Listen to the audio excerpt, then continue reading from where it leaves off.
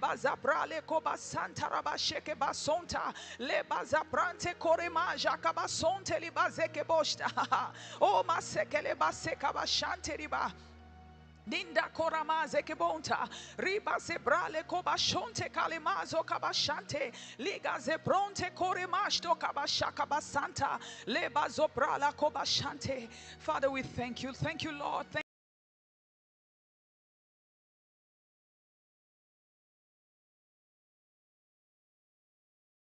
In every point of need, those healing angels are everywhere to attend to everyone, every point of need. The whole world is covered. The whole world is covered.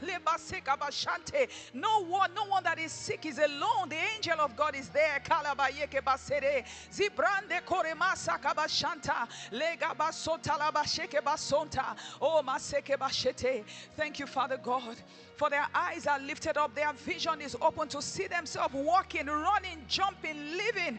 No masiki baliga zonta rabashata. Thank you for testimonies. Thank you for miracles all over the world today. Librande koma seke bashante libasata liga zobrala kabashate baye. Oh Father, we thank you. Thank you for answering our prayers. Thank you, Lord. We're so grateful. We give you all the praise and all the glory. Thank you because you have heard us.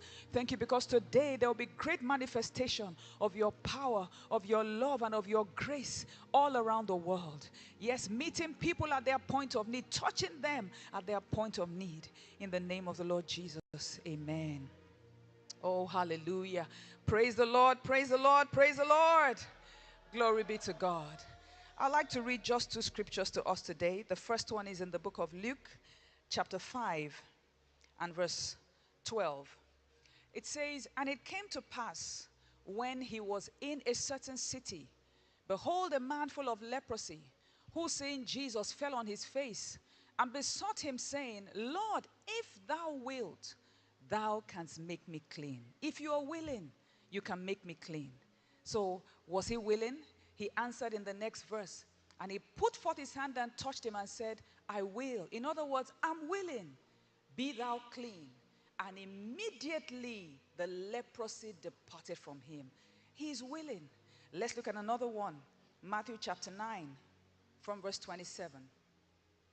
"And when Jesus departed thence, two blind men followed him, crying and saying, Thou son of David, have mercy on us. And when he was coming to the house, the blind men came to him, and Jesus said unto them, Believe ye that I am able to do this? Can you see that? The first one said, Lord, if you are willing. The Lord said, I'm willing. He encountered another set, and he asked them, he said, do you believe I can do it? Do you believe I have the ability to do it? And they said unto him, Yes, Lord. We sang a song to you a moment ago. The song said, He is willing and he is able. Praise the Lord. So he said it by himself. In the book of Mark, he said, I am willing. And then in this particular one in Matthew, he said, do you believe I'm able? In other words, I'm able. Can you believe? That's all it takes. He's willing. He's able. Can you believe? Praise God. What does it mean to believe? To believe means to accept and to act accordingly. So you are going to accept, yes, the Lord, by his own testimony, he is willing. By his own testimony, he is able. And all that is left for you to do is to believe. How do you express your believing today? By giving your attention, by giving your focus, and by actively participating in this meeting. Giving your attention to the instructions. When we're praying, you pray. When we're singing, you sing. Whatever is happening there, do the same thing. You might hear a testimony of a case like yours. That is God talking to you. Or maybe it's your country. Somebody from your country is testifying. That's a connection for you. Glory to God. Maybe it's even somebody with the same name as you. Only believe. And as you see the power of God, do what you could not do before. Get up if you could not get up. Walk if you could not walk. Open your eyes and see if you could not. Believe means to act accordingly.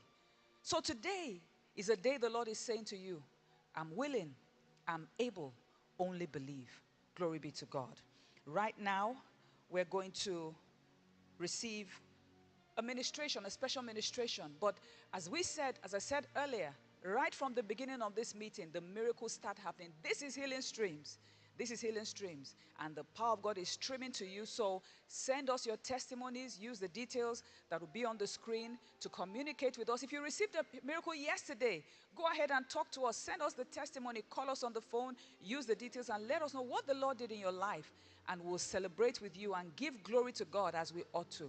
Receive these songs of ministry. God bless you.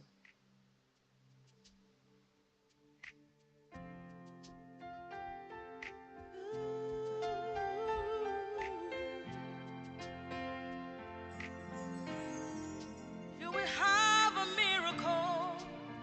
Oh, yeah.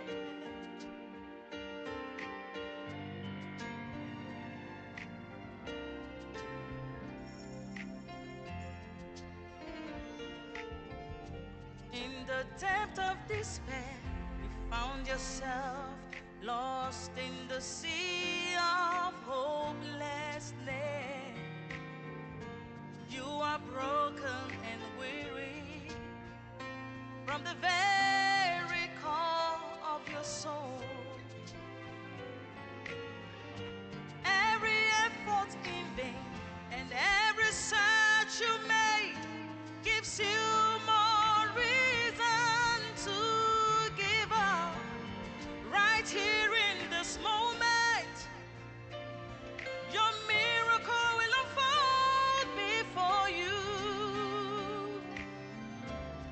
Because in this place, your miracle is assured. For the power of the Lord is mighty in this place.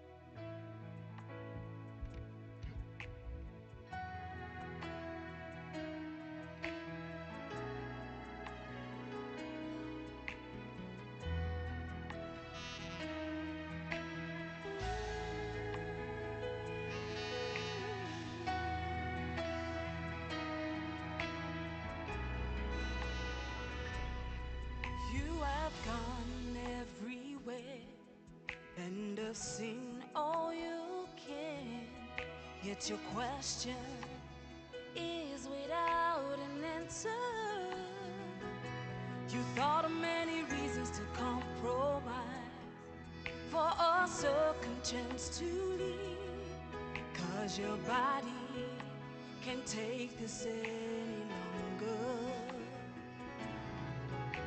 The miracle you need is in His word. He's the final cure for life, the solution to all man's trouble.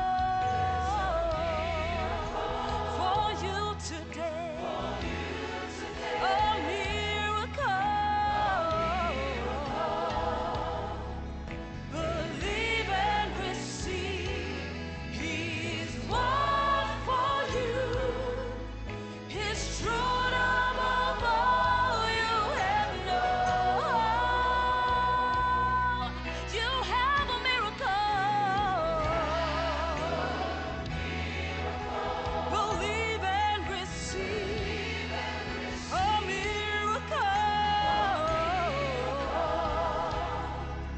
His power is here to change. In Jesus' name.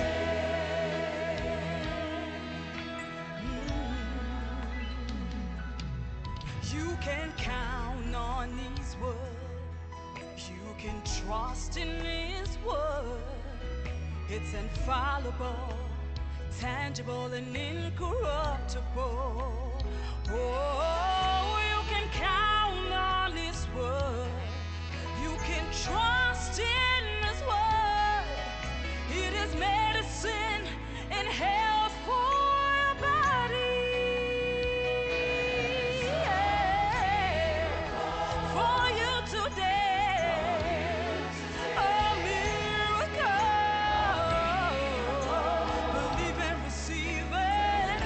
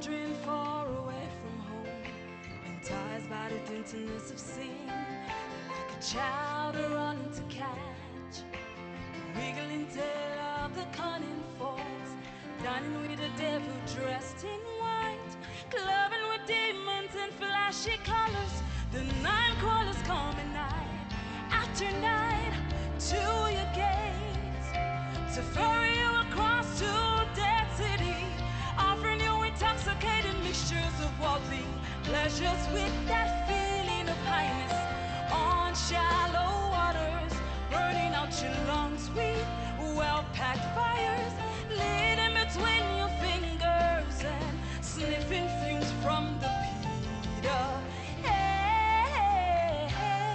Now you were going through afflictions with agonizing pain. Your life has been like a chasing of the wind, fighting shadows in a roller coaster, yielded to falsehood in search of answers, seeking emergency powers for help. Give your life to the Lord today. There'll be a change. You'll be filled with unspeakable joy and joy. All glorious life. He'll make you well and make you whole. He's the same yesterday, today, forever. Give your life to the Lord today. There'll be a change. You'll be filled with unspeakable joy and joy. All glorious life. He'll make you well and make you whole. He's the same yesterday, today, forever.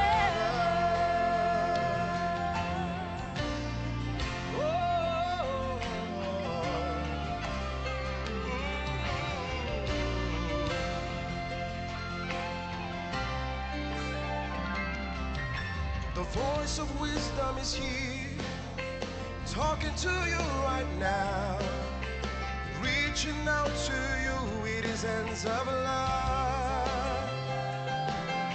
You've narrowly escaped before, but this might be your very last chance.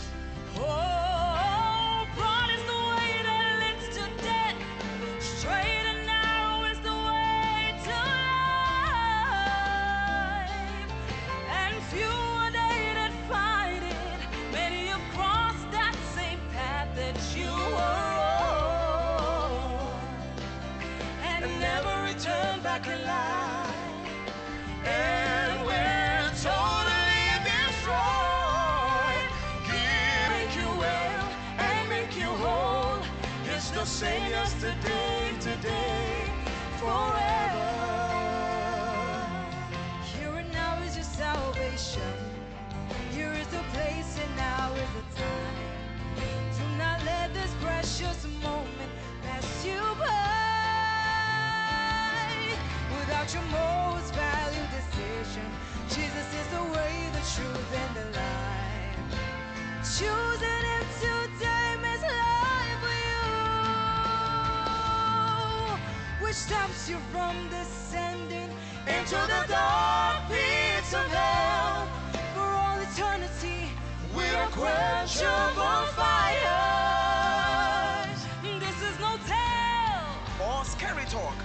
but reality, my friend. Life's not a gamble, game or show. Life's choice is the more serious than anything. Your life in Christ is the most important.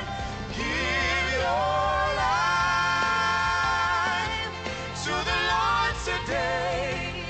There'll be a change. You'll be filled with unspeakable joy and joy. All glorious life. He'll make you well and make you whole. It's the same yesterday, today, forever. There'll be a change.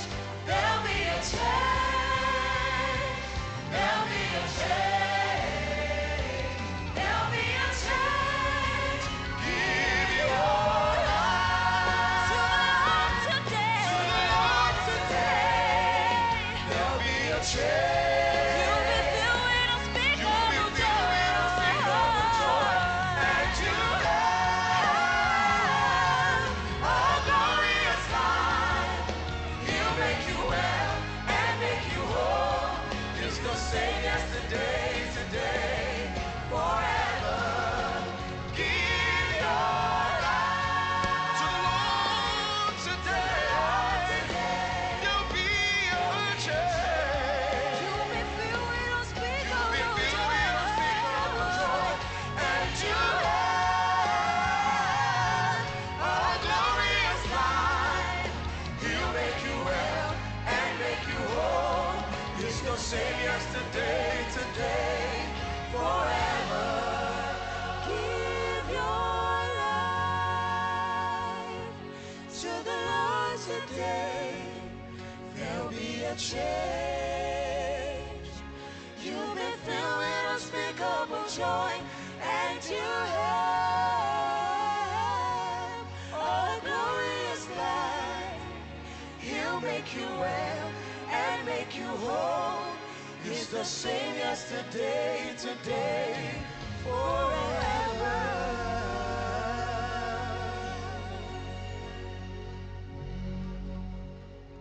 Yes, He is the same yesterday, today, and forever.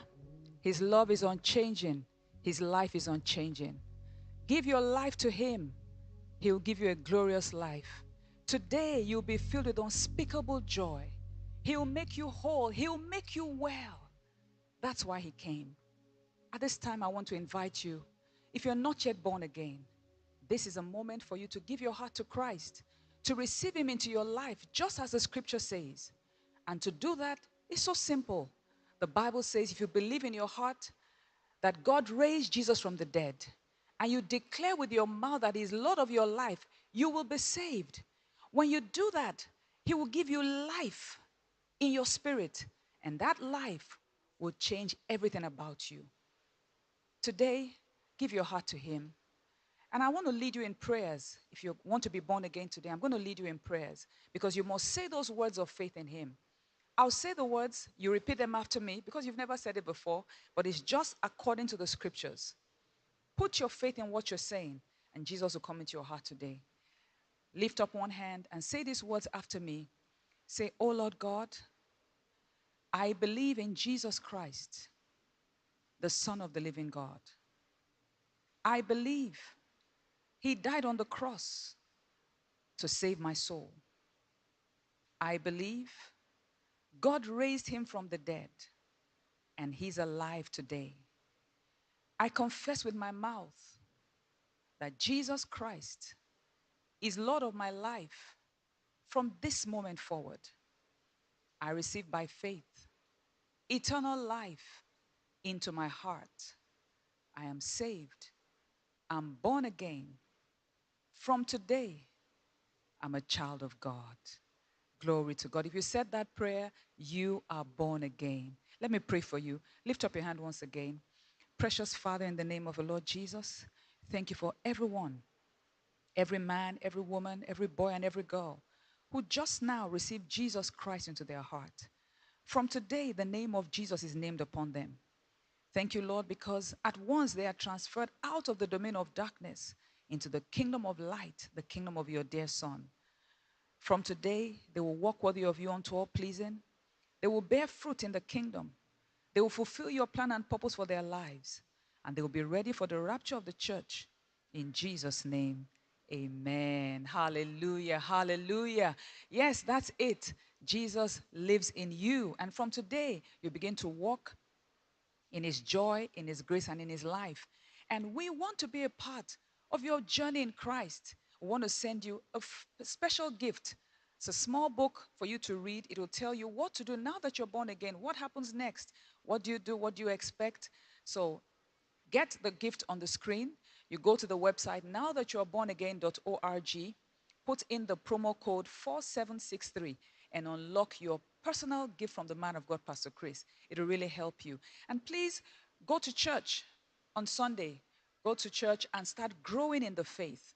Praise the Lord forevermore. Congratulations, you are born again. Hallelujah, hallelujah. Now we're going to have a short discussion, so I'm just going to go right to back to the set.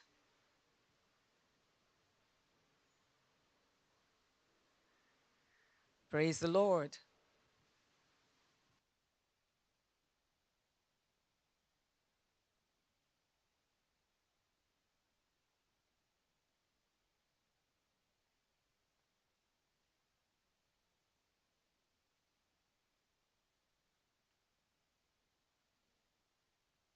Lord.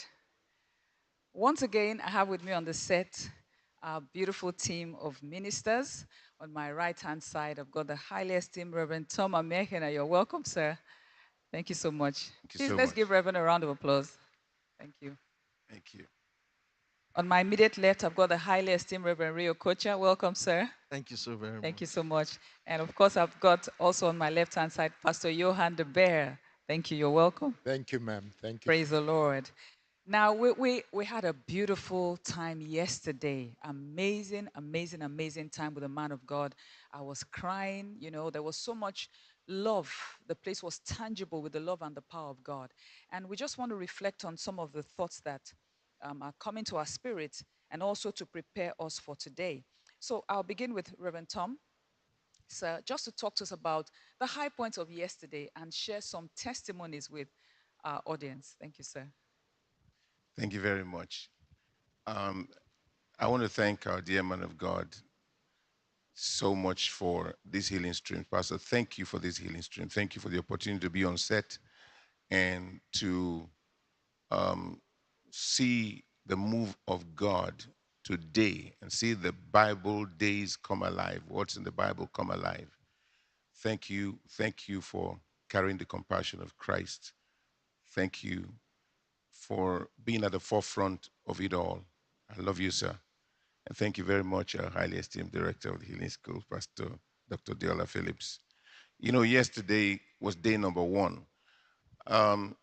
As we were preparing for the healing streams, now remember, apart from the fact that you can see on King's Chat and various platforms what was going on in the world, I was physically present in Ottawa, Canada. I was in Toronto, Canada. And then just stopped by briefly in the UK for like about an hour or so. The publicity was everywhere, and then you could see the anticipation, the expectation. You could see it wasn't just like human anticipation, expectation, the faith. And the man of God said that this edition of the Healing Streams was going to shake the world, and it shook the world. The shaking started yesterday. From the beginning of the program, as we started, even from the worship, when the Love World Singers began to lead in worship, the whole atmosphere was already filled with such glory, with such power, and the beauty of the Spirit of God. I mean, you're in this place, you can, like we've started today, you just know in your spirit anything is possible, and all good things are going to happen, whatever you need. So from the worship, it was just so beautiful, so inspiring. And then the testimonies that we listened to yesterday, amazing, amazing testimonies. You know, a testimony, it's like someone says, one testimony is much more than 1,000 sermons, because you are seeing the reality of what we read in the Bible or what is being preached. So those testimonies were so inspiring. And then the man of God came with such power and glory. And then you see the compassion of Christ that he carried. I was so moved. When you said it, I was moved to tears as the man of God will stand by, you know, and talk about a particular condition. You could see the compassion of Christ. That power was just exuding from him, and there were healings everywhere. It's just like it was said in the Bible. You know, as the master came to a town, all manner of sicknesses and diseases were healed. And then they brought him more. They were healed, and then it was noised abroad. You know, I was reading that this morning from the gospel according to St. Matthew. And I felt like telling every one of you participating, as you're seeing these miracles, as you're seeing the move of God, you can see what the power of God is doing. It's not too late now, as the director said a while ago. Noise it abroad. There are some people that need healing. They don't realize it's healing they need. They need God. They don't realize. They sometimes fight it back and refuse. Be extra persuasive. Send that link. Push it. this might just be the only opportunity they have for their lives to be turned around. So yesterday was phenomenal. There was such glory, there was such manifestation of God's love. And what a glorious start it was yesterday. What a glorious start. And we had a whole lot of Yes, let's have some of we had a whole lot of miracles, and we have some just a few testimonies here that I can read out of the many, many that came in. The first one here is from Catherine from Canada. In 2010, Catherine suffered a significant injury that affected her hips, leading to a severe bone infection. As a result of this complication, she had to undergo a hip replacement surgery on her right hip. Despite the surgery, Catherine continued to endure intense pain, which left her confined to a wheelchair for the past 18 months. 18 months confined to a wheelchair.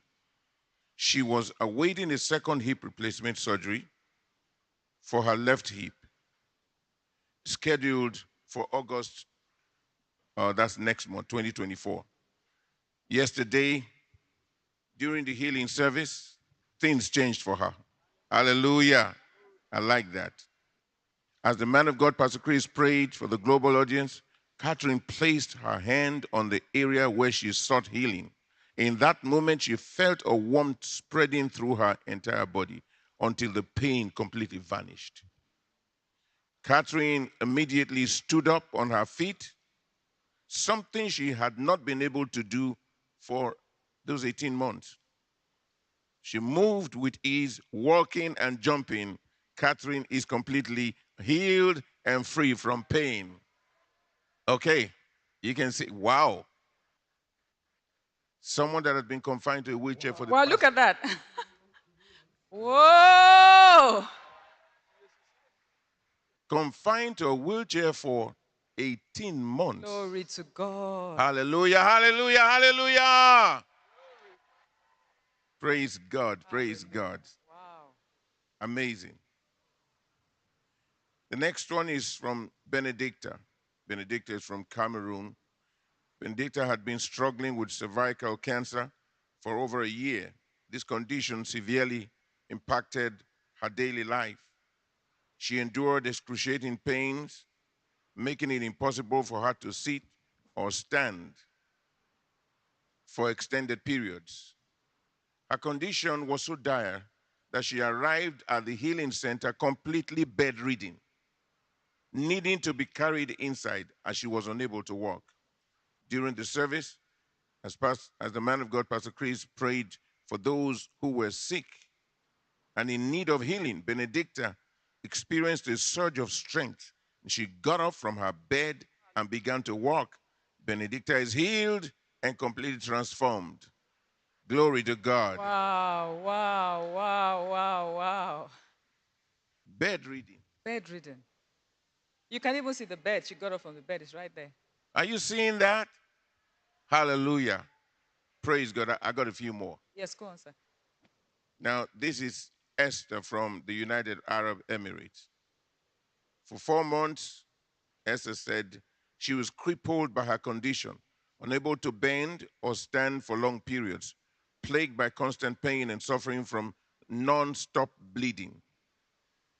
But everything changed yesterday, being the first day. She said, I was deeply inspired by the testimonies, especially the brother from Uganda, who was healed of deafness. His story encouraged me to follow Pastor's instructions with faith. When Pastor asked us to place our hands where we needed healing, I did so with conviction. As he prayed, saying, be healed, begin to walk, begin to move your body, I felt an instant surge of healing power. Glory to God, I was healed in that moment. Now I can bend, I can jump, I can stand for hours. Hallelujah. And even run without pain. The bleeding has stopped, and I'm overflowing with joy and gratitude to God. Hallelujah. With gratitude to God and to my man of God, Pastor Chris, for this miraculous healing. Jacqueline from Kenya is the next one. For 1 month, I had a back and waist pain that was quite uncomfortable. But yesterday, when the man of God declared that bones and spines were being healed, I saw so many angels in my house Wow. ministering to me. Wow. Then I heard a gentle cracking sound Woo. at my back. And now I am perfected. Hallelujah. You know, the man of God talked about angels yesterday. Yes. I can do what I couldn't do before. I can now bend. I can swing from side to side and bend while seated. Glory to God. This is Similane from Swaziland.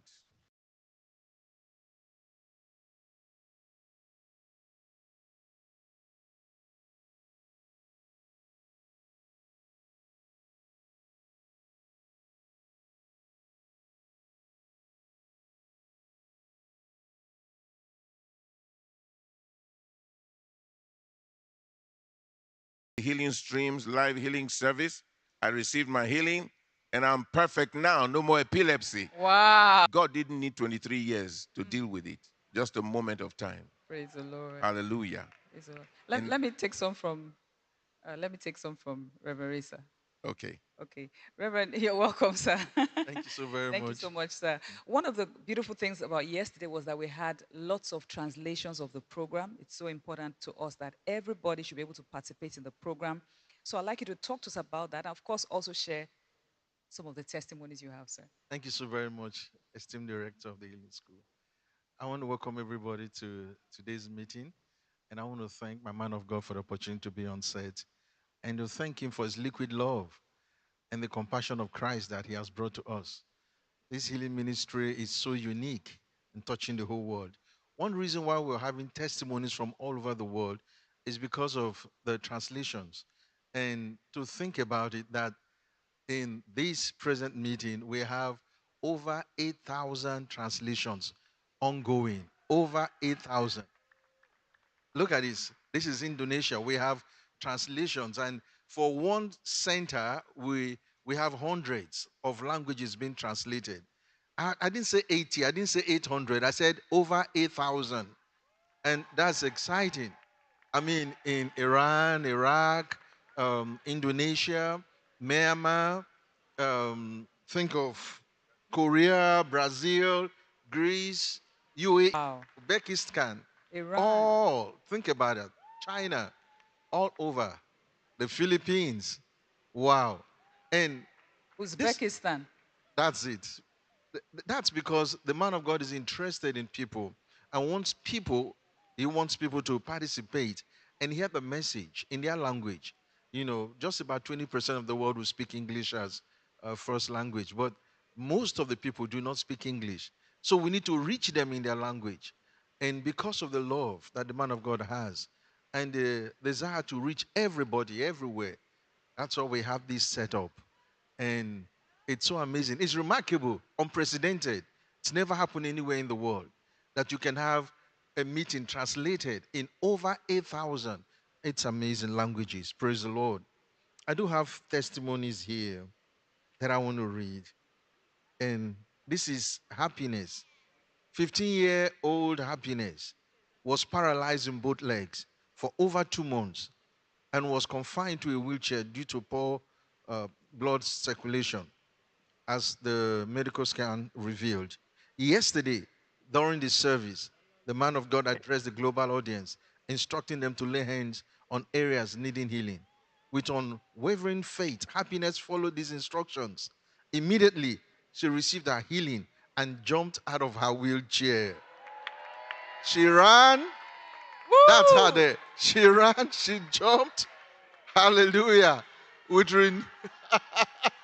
oh, glory. No limitations whatsoever. Wow.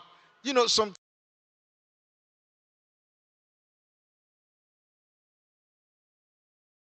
to be true, but it is true. I have another testimony from Sri Lanka, and this is Angelica, healed of nephrotic syndrome. Angelica had been suffering from nephrotic syndrome a condition characterized by significant kidney dysfunction. This syndrome caused her severe abdominal pain, swelling in various parts of her body, and persistent fatigue. Angelica found it increasingly difficult to perform regular daily activities, as simple tasks like climbing stairs or bending over became incredibly painful and challenging. Despite her efforts to manage the symptoms, including dealing with edema, which is the swelling, the constant strain on her body, she remained severely restricted. Her condition took a toll on her quality of life, leaving her often bedridden and struggling with everyday movement. During the healing service yesterday, as pastor ministered to those in need, Angelica noticed the pain was gone and she began to move freely without discomfort. Where she had, there she is, where she had previously been unable to bend or climb stairs. Look at that. She's liberated. Look at her climbing stairs. Glory, glory, glory. Now she's doing what she couldn't do before. Isn't that wonderful? Praise the Lord. I have Mambo Silva from United Arab Emirates. Since childhood, Silva says, I had difficulty hearing, and this made communication difficult daily and at work. I participated in the healing streams yesterday and received my healing when the man of God was ministering to the global audience. I felt the blockade pumping like bubbles. I can hear clearly now in both ears. Hallelujah. Gloria from Congo for 15 long years, since 2009. Gloria had been suffering from debilitating effect of epilepsy and spiritual oppression, which manifested in her mind, causing her to speak incessantly without pausing. She just keeps talking. This for 15 years. But as pastor began to pray for the sick yesterday, I was suddenly overcome by unseen force and began rolling on the ground. In that instant, I was healed. The incessant talking ceased, replaced by a profound calm. He says, I'm restored to a state of sound mind, completely healed. Hallelujah. I have another one from Botswana, Otirents. For over 2 years, I have been suffering from severe pain. It was so intense that I could barely sit without feeling pain. Today, that's actually got healed yesterday. As I connected to the July healing streams, I suddenly felt the urge to sit. I arose from where I had been lying down and sat on the couch. The couch that Otirents has been lying on. This time, I felt no pain. Hallelujah. I'm still connected to the program. God is real. And I thank God for my healing. Praise the Lord. Yes. All this is happening because the power of God is right where you are. Pastor told us yesterday of the healing angels walking with him. And they are all over the world. Those angels are right where you are. And I want you to remember that the power of God is there present. And once the man of God, in fact, right now, the healing power is already flowing. And especially when the man of God speaks the word, once he gives the word, do what you could not do because the power has come. And your faith is alive to receive your miracle. Today is your day for a miracle. Wow. Praise the Lord. Today is your day. All right, so I'm going to move to Pastor Johan. Pastor shared some amazing things with us yesterday, and he said he's going to continue today. So he just started us out. Can you just talk to us about some of the things that impressed upon you, and then also share some testimonies with us? Amen. Thank you. Thank you so much, ma'am. Pastor, thank you that I can be part of experience God's liquid love that we experienced yesterday. It's so amazing. And I believe that everyone that watch in any viewing center or from home, they also experience that love. Thank you so much. Yesterday, Pastor started talking. Now you know when pastors start talking about the Lord Jesus, I can hang on his lips because the knowledge and the wisdom that flows from him, I've never heard ever before.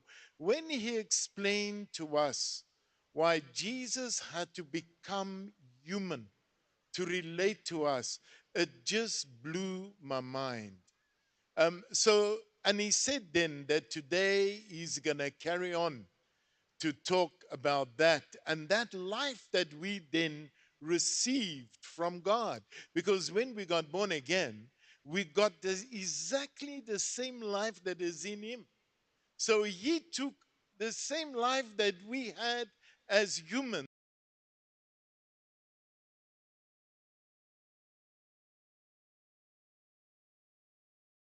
And today, when pastors start teaching, hang on his lips like me, because you're gonna experience things that you haven't experienced before.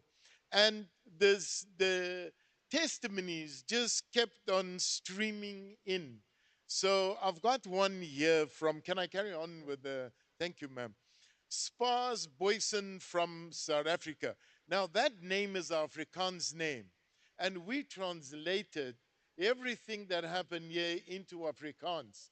So I believe that this lady most probably listened in her own language. Can you imagine that? A 50-year-old Spars experienced asthenia, difficulty with breathing. She had headaches and back pains for 19 years. You know what it means to walk with pain for 19 long years?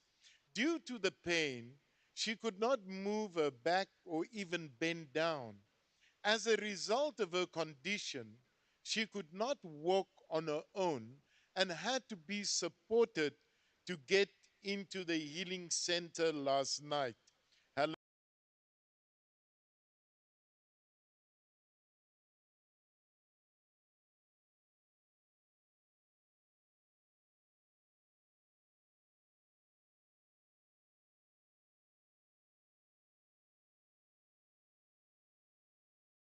First time. Look at her. Look at her. Amen. All the pains that she experienced in her body have suddenly vanished. She is completely healed. Glory to God. Oh, I just want to shout when I hear these. Christopher from Canada. I've got another one here, ma'am. Come on, please.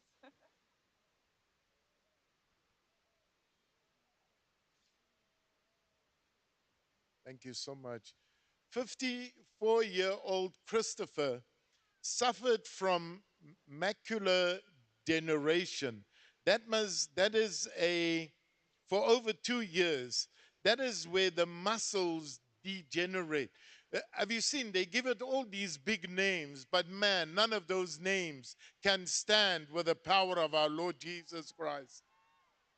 And this condition caused him to have great difficulty seeing things in his peripheral view. So that had to do with his eyes. His eyesight was slowly worsening to the point where he was going fully blind. During the healing service yesterday, as the man of God, Pastor Chris, prayed for the global congregation, Christopher, now listen to what he did, his act of faith. Christopher laid his hand on his eyes as a connection to the words that were released. From that moment, he began to see things in his peripheral view without having to look directly at him. At them. He is completely healed. Glory! Woo! I've got another one. Can I? Nirmala from Sri Lanka. Can you see it's coming in from all over the globe? healed from chronic varicose vein ulcers. Nirmala endured the liberating effects of chronic varicose vein ulcers for 53 years. Can you imagine being in pain for 53 years? This condition left her ridden with painful and persistent ulcers and caused her significant suffering. She experienced severe pain, swelling, and heaviness in her legs. The ulcers not only brought persistent discomfort, but also severely impact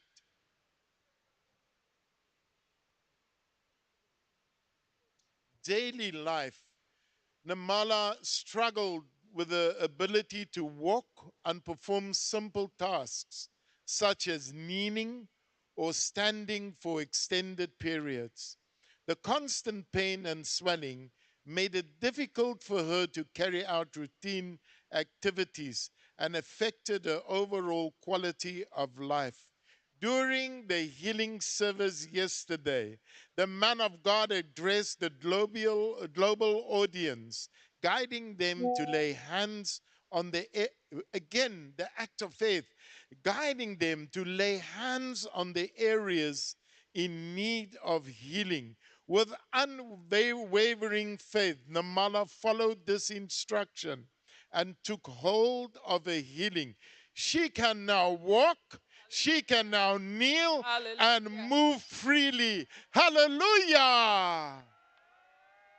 It's so amazing. Do you know that millions of us around the globe prayed for these services? So all you have to do when the man of God comes out today is just act your faith. To all of these that we have read, they did something. They laid their hands on the place, or they stood up, even if it was difficult for them to stand up. Just act when the man of God comes out. And this is your time. This is the time that the Lord has made for you. This is your time to receive your healing. Hallelujah. Thank you Oh, so much, ma'am. hallelujah. Praise the Lord. Let me just take some that I have here. Like we said it, they've been coming in on the call centers. Okay, so I've got Brother Li Jiu Shao from China. And Brother Li says, I've had difficulty with my hearing for a very long time. So 4 years ago, I finally got hearing aids. I mean, it was so bad he had to get hearing aids. But yesterday, after the healing service with Pastor Chris, someone said to me, Jesus loves you. And I heard it clearly without the hearing aids. I'm so happy, and I've been hearing even more clearly since I'm healed. That's all the way from China. Oh, glory, glory, glory. I've got another one from China. This is Liu Yu, who received her healing from knee pain and also hearing impairment. She said, after that's serious. That means another deaf person in China. That's something. And she said, after they participated in the healing service with the man of God, she said, my knee no longer hurts and I can hear clearly. Glory to God. I've got Patricia from the United Kingdom. Patricia suffered from a lung, heart, and kidney problem. And this started 40 years ago. And she had been living with it. But when the man of God ministered to the global congregation, she was stirred to do what she could not do before. She began to jump several times, and all the pains, all the condition is gone. Glory to God. She's completely whole. Hallelujah. Wow, wow, wow. Praise the Lord. So many testimonies. You have one more? Yes, Okay. ma'am. I've also got one from China. Zhang Liping from China. I had neurotic tinnitus in both ears for about 7 to 8 years, but it doesn't ring anymore Oh, after hallelujah. the healing service Oh, yesterday. glory! Glory to God. Wow, looks like the angels are working on the airs in China. That's amazing. So expect more today. Expect more today. We're taking it to the next and higher level, and we'll continue to share testimonies. Go ahead and send in your testimonies. Let us see how you, Pastor Yuan, you have another one. Yes, ma'am. Okay, let's take. I do. This thing is not jamming today. It's just bringing them. Clifford from Malta. A few weeks ago, Clifford suffered a heart attack. He came to our healing center here in Malta having palpitations of the heart. As the man of God prayed, every symptom he felt left him. Hallelujah. He is now completely healed. Glory to in God. Malta. Hallelujah. Wow, Reverend. I have one from Ghana. Actually, two testimonies, but one from Ghana and the other from New Zealand. This is Law from Ghana. I have had pain in my left shoulder for many months, almost a year now. As Pastor prayed for those participating online, I received my healing. I woke up today, Saturday, and all pains are gone. Hallelujah. Glory to God. And then from New Zealand, David said, I had skin redness and severe scratching, which lasted for about 3 months. But when Pastor Chris prayed, reached out his hand and rebuked every infirmity, I immediately felt God's presence and warmth. I am healed. Hallelujah. From New Zealand. From New Zealand. Amazing. This is Samantha from Canada. She said her blood sugar was 427. And she was also having acute pain in her head. But when she participated in the program, after the man of God, Pastor Chris, had prayed for the sick, the pain left. He said, and I just checked, and my blood sugar is now normal. Woo! Glory to God. Then we have this from the United Kingdom. This is Constance from the United Kingdom. For 3 months, 74-year-old Constance had severe dizziness, which was associated with heavy breathing. But when the man of God, Pastor Chris, was praying for the lady with lupus yesterday, Constance believed and was ready to receive her healing. After the prayer, she checked herself, bent over, and no longer felt the dizziness. Glory to God, she's healed completely. Oh, hallelujah. Glory. Okay. Ma'am, Then the last, sorry, one more. sorry, Reverend. The last one here is from China. Wow. This is one league from China. For 10 years, he said he couldn't bend over because of lower back pain and had to squat down very slowly each time he needed to squat down. And the pain just disappeared immediately. The man of God started ministering yesterday. He said, now I can bend over normally. Glory to God. Glory to God. 10 years, couldn't do 10 that. years. 10 years. Amazing. The healing angels visited China. Yes. Especially. Yes. I have Shuao, I believe that's the CAO from China. A while ago, I hurt my knees, and for some reason, my ears couldn't hear clearly. As Pastor Chris ministered to the sick, I felt the pain leave. Now my knees can move without pain, and I can hear everything clearly. Wow. He said, thank you, Pastor Chris. Ma'am, I've got one from Brazil. Ah. The angels visited around they the were- globe, everywhere. He said I had cyclosis and was in pain constantly. When Pastor Chris prayed for the online audience, he prayed for the people with spinal problem to return to normal. In the name of Jesus, I received my healing and the pain left immediately. Glory to God. Glory. Hallelujah. Glory to God. I want to read this one from the United Kingdom. Emanuela said she had been tormented with the spirit of fear, and that's a very terrible thing. She said, I was afraid of going out, afraid of death, afraid of a lot of things. I was tormented day and night by voices speaking to me. As I participated in the Healing Streams live healing services, and as the man of God prayed, I declared that every spirit of fear is gone. I took hold of it, and I felt the power of God flow through me, and now I am completely well and restored. Thank you, Lord, for your love. Glory, glory, glory. Oh, hallelujah, hallelujah. What I the Spirit of God is impressing upon me to say this. The healing streams, this edition began yesterday. If you participated yesterday and you think you haven't gotten all that you wanted, or you are there today, my encouragement to you is remember, Jesus heals all and he meets all needs. And he will not ignore yours. Just hang on to the end. You don't know at what point. It could be at the beginning, it could be at the middle, it could be at the end. Don't give up and don't let anybody distract you, and don't distract yourself. You know, I was meditating on this service this morning, and I saw in Mark chapter 5, the Lord, um, a woman, sorry, the ruler of the synagogue, Jairus, came to meet the master, that the daughter was seriously sick. So the Lord said, let's go. He was going with him, and then was interrupted by the woman with the issue of blood who had been hemorrhaging for 12 years. And then she received a miracle. Of course, she had talked to herself that if I can touch the hem of his garment, like some of you said, if I can just connect and watch the healing streams, I'll be healed. Yes, you will get your miracle like the woman with the issue of blood. You will get your miracle surely today. But here it is. While he was talking, asking who touched me, and was talking with the woman, information came from the house of the ruler of the synagogue, that's Jairus' house. Why bother the master? Your daughter had died.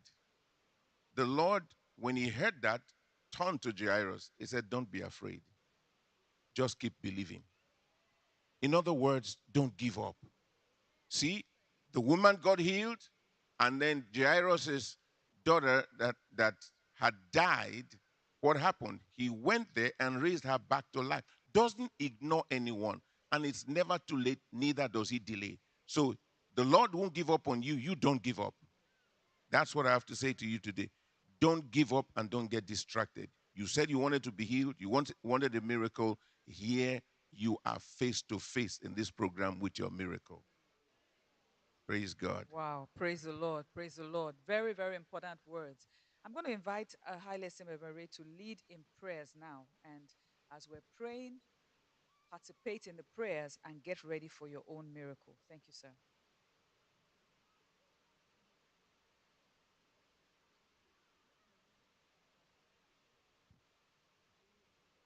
Praise the Lord.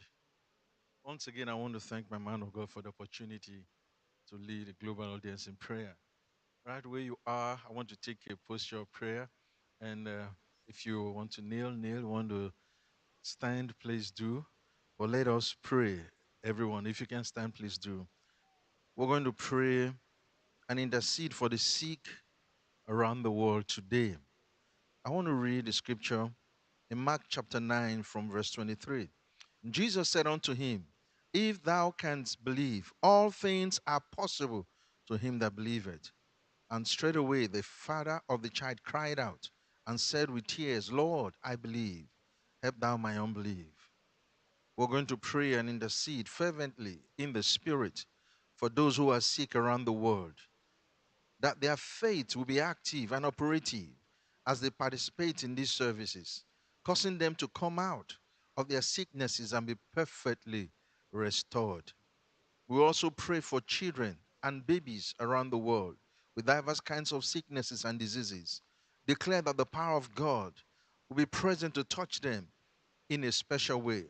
Declare that all manner of sicknesses, sickle cell anemia, tumors, growth, cerebral palsies, ear infections, mouth disease, whooping cough, HIV, tuberculosis, and all manner of infirmities will depart from the bodies of babies, little children, and adults all over the world.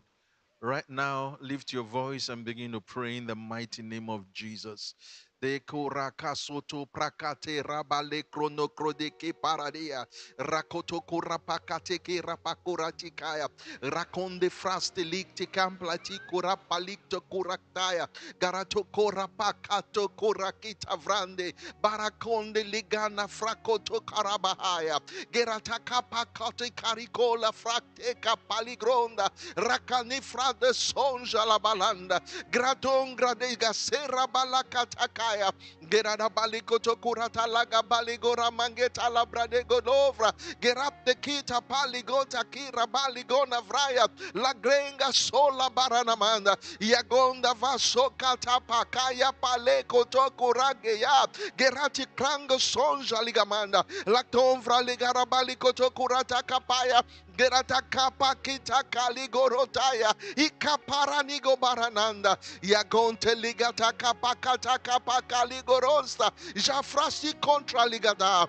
Gerena maligora pakita falia tonda. Ipali aniangolo no pariata. Bakolo zeijo lavrade gradega sayakata. Lakte krali soshalaba. Lakato parada balikati franan stondrati. Tranitro kopakaya. Garasoji la fratala balaya. Ila barakala mananga taya kapa. Angaya palia nanga ya gala palia nanta. Kaya koloto kura keisaya. Gariata paha, yakondo robalaridanta, lagada balakoto paligara balakatakaya, ankalito frodo sarabaha, antronde sokate kapa, lakangredea, ingarakatoya balaka, latengara bahanda. Gerida balikoto kopakate kabaha, la tofra sakratipa, la krola jolamanda, itlekti komalito fraba, iparalamanangataya, iradabando vosolabanda. Gerada balikoto kapakata, bakarana malido vanigata, bakarokoto pariadana, la don frakisu la balega lega lea, galabra la goratika. De pakate kapala laboria ragengo sondelia nafrataba la jolo bradegeta kapakari galoza la conde frasa shola barakatea la geya manango sandalaba yakarada balakata korakataya gabraga sora balagadana. Gerana maligo do baligara bakate kapaya Gia malanongo surapata irada koya balaya yakongera son salafrakta barala novronde zange denge zonde lenge dea gerana bara ninge takapa garakato rabahaya ankia malada vanikoto para gerada baligoto pakakarada rakaramango rabahanta barakoto bakataya Angera balata, Gerana malande, Yagora balata, Yakorabakata, Yakorabakaya, Kalabarakate, Grasso shilafaria, Akapaka palakaralo, Yakera manangata, Lanoborokote kaparata kaparata, Garakata paranengotaya, Lagrondo parananda, Ingeraninga sondeliananta, Lataparananga sikataya, Karirabala koto frazaya,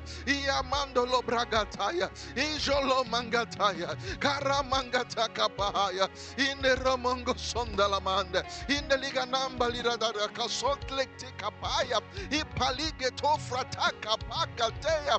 Ikapali goto kuri data yakitela mange sonde brati soshalaba ikarabalanta ingarabakata ingarabakanta yango sola barikata Darita paranafa ratakurataya lata prakosaya rakatabala kabaratonde yakrasonjalaba yakontolamane yakonteligabata lakte pakitokurikatia bradivone salidipa barakati rato garita prato yakrostesha yakrinsitra ratombrarataya rakatopura na maligana na mande yagolate kabalaya lakokataya Parataya, Yashalabarata, Yakarabakande, Gerada Palikata, Latafatia, Prakalukulistifla, Black de Colik de Malandia, Ilamaningo Tola de Calap de Capakarokorat, Ikralizo Shalabada, Garida Balinava, Yakola de Brote, Barakadia, Radovosapa, Ratobosea, Iagosora, Iakirataya, Iakura Sesha, Lactofalia Pa, Capalia Lolo, Ilabala Corananda. Galebala Garataya, Ilamanagolatea, Ikapala Kotevada, Lato Prakisirato, Yarakonze Shalaba, Yakondradata, Gabarananasa, Yagalamanegotora Baladia, Igolobala Kateka Saraba, Labarada Balekoto Kurada Balea. Gereda balekate kapa la koto la baranana ya kabarana malegodo bahata ya kanavola te baha ya galira da kapahata lego bolo do sende liganea yege sorata garabakaya la ramande foteya le barala baya ya balamanenga taya la goraka sataya ibala balekoto bakapa kamanito fotaya ila Abatia, Yakonopata, Yagala Parata, Yakoka Pararana, Igaramanangata, Lagorakatea, Rakaso Shalabana, Ipaliana Kotea, Ikalabalakana Kopahanda, Gaparina Gotakukena Manita, Lanefrande Kaya, Yakonga Semtratea, Barala Rose, Jofra Saya, Geranato, Barageta, Yanga Sosha, Yaga Sosha, Yaga Sosha. Yagariana nononza, Yamalara Manango Soraba, Yaralabalalatia, Labaria Dabaya, Yarabala Cola Sojalaba, Yalada Manengo Tola Bahata, Gapalia Navroga Pahata, Yagakano Tokara, Garakiyama, Yakoralistia, Galite Fatili Garat, Iktakoneli, the Zojilava, Yavrosajilia, Yakaradonza, Yaramanda, Yakarada. Yagararaba, Yaraba Koyamanda, Yaramanango Tolaba, Gamanon desire, Yalo Zejola, Yalo Zejulia, Yalo Zejulia, Yakosalaba, Yalalosea, Yalalosea, Yalalosea, Yalalosea, Yalalosea, Yakokamanda, Yaranivrosaba, Bala Korakataya, Garabalatoya.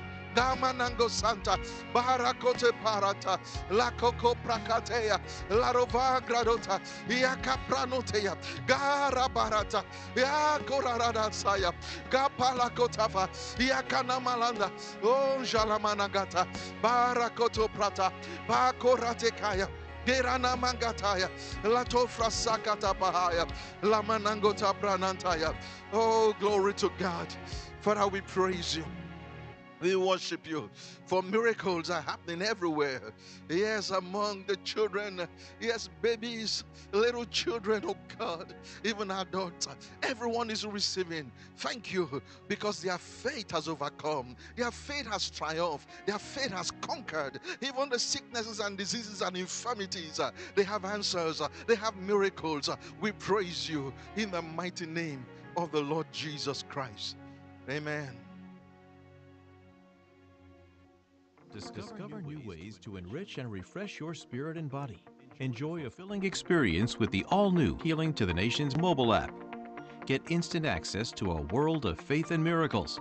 Watch life-transforming programs on Healing Streams TV Live and stir faith as you watch testimonies and documentaries on demand.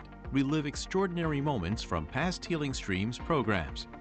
Read, download, or listen to your favorite Healing to the Nations magazine, including the new magazine for kids and in any language. Need healing?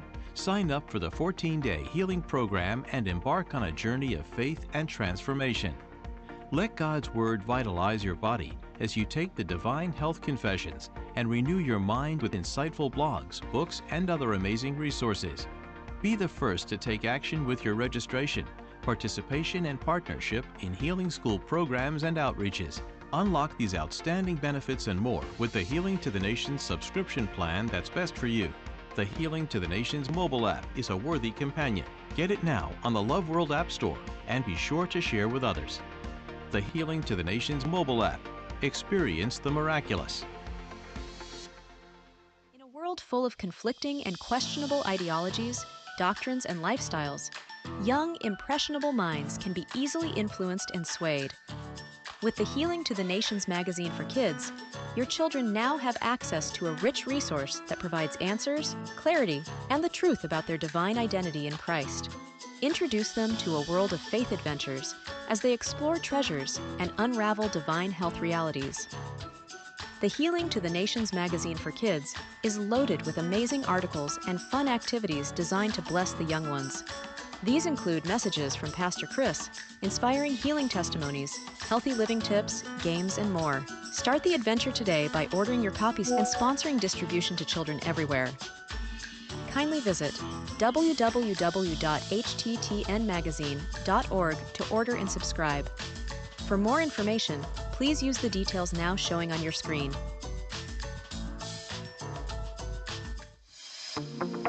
Discover new ways to enrich and refresh your spirit and body. Enjoy a fulfilling experience with the all-new Healing to the Nations mobile app.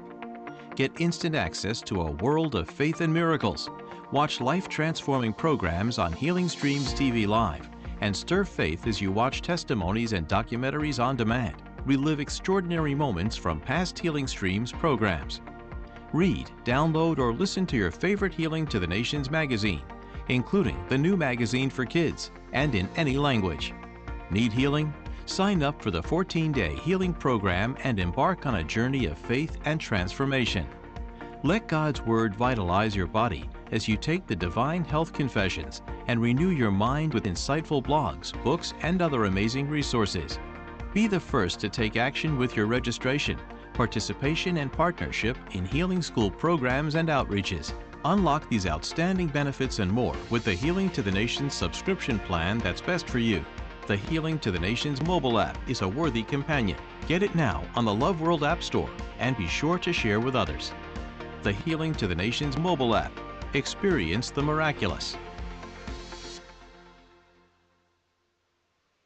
In a world full of conflicting and questionable ideologies, doctrines, and lifestyles, young, impressionable minds can be easily influenced and swayed.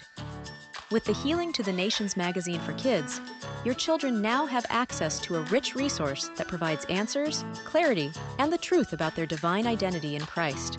Introduce them to a world of faith adventures as they explore treasures and unravel divine health realities. The Healing to the Nations magazine for kids is loaded with amazing articles and fun activities designed to bless the young ones.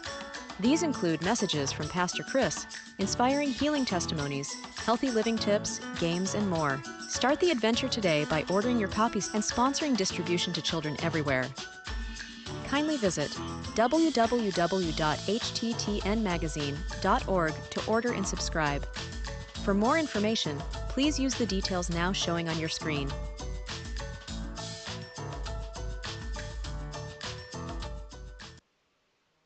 Is the speaking forth of the will and purposes of God, by divine inspiration. We are a people of prophecy. With prophecy, we wage a good warfare, and bring the will of God to bear on any situation. Prophecy is a potent weapon of war. In this exciting and timely teaching series, the man of God Pastor Chris delivers a compelling exegesis on the weapons of our warfare. We've got these three weapons, but they're all coming from the same source, which is words. So you got number one, your rhema. Rhema, the faith declarations. Those things that come out of your mouth, the sword of the Spirit, which is the rhema of God. And number two, your prayers of intercession. The third one is prophecies. Prophetic words coming out of the Spirit of God, coming from the Word of God. We are using them and we're launching them in the realm of the Spirit. With these prophecies, you can make war. You can fight a good warfare. Prophecies, nothing can stand against them successfully. A sure blueprint which, when wielded, guarantees victory on every count. This message, titled The Weapons of Our Warfare, and so much more, can be found in your Love World Special Season 3 Phase 1, Day 4 and Day 5. To watch the message in its entirety, as well as other titles from the Your Love World Special series, get on the Pastor Chris Digital Library, available on the Love World App Store. God bless you. Discover new ways to enrich and refresh your spirit and body. Enjoy a fulfilling experience with the all-new Healing to the Nations mobile app. Get instant access to a world of faith and miracles. Watch life-transforming programs on Healing Streams TV Live and stir faith as you watch testimonies and documentaries on demand. Relive extraordinary moments from past Healing Streams programs. Read, download, or listen to your favorite Healing to the Nations magazine, including the new magazine for kids and in any language. Need healing? Sign up for the 14-day healing program and embark on a journey of faith and transformation. Let God's Word vitalize your body as you take the Divine Health Confessions and renew your mind with insightful blogs, books, and other amazing resources. Be the first to take action with your registration, participation, and partnership in healing school programs and outreaches. Unlock these outstanding benefits and more with the Healing to the Nations subscription plan that's best for you. The Healing to the Nations mobile app is a worthy companion. Get it now on the Love World App Store and be sure to share with others. The Healing to the Nations mobile app. Experience the miraculous. I want to share with you on our holy war. When we talk about a war, what kind of war is this? What kind of war is this? Whether you know it or not, you are in the battle. What does it mean? How does the enemy work against or fight? If you want to destroy something, you better know what it is made of. What is it made of? Our Holy War, a classic teaching by the man of God, Pastor Chris. In this message, Pastor Chris elucidates on who the adversary is, and what weaponry are required in this ongoing war. This special and insightful message can be found in your Love World Specials, Season 5, Phase 7. To enjoy the full message in all its entirety, as well as other messages of your Love World Specials, get on the Pastor Chris Digital Library, available on the Love World App Store. God bless you. Here's the key to unlock the treasure chest of coupons packaged into over 200 episodes of your Love World Specials. They are selected titles from your Love World Specials. To further help streamline your search for solutions, these titles are The Mystery of Christ, which also includes The Mystery of the Word and The Mystery of the Spirit. These can be found in your Love World Special Season 2 Phase 1 to 4.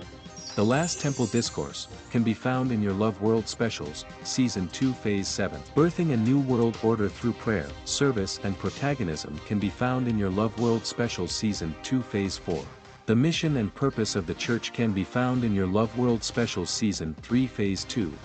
The Life of the Saints and Reflections from the Millennium can be found in your Love World Specials, Season 3 Phase 3 to 6. Eternal Life That Gives, Righteousness, Agelessness, Deathlessness, and Fearlessness can be found in your Love World Special Season 3 Phase 4. The Prayer Life of the Saints can be found in your Love World Special Season 3 Phase 5. An exposé on the Antichrist spirit, recognizing this spirit and how we must respond to his evil works in our world.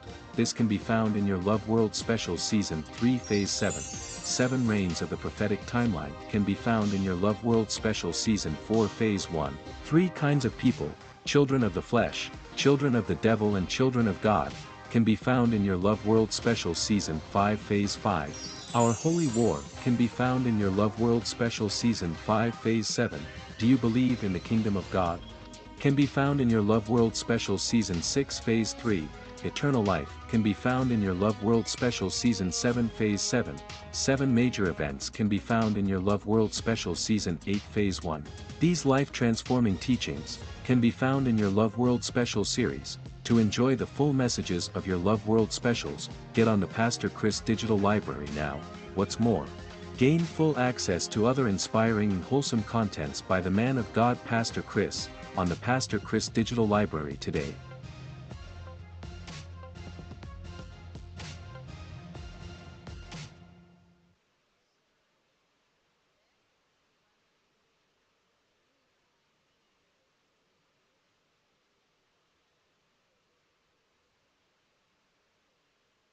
Praise the Lord. Praise the Lord. Praise the Lord. Glory be to God. We've come to a very special segment of the program, and we are going to be hearing testimonies from people who have come from different parts of the world, having been healed during the Healing Streams live healing services, to give glory to God with their testimonies.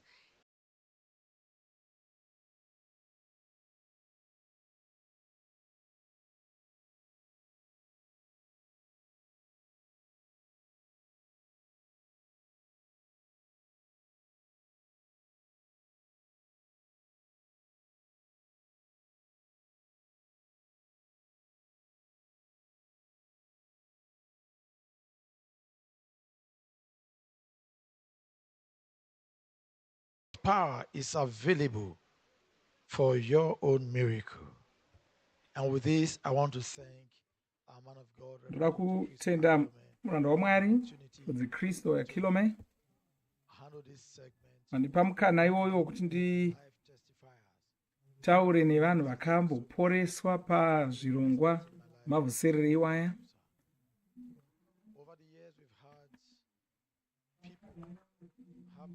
Makore apfuura takasiva nevanhu vakasiporeswa, vakafa vachimutswa munzvimbo dzakasiyana siyana pasi rose. Nhasi takaropafadzwa kuti tine vamwe vanhu vakaporeswa ivavo vauya mbune kuzotitaurira zvakaitika kwavari. Ndoda kutaurira iwe kwauri koko kuti ino ndo nguva yako. Kana vauri kuona vakagona kuporeswa, newe unogona kuporeswawo. Ndoda kuti uteerere uchapupu hwavanotaura, wonzwa zvavakataura, zvavakagamuchira nezvavakaita. Simba rimwe chete rakavaporesa iroro riripo pano, tiri kuporese iwe. Ndoda kuti tigamuchire mupupuri wedu wekutanga. Inyaya ichakupa shungu dzokutenda nokuvimba naMwari.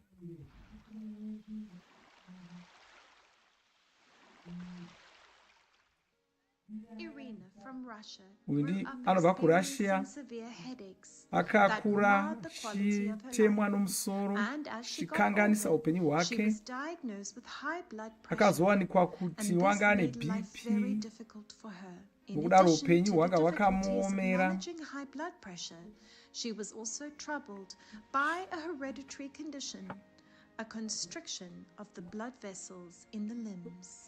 Ropa ranga risingagona kufambawo zvakanaka mumaoko ake nemakumbo ake, saka aitonhorwa zvikuru. Chifanira kupfeka zvinodziya maoko ake munguva yechando.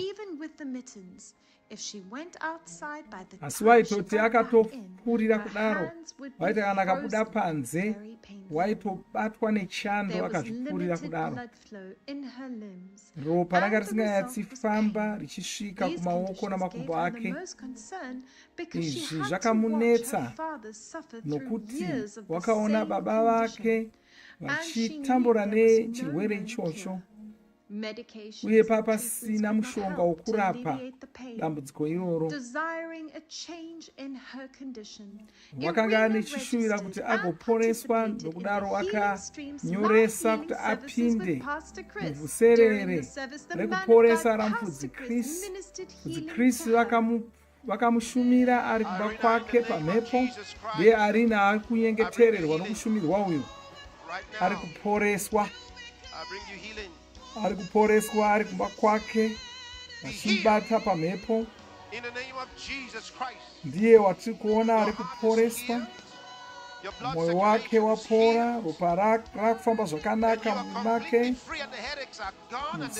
musoro wanga uchitema, panzi wanyarara. Ndo kushumirwa kwakangoitwa, harina yeyu. Akabva atopora.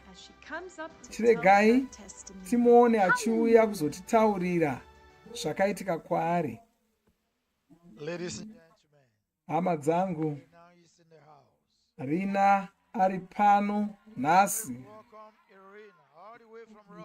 ngatimugamuchire wabva kuRussia. Irina ari pano nesu, ndiye umhanya achiuya uyo. Haleluya! Mufaro wemunhu apora, akaporeswa. Haleluya! Anenge ari kuuya nemuturikiri wake ipapo.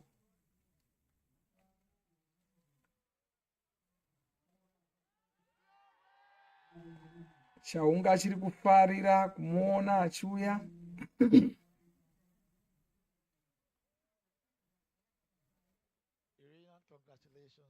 Makorokoto ari kutaura nemutauro wake wokuRussia, achifara kuti waona mukana wokugara ipapo. Regai tinzwa achititaurira zvakaitika kwaari. Я хочу сказать, что моя история болезни, она очень длинная, потому что свою немощь и болезнь я начала ощущать с детства. И получается, что My story of the story of that sickness is very long because it all started when urwere hwangu hwakatanga kare ndiri mwana mudoko. было много неизлечимых болезней, и в том числе непроходимость сосудов, и эти болезни не лечились, после них ампутировали конечности. my father, he had a lot of conditions. Baba vake vakanga vachine zvigwere zvakawanda-wanda. Chimwe chezvigwere chacho kwanga kuri kusasvika kweropa maoko kuzvigumwe kwake nokutsoka dzavo. Я начала ощущать те же симптомы у себя. У меня начало, чем старше становилась, тем сильнее поднималось давление, и оно не просто поднималось, чтобы сказать, что это была гипертония. Saka iyewo wakakura aine zvigwere zvaiva nababa vake izvozvo. Achikura kudaro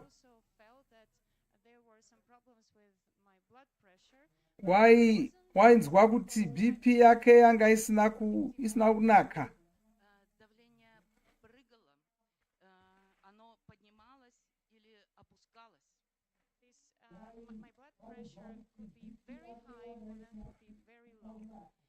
BP yake yaiti ikakwira ikadzika. Hapana kana chiremba waigona kutsanangura kuti sei yaita saizvozvo.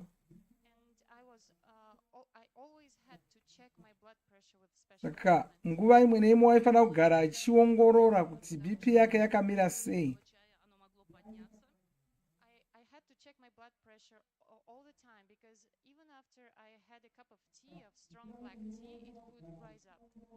Waifanira kugara achiongorora BP yake nokuti yaigona kungokwira nyange asina shuga kana asina zvimwe zvinhu zvaaita zvinokwidza BP.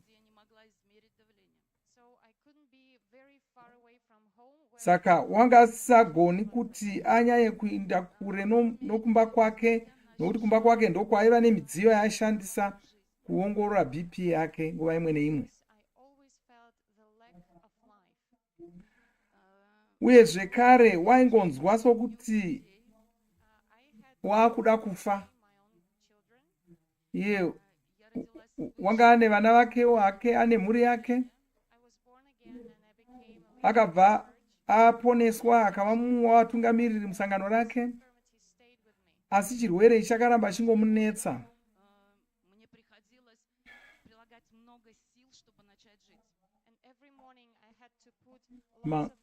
Mangwanani ega ega waifanira kutonetseka kuti atange kuita mukachiita zvinhu mabasa ezuva rake.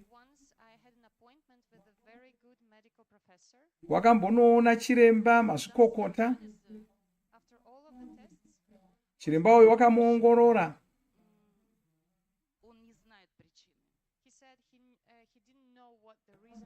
Asi chiremba uyu haana kunzwisisa kuti sei chirwere ichi chaivapo. Saka wakangomupa mishonga asitorina chokwadi chokuti mishonga iyi yanga ichazomubatsira.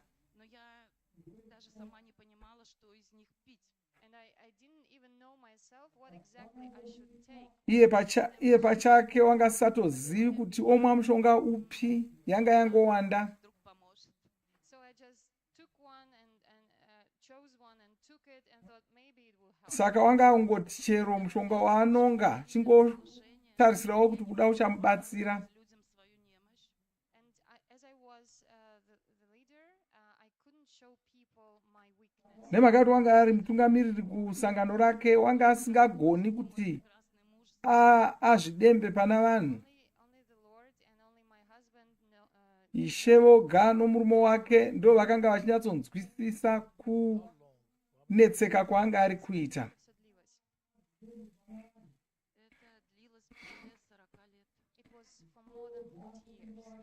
Wakaita makore anodarika 40 achirwara saizvozvi.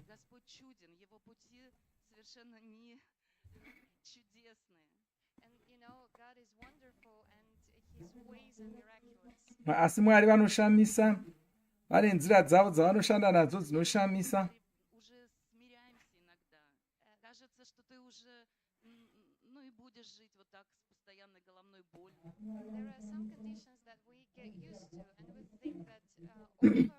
Asi unoona pane zvimwe zvirwere zvaunoti zvinogara newe zvokuti unopedzisira waungofunga kuti ndo chirwere chako ichocho, asi Mwari havatenderi izvozvo. Mwari vakativimbisa kuti tichararama upenyu tiri 5.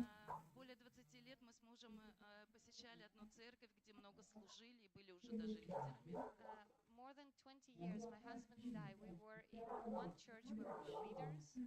Saka vakaita makore anokwana 20 vari mune imwe sangano nomurume wake, vachitotungamirira. Vakazobva musangano iroro vakaenda mune rimwe.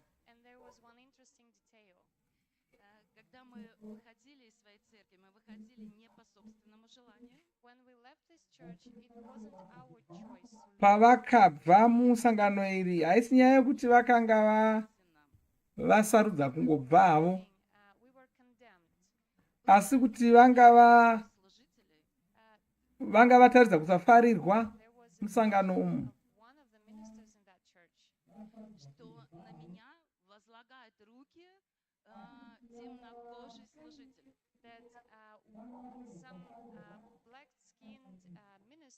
Was laying hands on me. He saw it in a vision. У нас в России для нас это было таким страшным видением. For us in Russia, it was a really scary vision. Потому что, не зная, нам казалось, что в Африке только колдовство. Zvinhu zvaakanga aona pamweya zvisina kumufadza, wanga azviona achinyengetererwa nemunhu mutema. Zvino kuRussia ikoko zvanga zvisiri zvinhu zvaiparirwa. Where there is a wonderful pastor, Irina Filiaeva, которая имела смелость и мудрость, who had boldness and wisdom, несмотря на недоверие окружающих ее пастырей, despite of the unbelief and the lack of trust from the surrounding pastors in her area, встать под власть пастора Криса. He accepted Pastor Chris as her father and her pastor. Saka sangano kumoko vakazoenda uku mufudzi weko wakanga agamuchira kuti mufudzi Chris vave ivo vanomutungamirira. And Pastor Chris became my head Saka pastor. nokudaro mufudzi Chris ndo vakanga vavo mufudzi wangu ini. Saka ndo zvakaita kuti vagone kupinda muvhuserere rokuporesa ramufudzi Chris irori. During one of the healing streams, Pastor Chris ministered to me and I was Pane on the screen.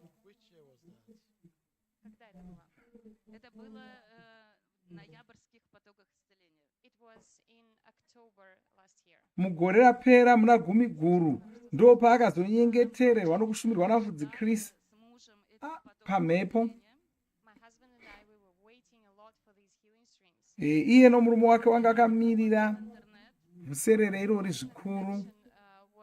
Was there and wasn't there at the same time. Saka musi wacho wakazosvika, midziyo yavo yakamboda kunetsa-netsa, saka izvo zvakavanetsa, asi vakazogona kusvika panguva yokushumirwa nafudzi Chris vakanyengetererwa. Fudzi Chris vakatandaudza mashoko avo kwavari. Pavakaita kudai, vanzi ndakazadzwa nomufaro. Vakabva vatanga kudzana nokufara pamwe chete nomurume wake.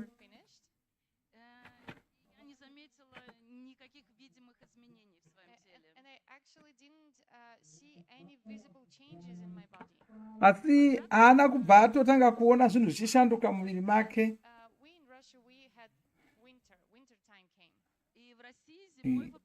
Panguva iyi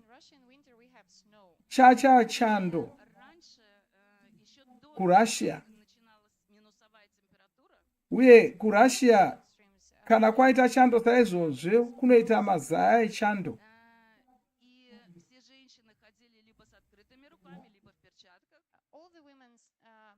Either remained bare hands or they started wearing gloves. Мне приходилось одевать вот такие некрасивые варежки. I had to wear those not beautiful at all middens. Iye senguva yose wakanga achisipfeka achifanira kuputira maoko ake nemachira akawanda sezvozvo. I noticed that I could take the snow with bare asi hands. zvakamushamisa zvokuti wakazongoona akugona kubata mazaya echando asinganzwi chando. Ndo paakatoona ipapo kuti wakanga atoporeswa. Saka wakanga akubuda zuva rimwe nerimwe achinda achinobata chingwa mazaya echando aya achitarisira kuti acharwadziwa asingarwadziwi zvachose. Uye mushure mevhusere iroro wakawana simba iri ndiro rakaramba richishanda muviri make richishanda muviri make. Paanga ari kuuya iko zvino wakafamba rwendo rwarefu nendege, asi anga asingafaniri kutarisa kuti BP yake yakamira zvakadii. Agona kungofamba, agona kungobva kumba asisingafungi nezvokuti BP yake ichaita sei. Saka iko zvinowapora wakufara chose. Haleluya. Musoro haicharwadzi, chando haachachinzwi, zvirwere zvose zvapera, zvakapera. BP yake yanaka.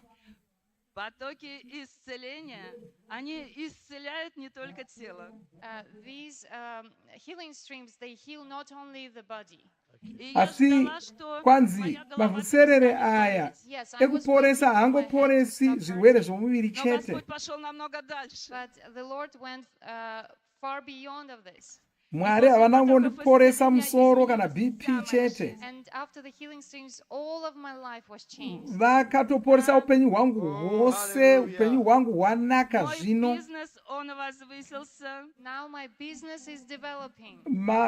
Mabasa ake akufamba zvakanaka, akuwana mari. Asati anyengeterwa saizvozvo aingoshanda mabasa ake ari pamba pake, asiko zvino wakutoshandira kuhofisi yaanotobhadharira yakakura. Saka hofisi iyoyo anotoishandisa kuita mavhuserere iwaya ekuporesa.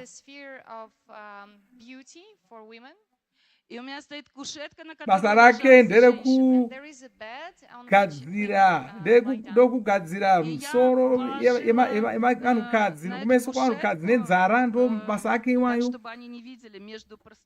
Saka achishanda mabasa iwayo ndo makubatsira vamwe kuti vapinde muvhusere iroro. Anogara aine mabhuku ehealing streams aanenge achipa vanhu vatengi vake vanouya unovapa. Я глубоко верю, что потоки исцеления касаются их.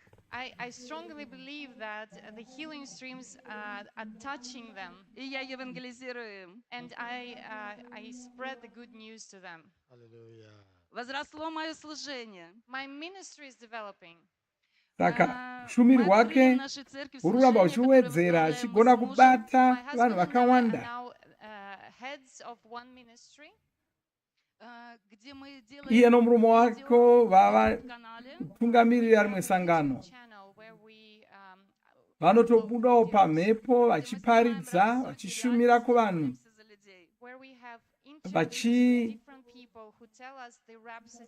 vachitaura nevanhu vanenge vanoshandisa bhuku rerhapsody vachinyengeterera vanhu pamhepo. Haleluya. Haleluya. Regai ambotaura kune munhu ari kuda kupora achitaura kuti chii chaanofanira kuita panguva ino. Я, конечно, хочу обратиться ко всему миру.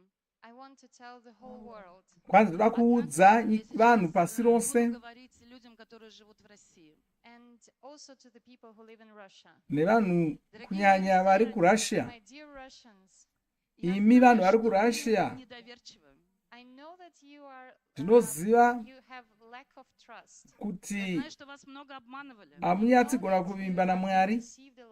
Ndinoziva kuti makanyeberwa zvakanyanya, asi ndoda kuudzai That everything is true here. kuti zvinhu zvamuri kuona izvi zvinhu zviri kutoitika. Vanhu vamuri kuona vari kuti vakaporeswa ava vakatoporeswa pachokwadi. Here in the studio there are real sick people who are Ndoda kuti muzive kuti panzvimbo kuno pandiri pano pane varwere vakawanda vachatoporeswa nhasi. that it was God's will посетить пастора Криса и найти его в Африке. To find Pastor Chris in Africa. Чтобы дать Mwari ndo vakatotibatsira kuti tiwane mufudzi Chris ivo vanogara muAfrica kuti vakuporesei. Saka unofanira kugamuchira izvozvo. Join this program. Pindai Vhuserere rino Be obedient. moteerera zvose zvamunenge muchitaurirwa kunzi muite. Mosiva vanhu vovimba neshoko raMwari. Kana mukadaro munoporeswa.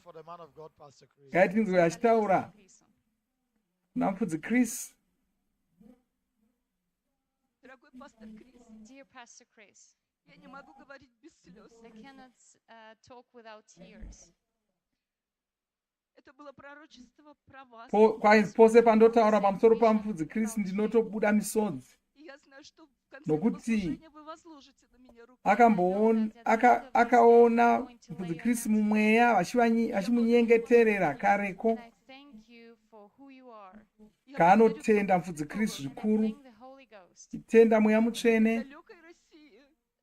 That in this far away Russia, Он смог познакомить меня с вами. He could make me connected to you. Я никогда бы вас не нашла. Mweya mutsvene ava vakandibatsira ndiri kure kuRussia kuti ndigone kusangana nemi. Mweya mutsvene ndo vakandibatsira kuti ndigone kusangana nemi. Saka ari kutenda mufudzi Chris. Kwanzi ndinokuteverai, ndotevera zvose zvamunoita. Kwanzi ndoda kuti ndifanane nemi mufudzi Chris. Uye vanotshuvawo kuti zviuru zvevanhu zviporeswe, agone kuporesa zviuru zvevanhu. Anoda kuti nyika yeRussia ipindewo vhuserere irori kune vanhu vakawanda muRussia vanofanira kusangana nesimba riri kubuda pana mufudzi Chris. Congratulations. Makorokoto. God bless you. Hallelujah.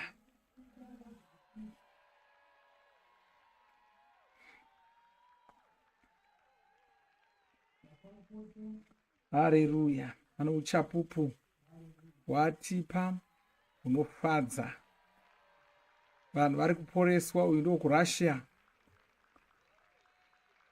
Tikuona vanhu vakawanda vari kubva kunyika dzakawanda-wanda dzakasiyana-siyana vachiuya vachiporeswa saizvozvi. Haleluya. Vanhu vari kuporeswa pasi rose. Ino inguva yakakosha chose, hakusati kwakambova nenguva yakadai. Kubva rini vanhu vari kuporeswa kuAmerica, kuAfrica, kuAsia, pasi rose. Simba raMwari, simba ravo rokuporesa riri kushanda pasi rose, chibuda pamavhuserere iwaya amufudzi Kristu. Saka usafa, usaora moyo. Ino ndo nguva yako yokuti uporeswe. Simba iri riri ipapo pauri. Ino ndo nguva yako yokuti uporesa. Tine humwe ushapupu zvekare, ndoda kuti mugare muone rungano urwu tikozodzoka totaura nyaya yacho yese.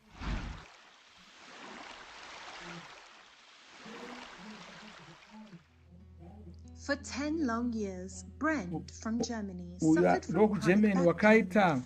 This agonizing makore pain affected his 10 movement so much, achirwara, so that climbing the stairs, turning his body, kukwira and basically any manera, movement became very kucheuka difficult. cheuka kwanga As a result of kwakumunetsa. this, sitting for long Nokuda periods of kwaizvozvo, time resulted in severe kugara kwenguva pains in his refu back. kwakwa And this kumurwadza made it musana. almost impossible for Izvi him to zvakamuita work. He kuti had to give asagona up his kushanda, job wakafanira as he could kusiya no basa longer cope with the nokuti pain. wakanga All forms asagoni, of treatments marwadzo anga were awandisa. to no avail until he heard Wakaedza about the kurapwa Healing Streams Life zvikasabatsira, Healing Services with akazonzwa Pastor pamusoro Chris. pevhusere He ramufudzi got Chris registered and participated. rokuporesa. During the Ndokubva service, the onyoresa man of God, akapinda Pastor vhuserere Chris, iroro. ministered healing to the global audience. Pavhuserere iri mufudzi Chris pavanga vari kunyengeterera vanhu pasi rose, mufudzi Chris vachitaura kuvanhu pasi rose, vachirayira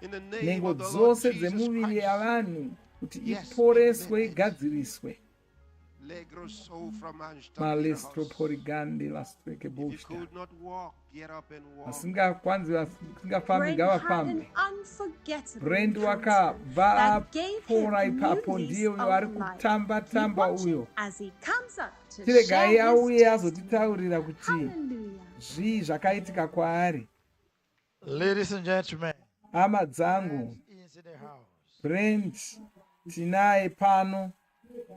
let's make welcome all the way from Germany. Ndakaiti mugamuchire wabva kuGermany. Haleluya. Vanhu vari kuporeswa kubva kunyika dzakasiyana siyana. Uyu wabva kunyika yeGermany. Tabva kuona wabva kunyika yeRussia. Haleluya. Haleluya.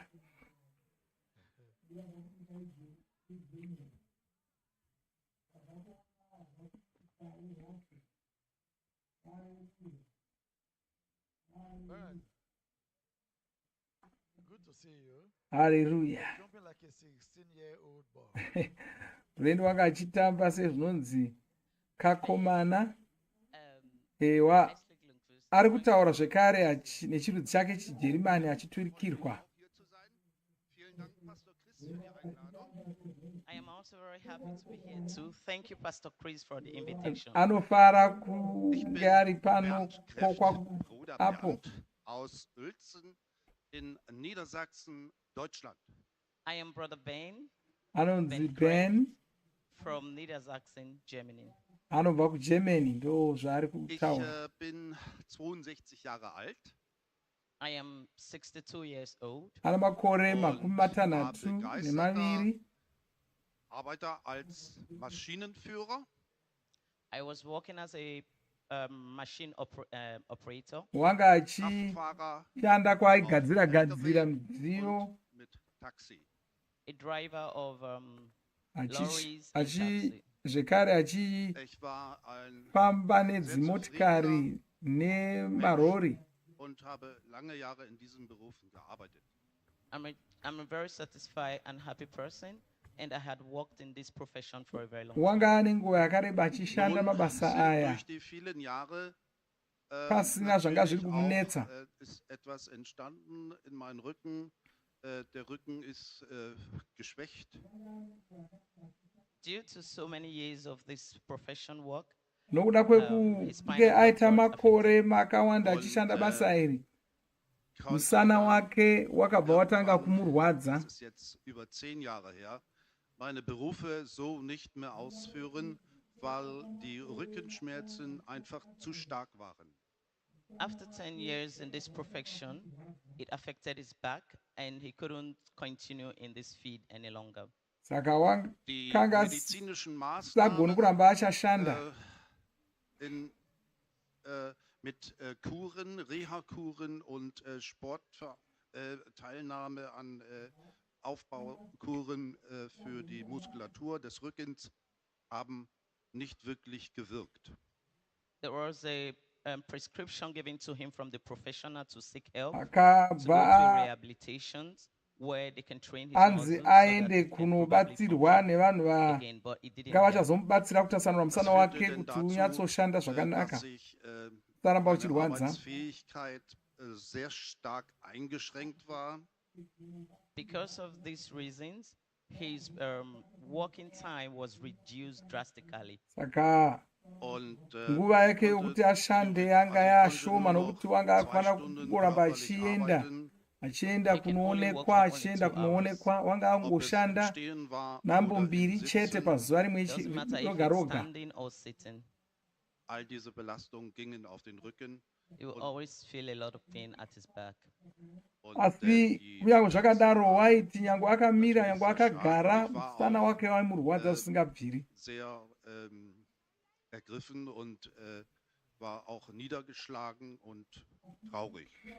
The pain was very severe, and he was also very sad, and he became a sad person, depressed, kurwadziwa emotional. uku kwaimushayisa mufaro zvikuru, achigara akasuruvara. Diesen Jahres hatte ich eine Einladung bekommen von Pastor Juliana Gieselmann aus Uelzen, mein Heimatort.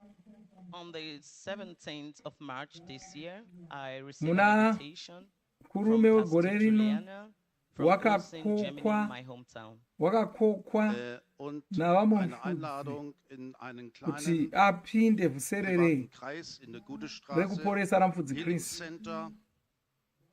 I was invited to a small circle of a healing center in Gute-Straße. That is Gute-Straße is a street in Uelzen.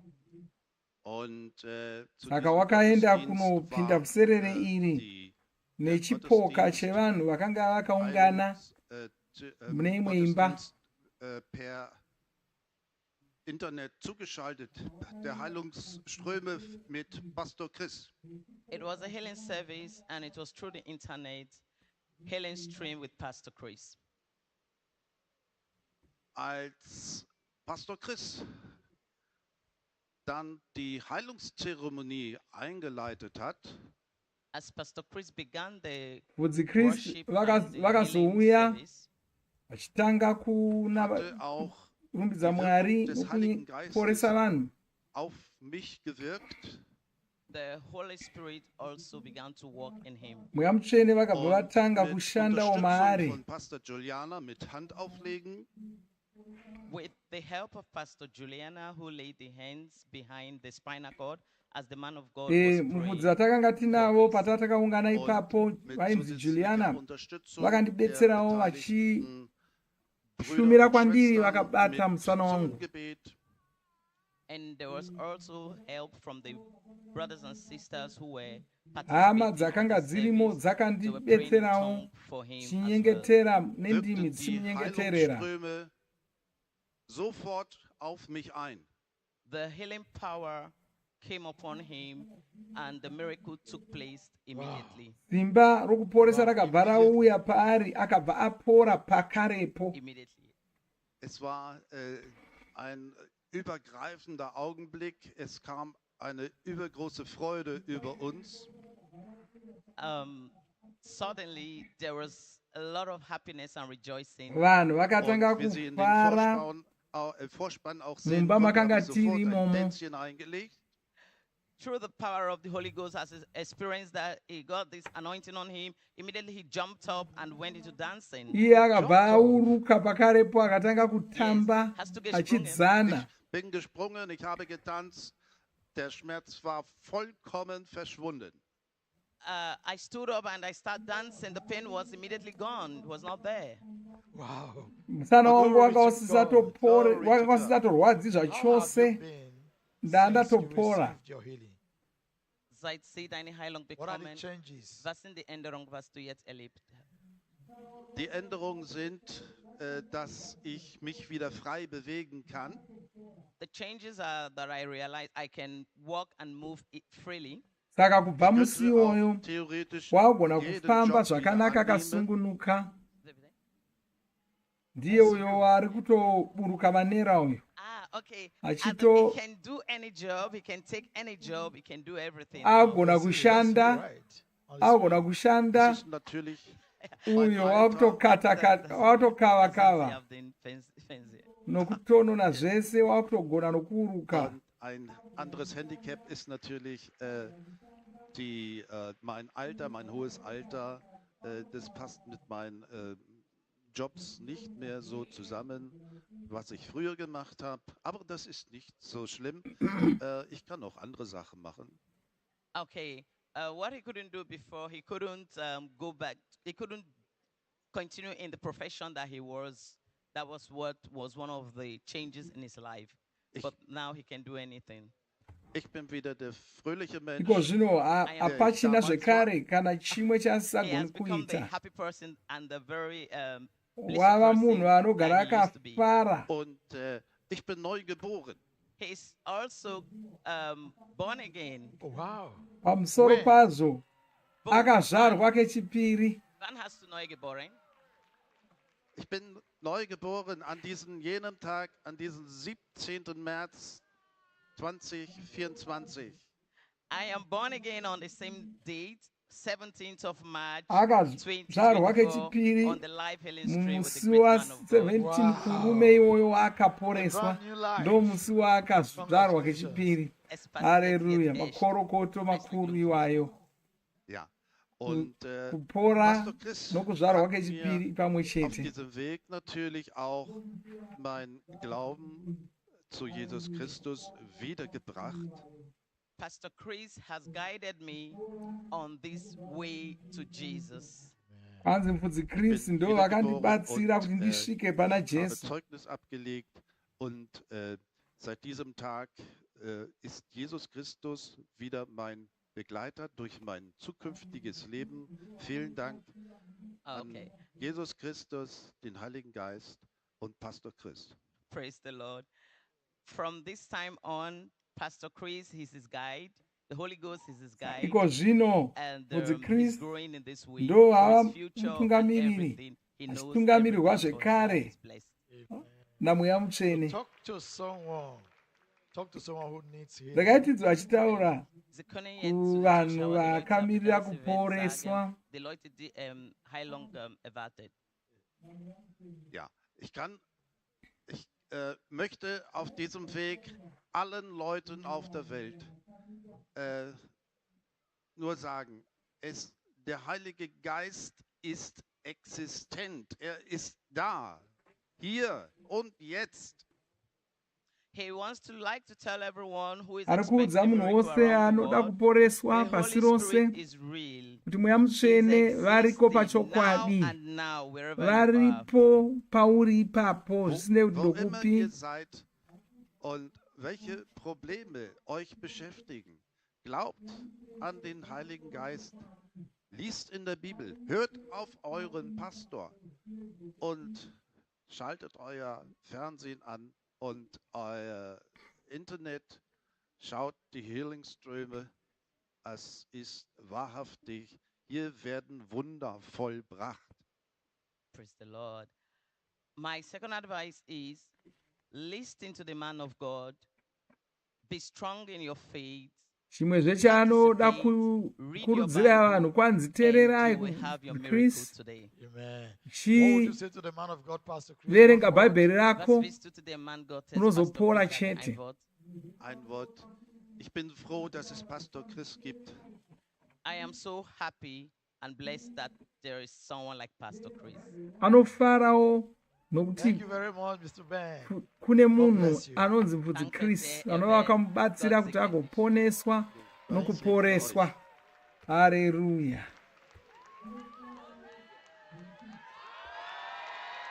Wow, wow, wow, wow. Hallelujah. Wow, ndiye utamba uyu. Wautotamba chiri chibhasikoro. Hallelujah. Wow.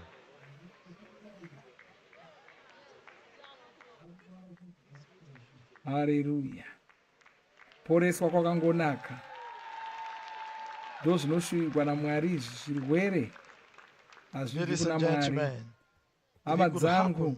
kana zvakagona kuitika kuna brand wataona uyu, newewo unogona kuporeswa.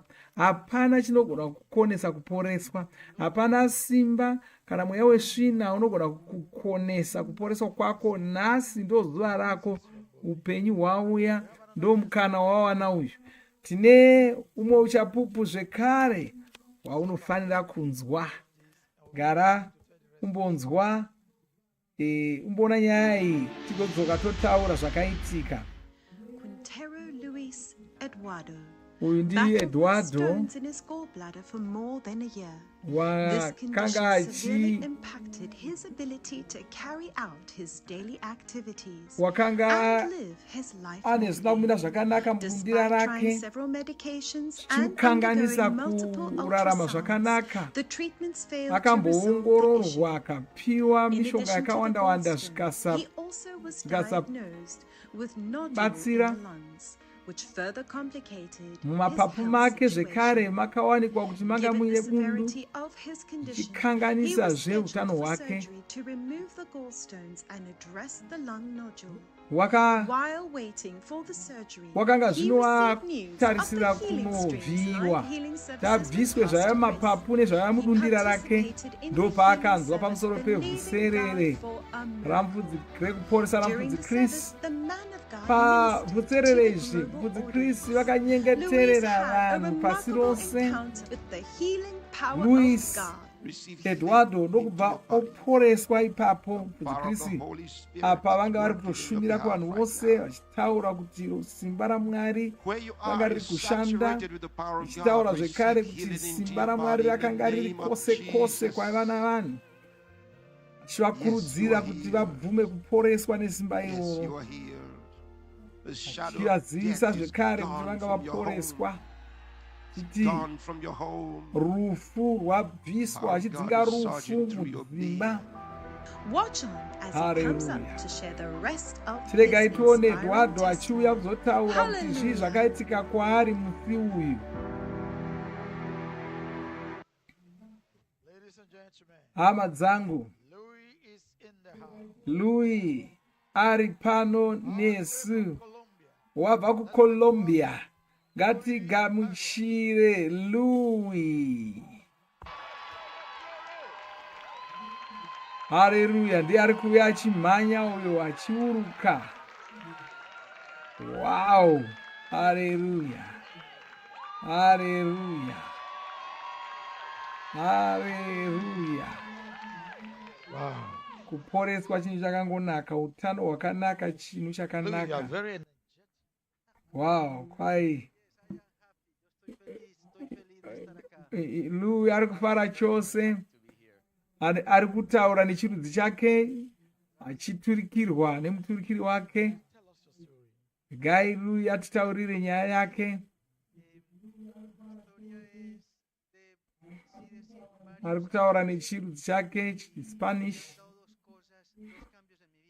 My story is from several years, and now I have Wangava namakore akawanda achirwara, asi zvino wakapora.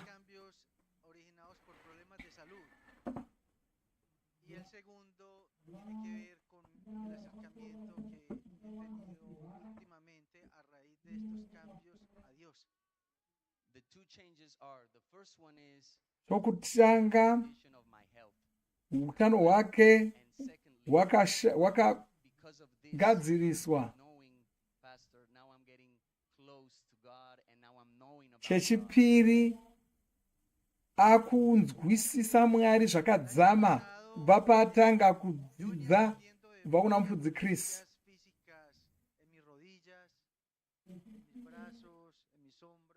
Last year, I was suffering of pains in Gore rapera wanga achirwadziwa muviri wake wose, mabvi, mapendekete, mavoko, zvose zvanga zvichingorwadza.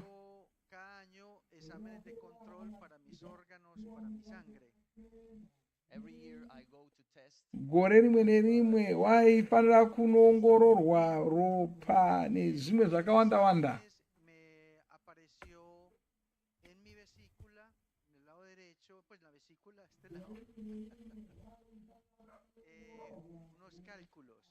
And then in one of the scans, it appeared that I had stones in my gallbladder. Pane rimwe zuva achiongororwa kudaro ndo paakaonekwa kuti mudundira rake manga mune mapundu aita sezvitombo.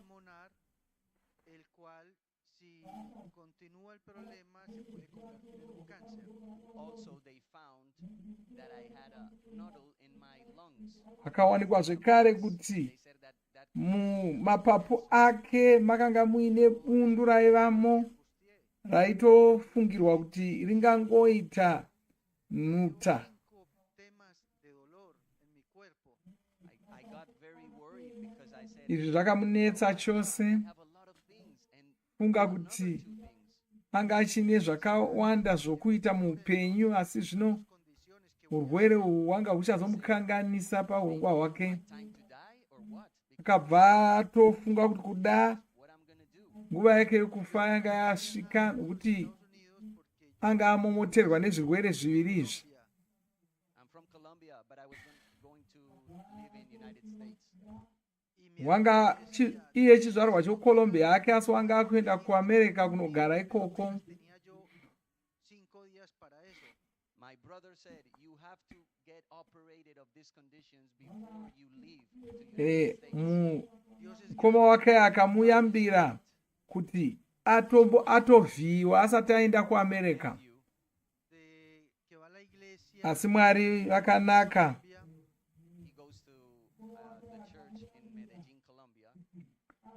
Une mumwe muzukuru wake ane kumwe kusangano kwaainamata.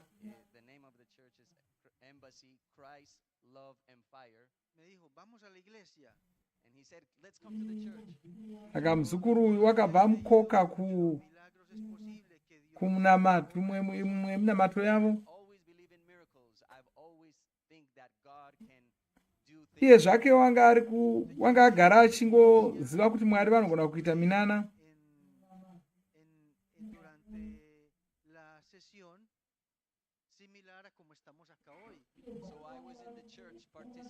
Saka wakanopinda musangano riya, vanga vatori muvhuserere ReKuporesa ramufudzi Chris musi uyu. Kunyika kwake kure chose nokwaiva namufudzi Chris, vanga vakangobata pamhepo, asi wakanzwisisa kuti Mwari haana munhu unonzi ari kure.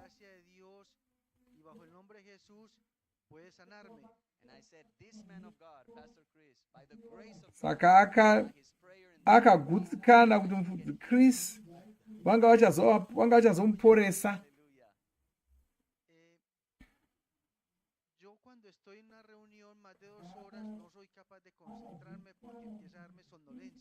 I've never been in a meeting that's more than 2 hours because I start to fall asleep. Iye wakanga asati ambojaira zvokupinda minamato yakareba-reba inodarika zvinhambo mbiri, nokuti waitotanga utokotsira kana ikarebesa.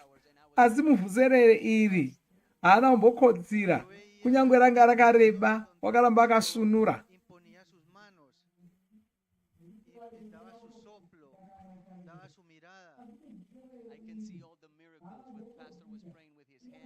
Ndokubvaona vanhu vese vanga vari kuporeswa, mufudzi Kristu vachibata vamwe, vachifuridza vamwe, vachingotarira vamwe, vese vachingopora.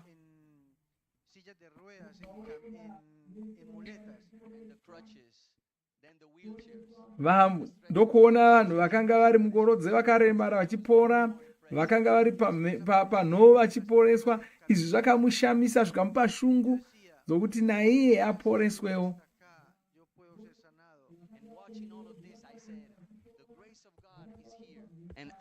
Akabva agutsikana kuti nyasha dzamwari dzakanga dziri pavhuserere iri, saka akatanga kutarisira kuti naiyewo anga achazopora. Y el pastor decía, pónganse las manos donde tengan el problema de salud. So then got the moment when pastor said, put your hands VuziKristu vakabva vazosvika pavakanga vakunyengeterera vanhu vose pasi rose, vachivarayira kuti vabate panga pachirwara pacho. Asi wakashaya kuti obata pai nokuti pairwadza pacho pakawandisa. Pamabvi pairwadza, muchiuno, pamapendekete pamachirwadza, akushaya kuti obata pai. La vesícula no tanto porque era operable, pero mis pulmones eran más de un tema de vida o muerte. The two principal problems that I had is the stones in the gallbladder and the nodules in the lungs. Asi pazvirwere zvese izvi chakanga chichinyanya kumutungurudza ndechomudundira nemumapapu. My God, Pastor Chris is saying, put your hands where you have the problem. What should I do? Yo dije, necesito manos, que alguien me ayude, que me preste manos. I need some hands. Someone borrow hands to me. I need Saka wanga akushuva kuti ena akawana eno vamwe vakauya vakamubatsira kubata pose panorwadza nokuti waida kuti pose pabatwe zvapo. So when Pastor Chris said, put your hands, I was touching in all parts of my Saka body. paakanzibata panorwadza kwanzi anangobata-bata pose pairwadza ndichingobata-bata ndichiti ndinofana kutopora chete. Yo terminó la sesión, luego seguí escuchando, yo me concentré, le pedí a Dios que hiciera su presencia en el nombre de Jesús y bajo la guía del pastor Chris. So I closed my eyes. I was concentrating on all the session and all the prayers. Meso And ake I was being guided by chigamuchira Pastor munamato Chris, what he was wanga uri saying. kunamatwa Después de eso naMvuzikristu. yo escuché la prédica del pastor Chris, muy bonita, me gusta mucho lo que él habla del evangelio y cómo lo interpreta y cómo le llega a nuestro corazón. After that, Pastor Chris was preaching. I love his message. How he VuziKristu teaches about vakazoparidza God and how he vachidzidzisa interprets. pamusoro pamwari A los 3 días yo tenía que nokutsanangura viajar a Estados magwaro. Unidos. 3 days after the healing streams, Mushure memazuva matatu Mi hermano anga decía, akufanira kuenda tienes kuAmerica. que quedarte para que te operes. and my brother said, you cannot go to another country with not being operated first. Yo le dije, no, la gracia de Asi Dios me ha sanado. muna mukoma wake wakanga asingadi kuti ndifambe ndisati ndavhiyiwa, asi El mismo día que ndakamuvimbisa tenía ndikati que ir a aiwa Estados ini Unidos por la ndakatoporeswa tarde, que yo naMwari, viajaba, rega ndifambe That same hangu. day that I had to travel to United Saka States, musiwo akanga yo ifanira fui kuenda en la mañana a kuAmerica hacerme iwoyo, el examen. in the morning, I mangwanani went to acho do the scan again. wakaenda Yes. kunoongororwa. Y salió el informe negativo. Ya no tenía cálculos en la vesícula. The results were I didn't have nothing. Vakanowana ikoko kuti pakanga pasina Desaparecieron los chirwere cálculos, pero maari no me dio zvachose. tiempo de hacerme el examen de los pulmones. Pero yo decía, con la gracia de Dios yo estoy sano. So the stones disappeared. They were not Saka there. They don't mapundu have to aya operate me. anga You asisipo, are perfectly healed. saka anga asisafaniri kuvhiyiwa. Ya estoy sano y después de eso vine de Estados Unidos a Colombia y me hice el examen de los pulmones. In that occasion, because I had to travel, I couldn't do the check of my lungs. Of the Hana nodules ake of mass. kuzoongororwa But kuti when 3 months after vachi- I came, but he mapapu said, ake anga I know akadii, that I was healed of asi everything. wakazodzoka He mushure did the test mushure of the mama lungs, mwemwedzi and mitatu everything was gone. ndokunoongororwa Yes. mapapu ndokuwanikwa kuti bundu riya rari mumapapu papasisina. Yo he estado muy bien porque esas dos cosas principales se me desaparecieron. Se me desapareció el dolor de cadera. No lo he vuelto a sentir. Yo primero no podía dormir. Para el lado izquierdo, para el lado derecho, por esos dolores. So now I'm perfectly well. iko zvino Those two conditions had wamutano disappeared, and also all my wagwinya pains in my body. I couldn't stand marwadzo before good ese because I had some pains in hapachisina my hips, so I can't turn wangasagoni around while I was sleeping. nokuti wakakasagoni kangu kuvata muchiuno make muchirwadza asingagoni kana kushezheuka akavata, asi zvese zvakapera, Yo le quiero, hapachina Pastor marwadzo. Chris, decir dos cosas.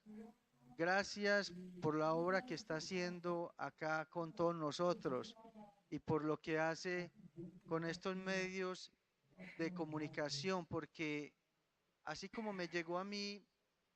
So I want to say two things to Pastor Chris. ari Thank you for all anoti the kuna work mufudzi that you are Chris doing nokutenda inoda kubasa guru ramuri kuita rokusvitsa ruponeso this TV kuvanhu. and every medium that you have.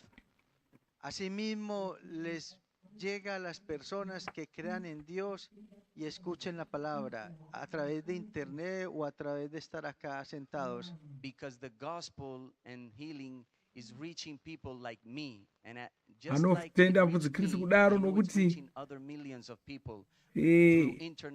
nokuda kwavo ruponeso rwakasvika nyangwe kwaariwo, kureva kuti ruri kusvika kuvanhu vakawanda vakasiyana siyana. I want Pastor God keep blessing you and this church and everything in this ministry. Anoshuva kuti Mwari varambe vachingoropafadza mufudzi Chris, chiropafadza mabasa avo. Haleluya, haleluya. What did he say? What did he say? Hallelujah. He wants to say something to the people that is listening to him. Go ahead. Anoda kutaura kuvanhu vari kumunzwa, kanotaura kuvanhu varipo vanoda kuponeswa, vakurudzira kuti vagamuchire Jesu uye vabvume kuti vangona kuporeswa, sina basa rokuti muri kupi, muri kure zvakadini. Zvirai kuti Mwari ndo vana masimba ose, shoko ravo rinosvika kwose kwose, harina kwarisingasviki.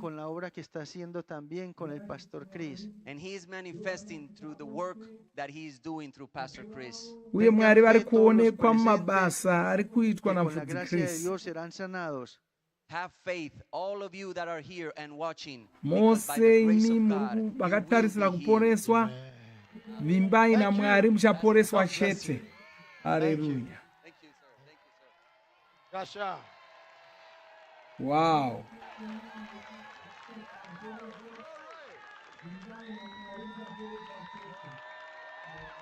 Wow.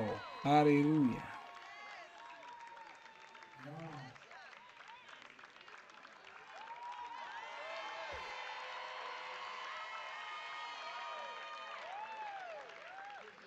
Glory, glory, glory, glory, glory.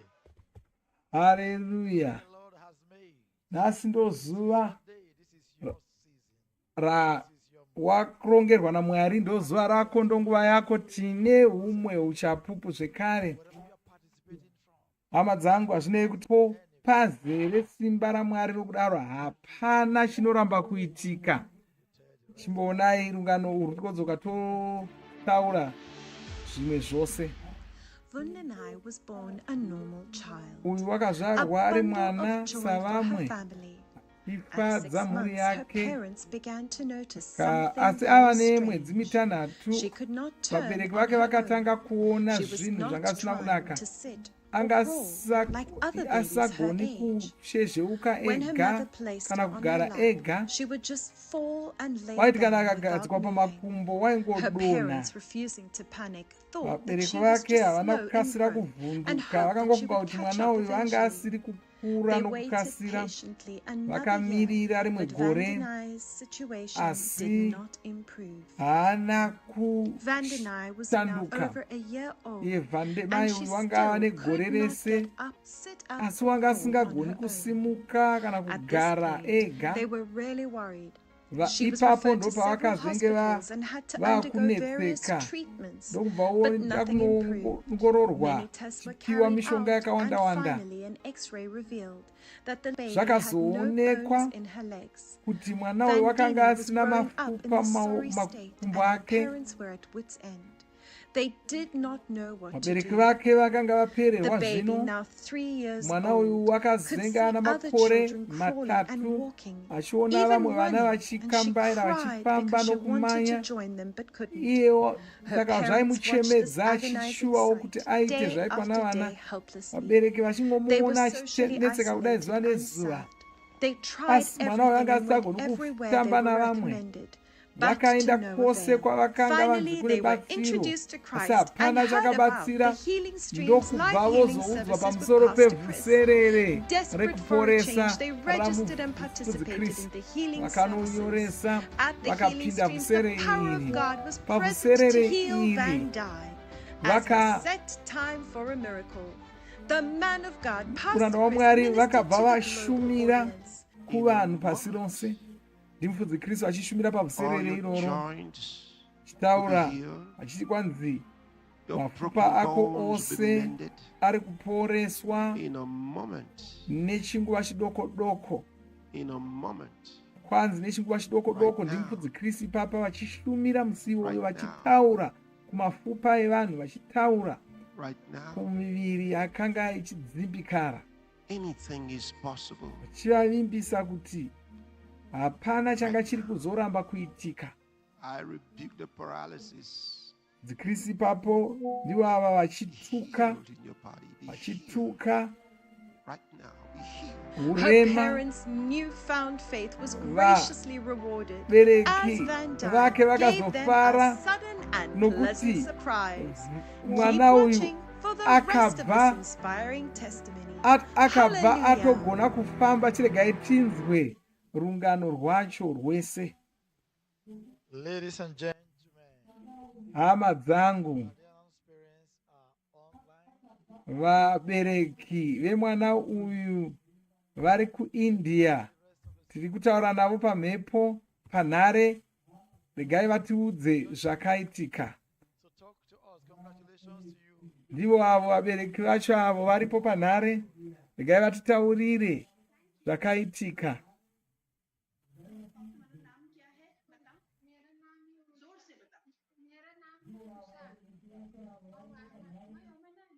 Vari kutaura nechirudzi chavo.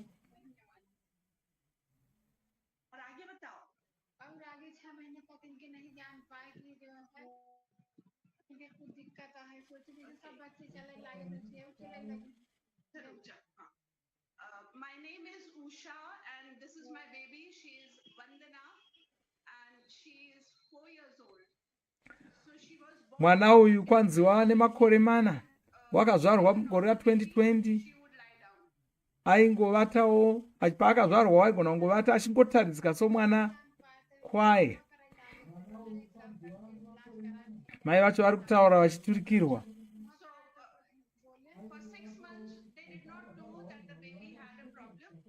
Vakaita mwedzi mitanhatu vasingazivi kuti mwana uyu ane zvanga zvisina kumira zvakanaka paari. Paakazoita gore vakamuendesa kuna chiremba.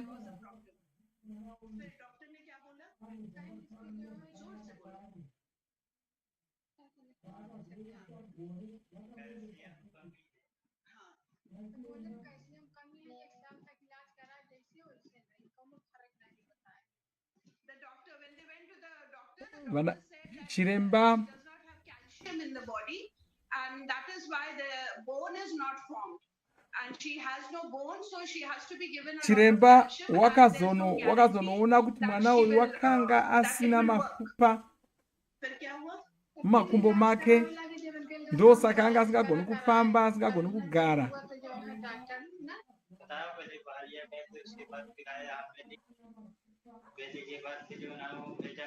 उसी को बोलने दो। हाँ पहले भाइया ब्लॉक में गए, वहां से दवा करा दी। हाँ और आ गया। पहले bahariya ब्लॉक में गए, वहां avo से kuda ndi baba vacho vari kutaurawo, vari kutaura nechirudzi chavo chokuIndia, वहां से भेजा गया, यहाँ भेजी आया। vachiturikirwa namai avo. They took her to the neighborhood doctors, and vakabva they suggested that vamuendesa she should be given calcium, but there was no effect. kuzvipatara So for 1 year, they vakandopiwa went to mushonga various doctors, and then papasina they referred her chikubatsira to the big hospital, the vakazoenda government kuchipatara hospital. chikuru chehurumende. Baby hospital में क्या हुआ? बेली हॉस्पिटल से ये हमको भेजा गया civil lines जो है वहाँ 2000 रुपया उसका फीस था, खाली कागज निकालने का, अल्ट्रासाउंड ऐसे कुछ करना था। तो हमने उसके बाद उसने बताया कि ये इलाज तो महंगा पड़ेगा, यहाँ अगर कराओगे तो हमारी तो इतनी हिम्मत नहीं थी महंगा इलाज कराने की। This is the father speaking, and the father said that they took her to the big hospital, and there the doctor's fee was 2,000 rupees per visit. Pavakaenda kuchipatara chikuru vakawana kuchidhura, havana kugona kubhadhara mari yaidiwa. Going to fall very expensive. Now the baby is sleeping because it's 10 p.m. in India, so she's fallen asleep. Vanzi mwana wacho akuvata nokuti hwausiku hwakupatwa pakati pousiku kwatwa kuma9 kweusiku iko zvino kuindia.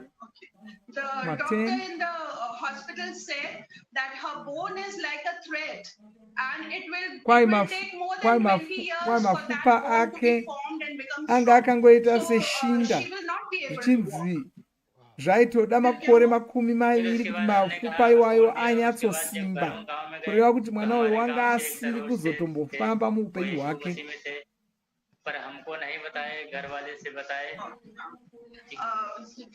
He's saying that the doctor said it is going to take a lot of time and lot of money. So uye zvakanga zvichazovadhurira kuti mwana iye agone kufamba. Saka vakangomuudza vakati hazvikwanisi kuti arapike. Saka vakasiya ndokudzokera kumba. Pavakadzokera kumba ndopavakazoudzwa kuti vauye kumusangano kuti azopora kumunamato ikoko. तब फिर चर्च में ही जाते रहे, वहाँ से भी कुछ नहीं हुआ। तो फिर यहाँ घूरघाट गया हमने, तो वहाँ से भी ये खड़ी होने लगी। So he's saying for 2 years they struggled with the medicine, with the Saka doctors. vakaita makore maviri vachimbonetseka vachishandisa mishonga ndokuzoenda kusangano. And 1 whole year they went to other churches, nothing happened. Then somebody brought them to Christ Embassy at Saka vakazoendeswa kuChrist Embassy kusangano ramfudzi Chris. Church में आया तो फिर ये ज्यादा 3 महीना आया, तभी से ये खड़ी होना चालू हो गया। और वहाँ घूरघाट में गए थे तो करीब 1.5 साल भर तक गए, लेकिन वहाँ कभी पास्टर से बात नहीं हुई हमारी face to face. So he came to Moima Church, and we heard about the healing stream. Aenda kusangano ikoko ndoko akanoudzwa nezvevhuserere ReKuporesa ReGumi Kristu. Did not get well, but in the healing stream at Christ Embassy Moima, the child for the first time stood up.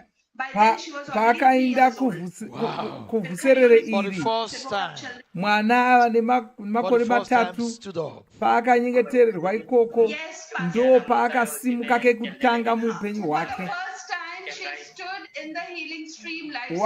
Mwana uyu wakasimuka muvhuserere kuti Kristu vachishumira, akabva asimuka. Mwana wakanga anzi haana mafupa mumakumbo, wakasimuka akatanga kufamba ari imomo ana makore 3 asingagoni nokugara kwese.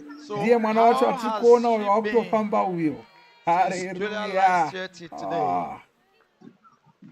Izvi zvakaitika gore rapera muna chikunguru. Iko zvino mwana uyu haachagoni kugara panzvimbo imwe chete, anenge achingofamba famba, anenge achingotamba navamwe. Simba rakamuwandira. थोड़ा हल्का से सुनने में थोड़ा प्रॉब्लम हमको महसूस हो रहा है अभी she just now she walks around, she runs around, and they are very happy because she can play with the other agona kids, with kumhanya the other children, and they agona feel very kutamba happy nevamwe about it. vana Congratulations. vabereki vakufara nokuda kwaizvozvo.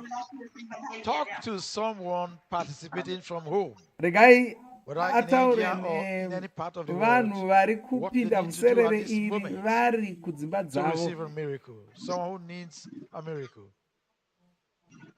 आप और लोगों को क्या बोलना चाहते हैं कि उनको क्या करना चाहिए ताकि उनकी चंगाई हो? हम तो जब से जुड़े हैं तब से 7-8 लोगों को जोड़ चुके हैं इसमें सब बोलते हैं पर जाओ सब छूट जाए अभी भी हम जोड़ते ही रहने Hallelujah. They are saying, I tell all the people, I have brought 6 to 7 more people. I have told them about Christ, about the Christ Embassy Church, and that Jesus kune heals. vamwe So vanhu this is a big vanosvika vanomwe message that they give to vaakatoudza other people. kuti That Jesu Jesus vanoporesa Christ heals. vaakatoudza Yeshu kuti Masih vapinde changa vhuserere karta irori. hai. So that is a big thing, and they are bringing people over. And they say, Saka you anokurudzira come vanhu here, kuti you will vaunze get vamwe healed. vazoporeswa pamavhuserere aya. Glory to God. Congratulations. Makorokoto vaita zvenyu. Hallelujah. Ava tavabata vari Ladies and pamhepa. gentlemen, Hama wherever you are dzangu, participating from, zvabasa kuti uri kutibata uri kupi. Izuva dzva. Chirwere hachigoni kugara muviri mako. Kwose kwauri. Ino ndiyo nguva yako. Hapana chinoramba kuitika. Hapana chinoramba kuitika. Ndichine humwe uchapupu.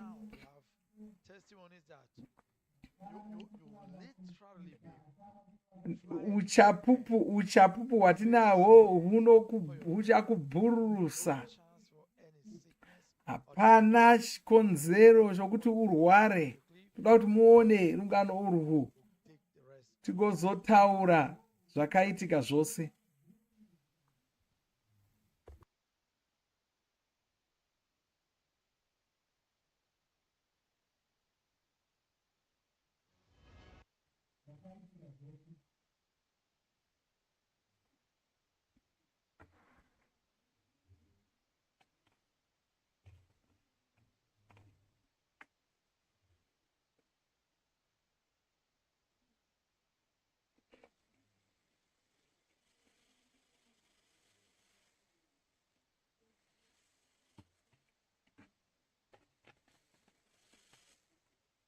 Hallelujah.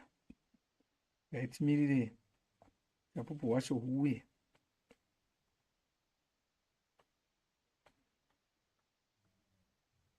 Pane zvaunonosa.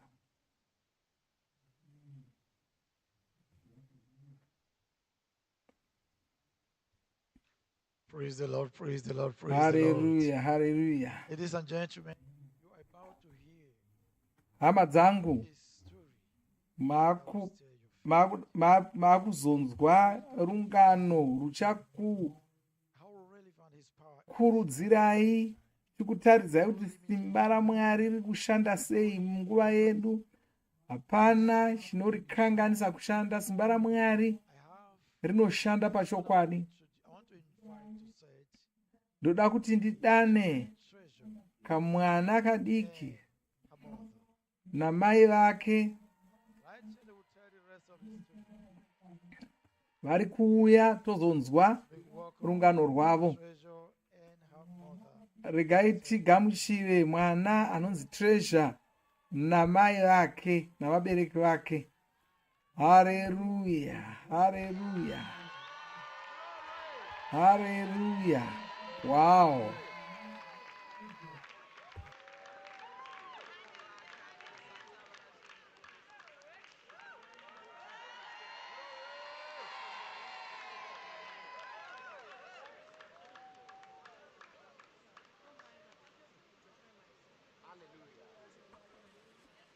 Hallelujah.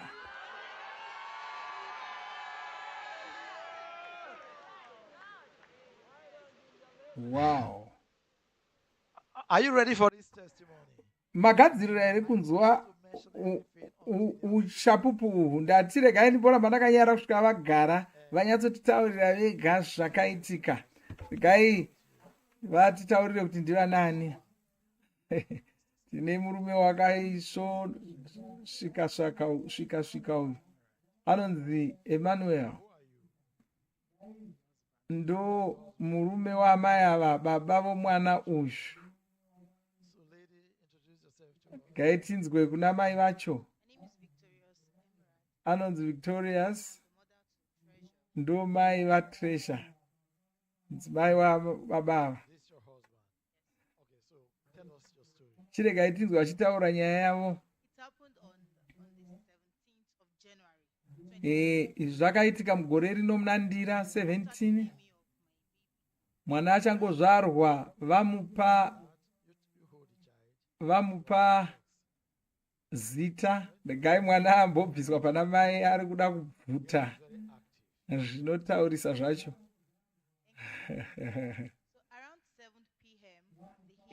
Manheru kuchangosviba, mai vake vanga vari kugeza.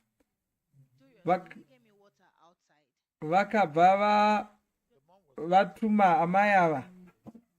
Amai vakanga vachigezesa mwana uyu. Saka mai vake vakabva vamutuma kuti anochera mvura. Paakadzoka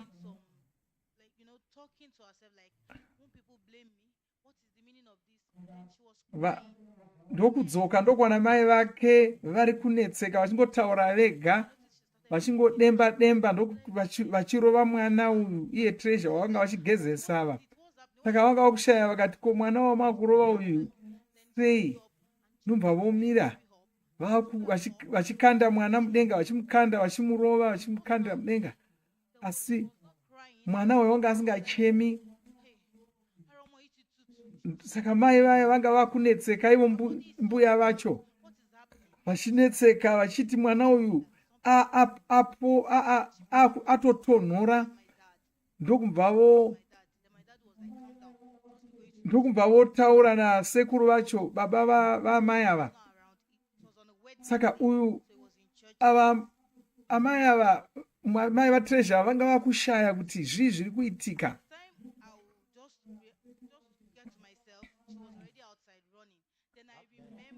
Saka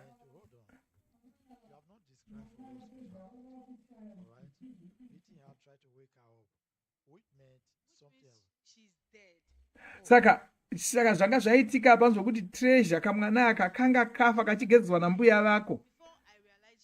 Saka asi mbuya vanga vari kunetseka vashaya toita nazvo, ndokutotanga kutotiza.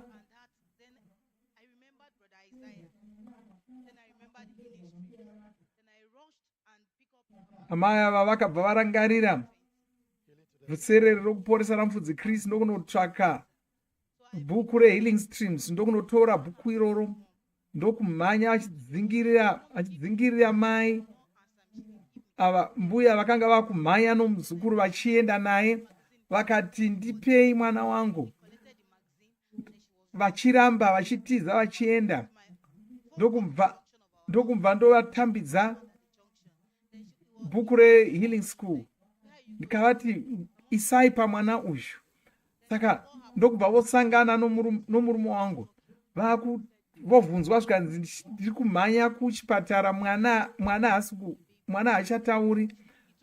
Murume wangu ndobva otora mwana uya, ndokutora bhuku reHealing Streams. Chiregai tinzwe kumurume wacho wanga atora mwana kuna mbuya vake, tinzwe kuti chii chakazoitika.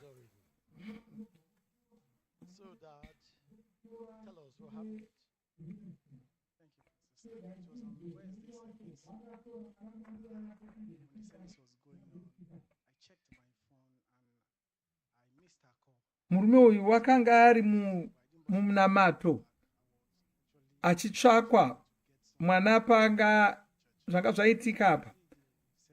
Saka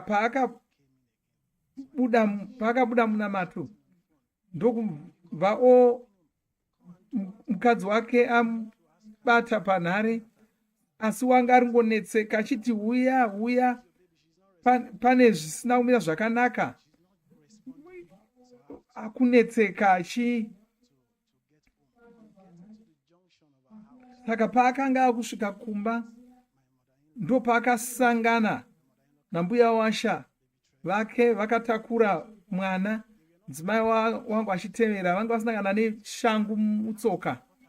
Tokubvunza kuti ko zvii zviri kuitika, zvikanzi mwana wangonyarara.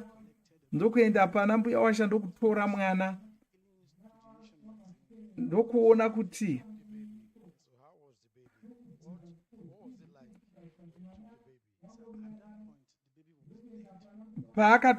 paakatora mwana wanga atotonhora, wanga atofa, wanga angorembuka, anga asingafemi, wanga asingapakanyiki, wanga asina chaanga achanzwa. Wakatora mwana uyu ndokuona kuti wanga akaputirwa nebhuku reHealing Streams. Ndokuidza kudana zita romwana treasure, mwana ndokusadavira. Nobva wototi saka kuchipatara hatichaendi, ngatichidzokera kumba. Saka mbuya namai vomwana vakashamisika kuti zvino tikasaenda kuchipatara todii. Saka murume uyu akabva atora mwana ndokutanga kutaura nedzimwe ndimi, achitaura shoko raMwari achienda.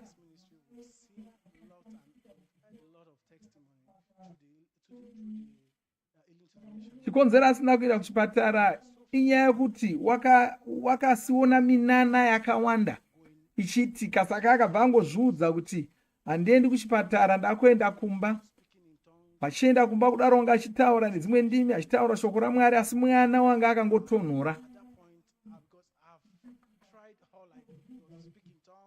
Zvose saka paakazosvika uko zvese wanga aita.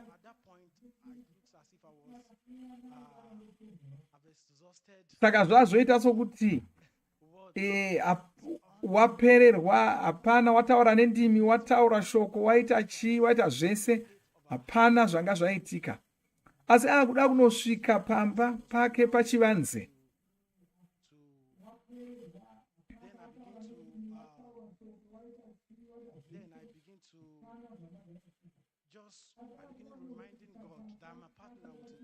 wakabva atanga kutaura, achitaura muna Mwari achiti, inini ndinotsigira mavhuserere ReKuporesa aya nemari yangu, saka ndinofanira kurangarwawo. Asi saka akunosvika kuchivanze, mwana ndokubva oridza ochema. Haleluya! Mwana akatanga kuchema, akamuka akatanga kuchema. Mai nambuya vomwana vanga vari kumashure. Mwana vachema, mbuya vanga vari kuchemawo vachiti somunhu wanga auya kuzobetsera mwana wavo, nomwana vanga vakuchema kuti ndaakuzonzi ndiri muroyi. Saka pavakanzwa mwana achichema vakabva vamhanya. Mai ndokutora mwana,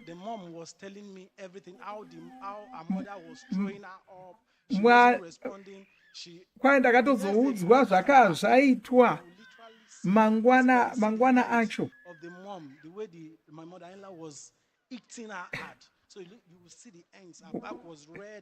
Kurohwa kwakaitwa mwana uyu kwanga kwaitoonekwa mamba mairwa mwana uyu kumusana kwakatotsvuka achirohwa mbuya wake, asi wakaporeswa akamuka. Hoyu mupenyu. Haleluya! Jesu ndivo vamwe chete havashanduki. Zvavaiva zuro ndo zvavari nhasi, ndo zvavacharamba vachingori. Haleluya! Nhasi zvishamiso zvichiri kuitika pazuva ranhasi. Regai ndikutaurirei hama dzangu, inini mumakore anenge 2 apfuura ndakava nemikana yokutaura nevanhu vakawanda vakafa vakamuka. Haleluya!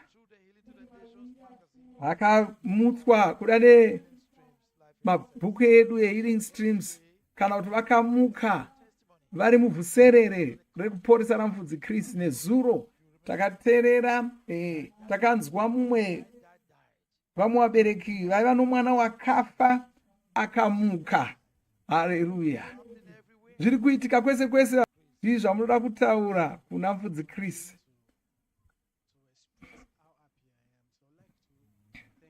Anofara chose agonototaura kufara kwake achitenda mfudzi Chris ipapo, asi chinhu chavakashanda kuti chiitike vachishandisa shoko raMwari kusvika chaitika. Haleluya! Iri ishoko rinofanira kubatisiswa nomumwe munhu anoda kuporeswa. Kwanzi usavora mwoyo. Haleluya! Mwari vakuropafadzei maita zvenyu. Oh, haleluya! Wow! Vamwe vari kupora, vakafa vari kumuka kuvakafa. Zvishamiso zvatiri kuona hazvigoni kuti tione uchapupu hwese hwakadai hugosara uchitiwe hausati wakamboona zvishamiso. Aiwa, zvishamiso zviri kuitika, ndozvatiri kuona nemeso edu munguva yedu zvino. Ladies and gentlemen, hama it's a dzangu, complete showdown. haleluya! Tiri kupedzerana nezvirwere zvose nemarwadzo namatenda ensi. Saka iwe usavora mwoyo, usafa, usavhundusirwa nezvirwere. Ino ndiyo nguva yokuporeswa kwako. Hazvina basa kuti wangova nenguva yakadii uchirwara. Nguva yako yokuporeswa ndiyo iyi. Ndine umwe uchapupu zvekare. Magadzirira here kunzwa uchapupu uhwo. All right, sit back, watch this, and we'll be right Garai back ipapo, to tell the rest of the mutari story. moona rungano urwu todzoka totaura.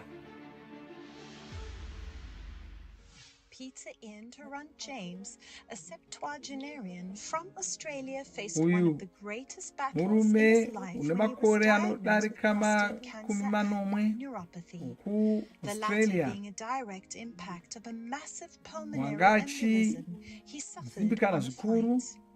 Diagnosed with these deadly Wakazo- conditions which are in parts of the body, cramps and muscle achirwadziwa muviri weakness, wose, severe foot nyama problems, achipera bone joint simba, deterioration, nezvimwe zvakawanda bloody wanda. urine, unprovoked weight loss, amongst others. Muviri wake wanga Despite all wangopera. effects in the pursuit of a remedy, the desired solution remained out of reach, leaving him frustrated, disheartened, and Asi uncertain haana of the kugona future. kuwana nzira Just when yekupedza all hopes zvirwere seemed izvi. lost, bright Pakatosvika pillars of light pakupererwa, appeared on the horizon, ndokubva with news of the healing ndokubva streams, azoudzwa live healing pamusoro services pevhuserere with Pastor rekuporesa Chris. ramufudzi Chris. Peter was live in the healing streams Peter studio uyu for a divine wakauya touch from God, kuzonyengetererwa namufudzi ministering to Chris the sick. The omene. man of God got to Mufudzi Peter Chris and he ndo laid hands on him vakunyengeterera and Peter commanded uyu. all infirmities out in Haleluya! Jesus' Wakangobatwa name. saizvozvi And immediately ndo pakabuda Peter stood up. uchapupu hwake. He knew something significant Haleluya! had taken place. Pakashumirwa kudai wakabva atoziva kuti pane zvazvatoitika. Chiregai timugamuchire achiuya kuzotaura rungano rwake.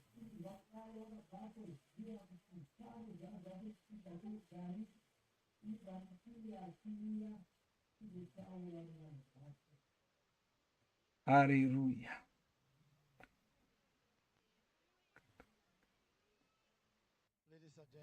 Hama dzangu, James tinaye pano. In the house. James Let's make tinaye welcome all the way pano. from Australia. Ngatimugamuchire abva kuAmerika. Uyo ari kumhanya. Haleluya! Wow! Una makore anodarika makumi manomwe pari papapo. Asi wakuita sechikomana. Amazing. Haleluya! I thought your wife was supposed to be with you, right? Okay, wife, please come. regai vadzimai vacho vauye ngatigamuchire mudzimai wake. Haleluya. Wow, ndo vadzimai vacho vakuya, mambokadzi.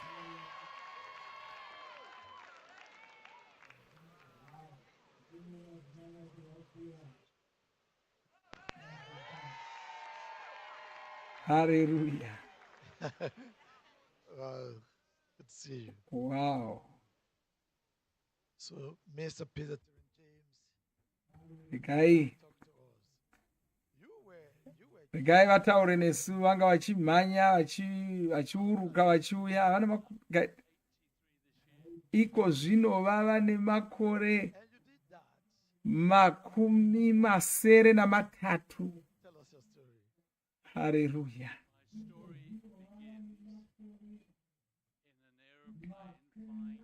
Dambudziko rake rakatanga ari mundege achienda kuDallas.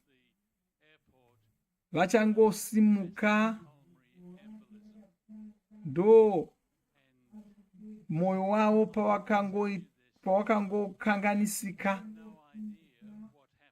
Haatozivi zvii zvakaitika, asi mudzimai wake ndiye wakazomutaurira zvii zvakaitika.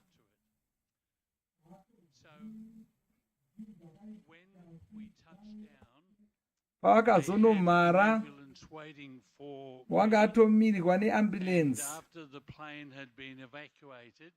Vanhu vose vakabudiswa, vanhu vese vabudiswa mundege. Akabva abudiswa mundege ndokupinzwa muambulensi.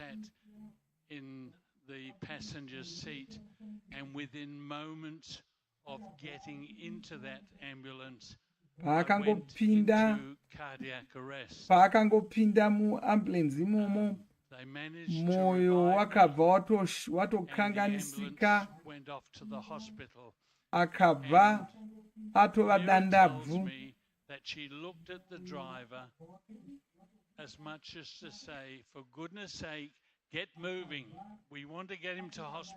Akavanga vakuita zvokumhanyidzana nenguva vachimhanya kuchipatara.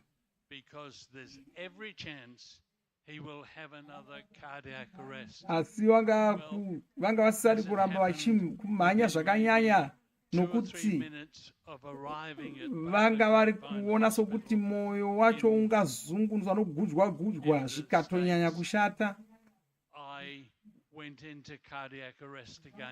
Saka ndo zvakatozoitikawo izvozvo, moyo wake wakagudywa zvakanyanya ndobva zvonyanya kushata, zvokuti paakazopinzwa muchipatara wakafanira kutozobatsirwa kufema nezvose, nokuti ranga ratova dandabvu. Vana chiremba vakatomutaurira kuti, vakatotaurira mukadzi wake kuti ndanga ndisiri kuzomuka zvekare. Anga atoudzwa unzi chiudzai hama kuti munhu hakuchina, asi iko zvino ari pano. Wakaenda mazuva 14 arimo, ndokuchizobudiswa ipapo akugona kufema oga. Asi ropa rabundira mumakumbo nedzimwe nhengo dzemuviri wake. Paakazobudiswa muchipatara, chiremba akauya kwaari akataura kwaari akati, ungadei usina kumborarama iwe. Ndinofunga kuti Mwari vane zvavachiri kuda kuita newe. Vakaenda kuAustralia ndokuramba achitsvaka kurapwa. Vakanobvunza chiremba wake chibvunza kuti ndichararama here, asi nobva wodzwa unzi wakutozorarama nemishonga upenyu hwose.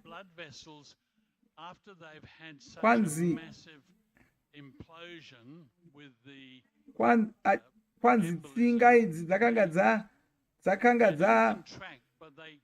dzakanganiswa chose, saka dzanga dzisisazoshandi zvakanaka, dzanga dzisisazogoni kuramba dzichitendera ropa kuti rifambe zvakanaka muviri make.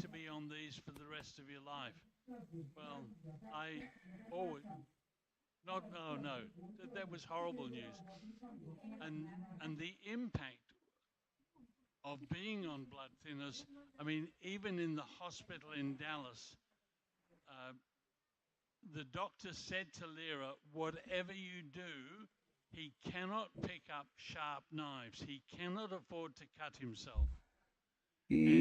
Nokuda kwourwere uhwu wanga akatonzi waisafanira kutombochekwa zvachose, nokuti ropa rake ranga rakufanira kugara riri bete risina kunyatsokora zvakanaka, saka raisagona kubundira kana rikatanga kubuda. It would just bleed profusely, and it took ages to heal. And of course, the other downside was that standing with blood clots in one leg was pamusoro pazvo kumira kwanga kuri kurwadza, saka wanga asingagoni kuita nguva yakareba akamira. Waifanira kugara, kukasira kuwana pokugara, wakazoenda kumba ake akazoronga kuti achirega kushandisa mishonga yakanga apiwa akaita mwedzi wose asingaushandisi. Asi paakasiya mishonga iyi wakaona akuita mapundu nechemudumbu make. Paakaenda kuchipatara wakanosvika akaudzwa zvikanzi, zvauri izvi ungadei watofa iwe, ropa ringobundira mutsinga dzako. Saka akadzorerwa zvekare pamishonga yanga ambosiya iya. Ndokuzobuda ndokuramba achitsvaka kuti ungasiyana nemishonga iyi sei. One a day, and then one every 2 days, and one every 3 days, and suddenly akaita nguva achitsvaka kuti otapudza sei mishonga iya, asi paakaita izvozvo ropa rakatanga kubundira zvekare mutsinga dzake.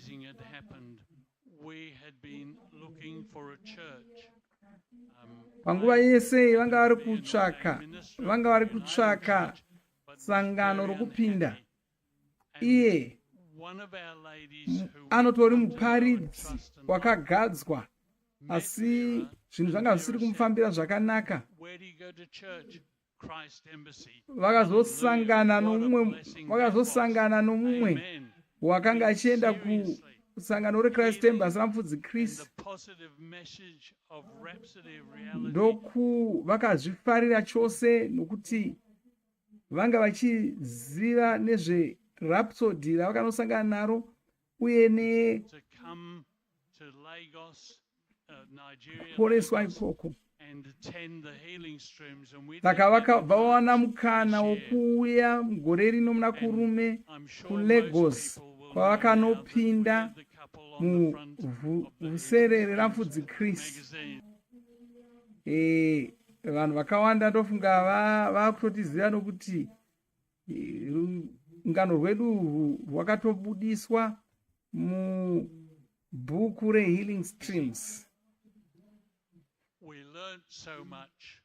Vakadzidza zvakawanda kuvhuserere rekuporesa.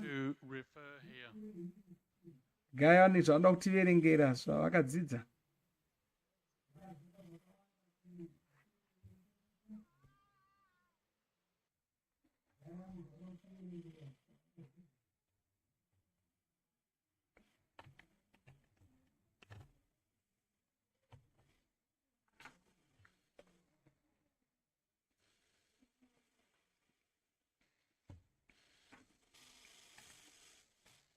Hallelujah.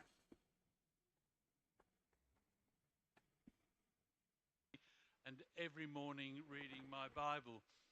But whilst we were here, I read from 1 Samuel 17. kaverenga mubhuku raSamueri Verse 17 makumi maviri nenhanhatu kokupedzisira kwacho.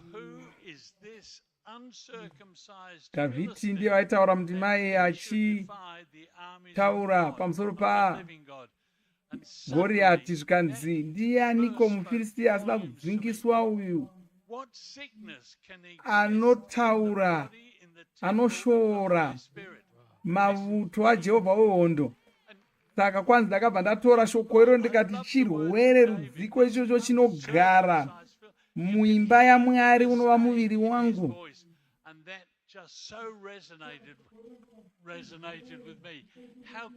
Saka ndima iyi yakareva zvakawanda kwaari. Saka wanga akutaura saizvo akazviudza kuti ndonguva yangu yokuporeswa iyi. Ari pavhuserere ipapo. Saka wakauya pavhuserere paya, wanga ari kutarisira kuzoshumirwa napfudzi Chris. Akabva aenda.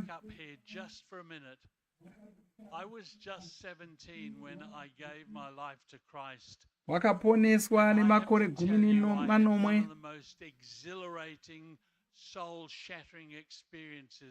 Asi paakazo mukunamata kwake wakasangana nesimba raMweya Mutsvene rakawanda zvikuru. Wanga akura achiziva zvokuenda kunoparidzira vanhu, achinotendeusa vanhu.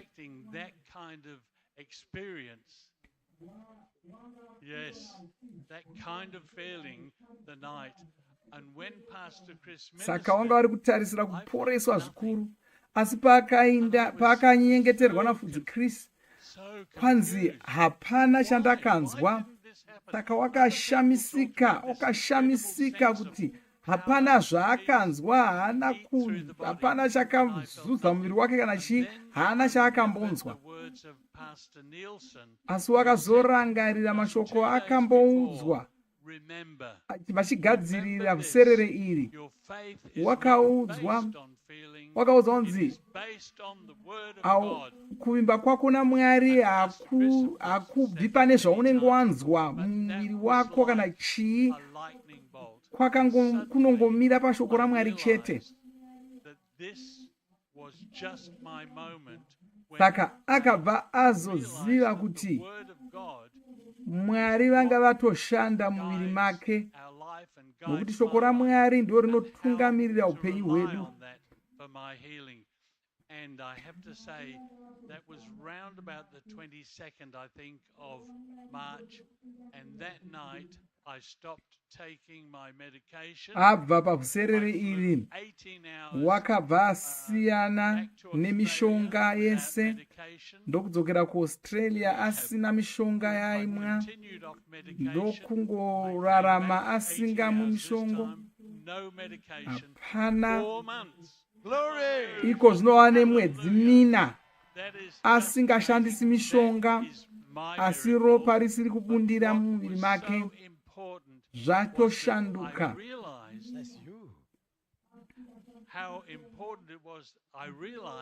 Ndiye wakutotema miti uyu.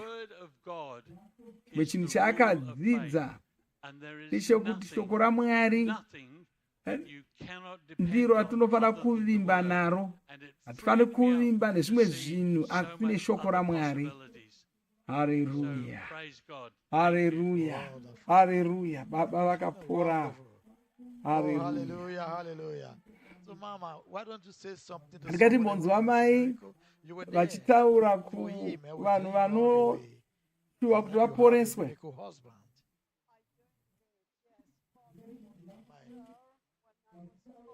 Sorry, when I was called, yes I know, when I was called by the specialist at the hospital, pandakataurirwa nachiremba kuti murume wangu anga asazorarami, ndakanzwa kupererwa. vakabva vashuva kuti eno vaikwanisa kutofawo naye, vakaramba vachinamata, vakanamata usiku namasikati, vachidemba kumurume wavo kuti usandisiya, vachishaya kuti vangazosara vachirarama sei. Vakambofunga kuti vodzokera kumba, vonotengesa imba, vobhadhara chipatara. But God is good, and today we walk hands in hands, and He's alive. Asi Mwari vakanaka, murume wangu wapora, taakufamba pamwe chete, tichisasana zvedu. Tinotenda Mwari nokutenda mufudzi Kristu. Tenda Mwari namufudzi Kristu vakandidzorera murume wangu azere, ava mutano chose wagwinya. Ndiye uyo wakugona kutonona uyo. Wow, wasimba. Vanoda kutenda mufudzi Kristu. What I want to say is so important, I believe. I want to say thank you to Pastor Chris for his kutenda mufudzi Kristu nokuti vanoona pamweya zvikuru, vanoshamisa.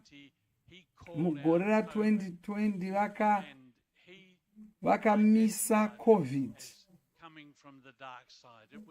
Vakaona COVID vakaziva kuti Satani ndiye wanga aiunza.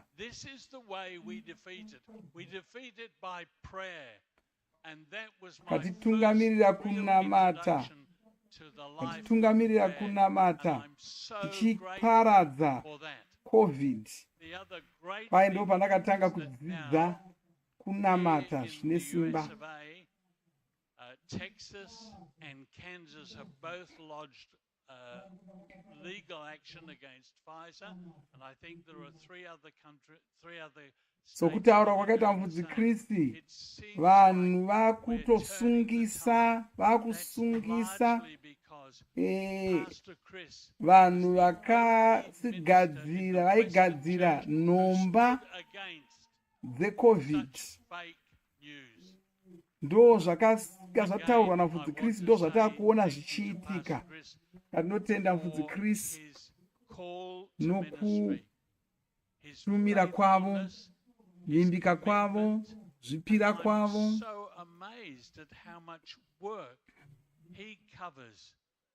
There's so many things that he does and offers to each and every one of us.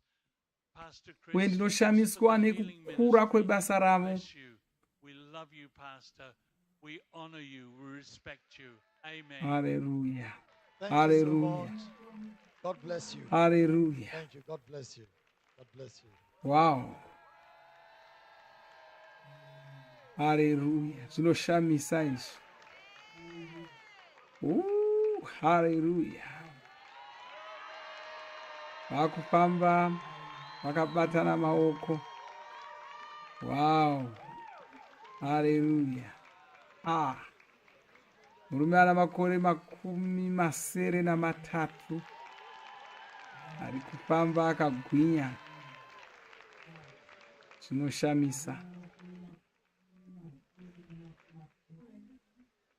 Glory to God. Hallelujah. Ndiri mupenyu ini. Ndine uchapupu hwekupedzisira. Asi magadzirira here kuhunzwa. Munoda kunzwa here uchapupu uhu? Masopota kamandero kaya. Chimbonai nyaya iyi tigodzoka totaura zvakaitika.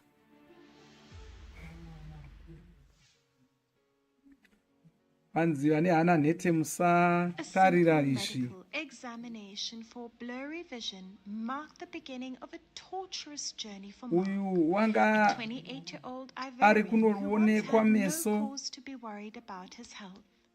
Following a series of tests and mushure mokunge examinations, he was aongororwa wakazoonekwa kuti wanga aine chirwere cheshuga nezvimwe zvirwere zvakawanda-wanda. This condition speedily deteriorated to the point where red sores developed all chirwere over his ichi body.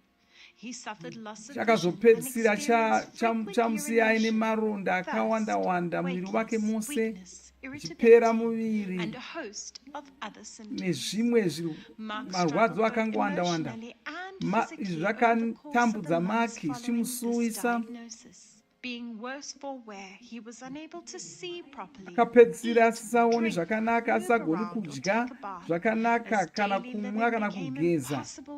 Wanga asisagoni kuzviitira zvinhu, akafanira kubatsirwa nemhuri yake pane zvese. Wakapiwa ake mishonga asi haina kumubatsira. Saka hapana munhu kana chipatara changa chichagona kumubatsira. Akazoziva nezvevhuserere rokuporesa ramufudzi Kristu. Pavhuserere iri mufudzi Kristu vakashumira vachiporesa vanhu pasi rose. Ndivo mufudzi Kristu vachishumira ava, vachinyengeterera vanhu pasi rose, vachirayira simba raMwari kuti rishande muviri yevanhu pasi rose, vachivarayira kuti vaporeswe, vachingingira kure rufu kubva mudzimba dzevanhu. Ndivo vachishumira pavhuserere iroro musi iwoyo wakaporeswa Maki watanga tichiona uyu. Haleluya. Pane chimwe chakazoitika kuna Maki nokuda kwekushumira ikoku. Tiregai Maki auye azotitaurira ega uchapupu hwake.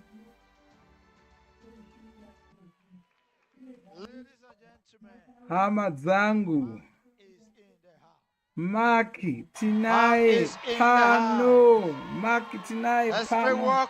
Ngatimugamuchire. Maki ari kubva kunyika yeCote d'Ivoire, ari kuuya nemureza wenyika yake. Haleluya. Wow, wow, wow, wow, wow. Haleluya. Ngambo zviziva here kuti ndiye Maki wanga achichuruka zvinhu pamuromo pake, maronda akazara.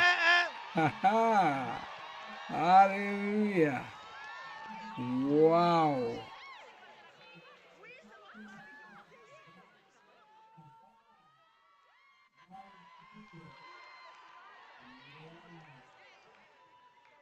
Mark, were you the one we saw on the screen? Regai tione kuti Maki ndiye wataona here. Ari kutaura nechirudzi chake achiturikirwa neshamwari yake. Wow. Ndiye Maki wakapfeka sutu nhema uyo. Anotenda Mwari. Anotenda Mwari kuti vamupa mukana wokuuya kuzopupura. Tell us your story. What happened to you? C'était le 20 mai 2023. It was on May the 20th, 2023. Zvakatanga mugore ra2023 muna Chivabvu Manheru. And I noticed that my eyes Wakaona kuti meso ake akatanga kutsvuka. So I didn't understand. Kana kunzwisisa kuti chii chiri kuitika. Something very casual, ordinary. Wangofunga kuti kungotsvukawo, asi mangwana acho it was the turn of my lips that started decaying. Miromo yake yakatanga kuita seoora. And I started having aches in the throat. Akatanga kurwadziwa pahuro. Then I went to the hospital. Akabva aenda kuchipatara. The doctors checked me. Chiremba vakamutarisa. And they said there was no vakati pasina dambudziko rakakura. Vakamupa mishonga. Ndokutora mishonga iya. Vakadzokera kumba. I took the treatment and I started taking. Katanga kushandisa mishonga iya. The next day, mangwana acho I noticed that the situation was getting worse.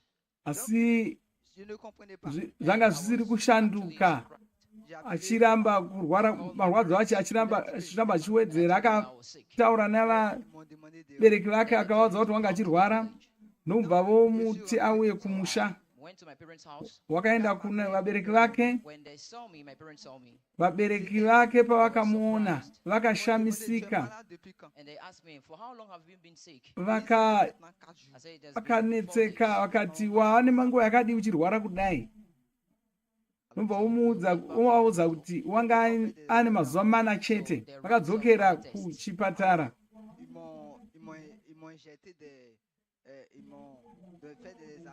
They gave me some injections. Vakanobayiwa majekiseni. And I spent 3 days in the hospital. Akaita mazuva matatu ari muchipatara. They discharged us. Ndokubva ozobuda muchipatara muya. Vakazodzoka kumba. Still the same, the situation was asi chirwere chacho chachingoramba chichingowedzera. Zvakuita sokuti pahuro pake paipisa zvichiuya kumuromo uku. Muromo wake wanga wakungovhinza nokuchururuka. Waiti kana wakabata miromo yangu, paunenge wabata ipapo paikwatuka.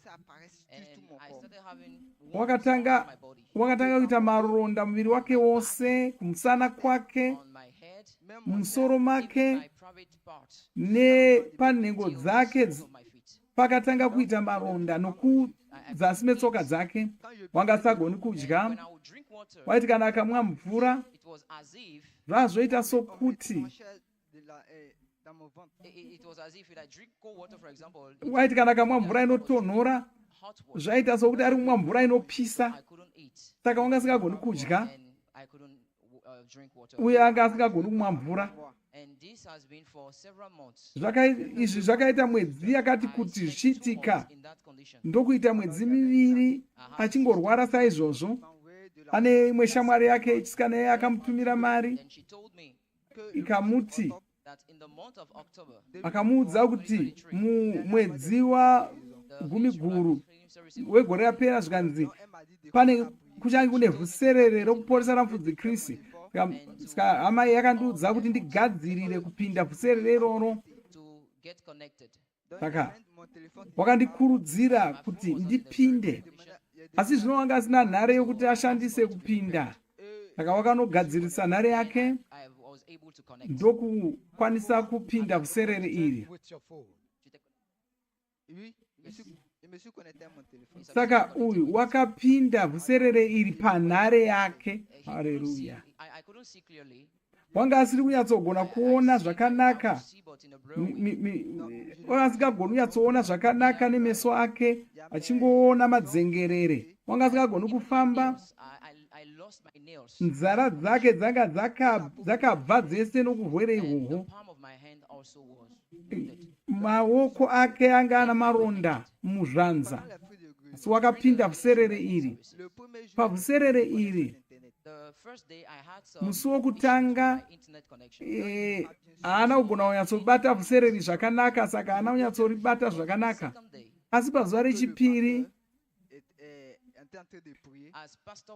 mufudzi Kristu pavanga vachinyengetera, pazuva rechipiri vakabva vataura vakati kwose kwauri zvikanzi mweya wakaipa uri kubuda mauri. Mufudzi Kristu vaitaura kuvanhu pasi rose, iye achinzwa kwaipa nguva iyoyo kwai ndakanzwa kupiswa. Wanga akagara akazembera madziro, akabata nhare yake, akatarira kumadziro. Kwai ndakanzwa mhepo inopisa ichibva kumadziro ndikatsinzira meso angu. Kwai ndakatofunga kuti kuda ndairota, zvichiita sokuti hameno kwandanga ndiri ndichiona rima paine munhu wakanga ari kundibudisa murima iroro. Ndaiona sokuti pane munhu wanga ari kundibvuta kubva murima iri. this was for like 1 minute in the izvi zvakangoitika muchinguva chidoko-doko mufudzi Kristu wangu achinamata kudaro. Kwai pandakadzoka ndapengenuka ndakanga ndakanyorova sezvo ndandadigwa mvura. Kwai ndakabva ndadana mai vangu. Mai vakanga vari kune imwe imba vakashamisika chose. Vakashamisika nokuti kwanzi ndandava nemwedzi yakati kuti ndisingagoni kutaura.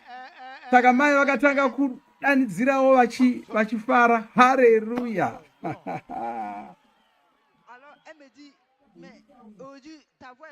But she said, your voice was very clear today. Saka mai vakati, ko uri kutaura zvakajeka wani nhasi. So it was miraculous. Saka papatoitika munana apa. Those that saw me in that condition. Vanhu vakanga vambondoona ndichirwara vakashamisika. Then the next day, mangwana acho I was able to talk again. Ndakanda kugona kutaura. And if you see in that video, kana ukaona pa mfananidzo wangu, zvaunoona zvichierera muromo mangu anga asiri mate ayo, anga akaita samadzihwa akakora zvaibuda muromo mangu. Saka zuva nezuva vaifana kutotsvaka zvokupukutisa muromo wangu paibuda mazimvura iwayo, madzibwa iwayo, asi vachipukuta mamwe airamba achingobuda.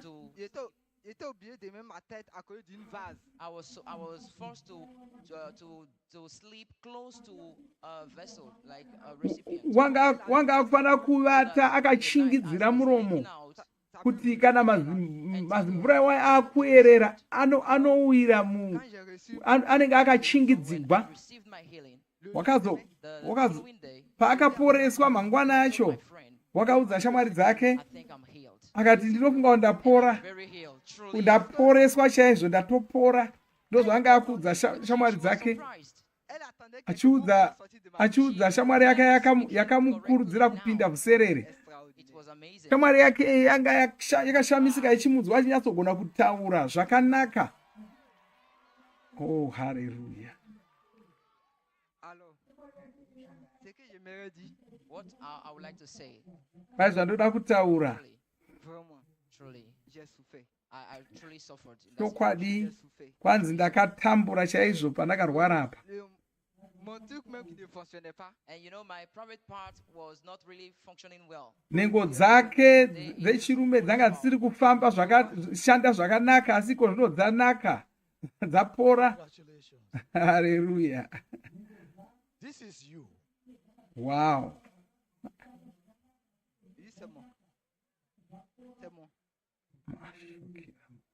You will tell the whole world. You will preach this gospel. Wow. Kwanzi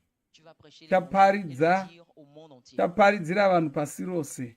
Uchapupu hwako huchasvika pasi rose. Tell someone Dire à quelqu'un à présent, quelqu'un qui a besoin d'un miracle. Regai tinzwe achitaurira munhu angada kuporeswa. Exactement comme tu l'as fait.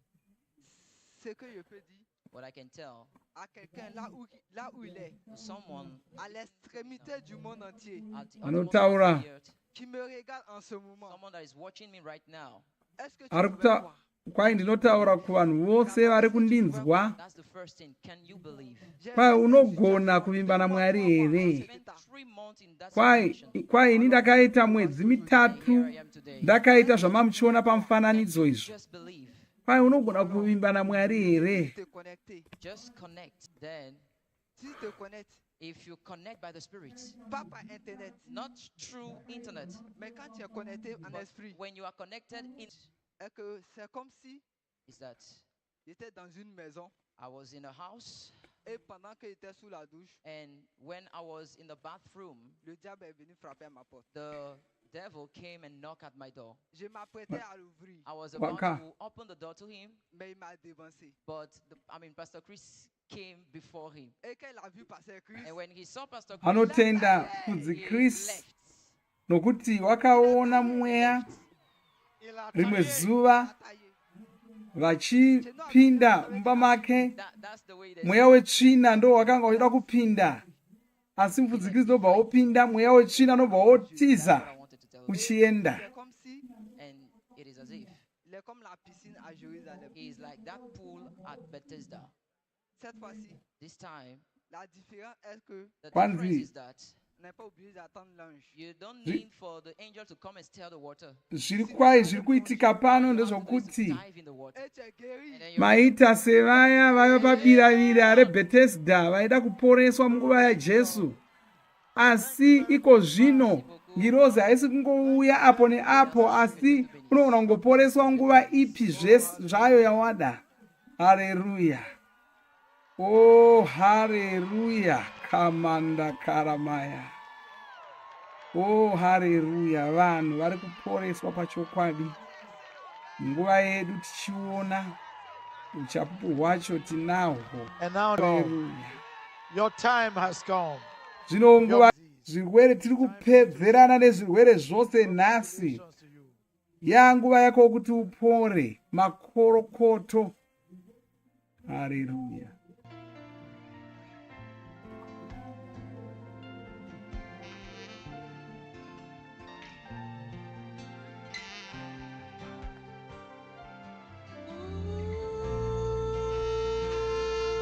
In His name, you are healed.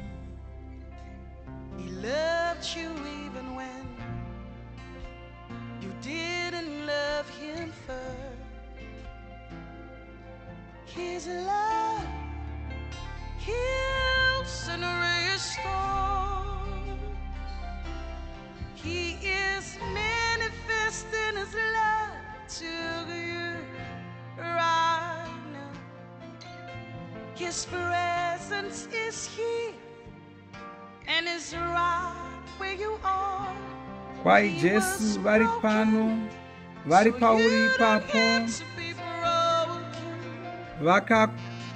vakarohwa kuti iwe usakuvadzwa.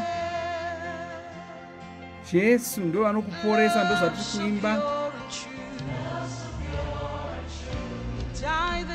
Kwai Jesu ava vakakufira nokuti vanokufarira, vanoda kuti urarame.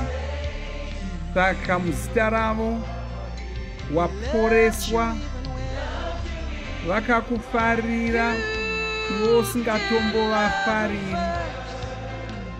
Rudo rwavo kwai runoporesa, richidzora utano hwako, richikuita mukano zvekare.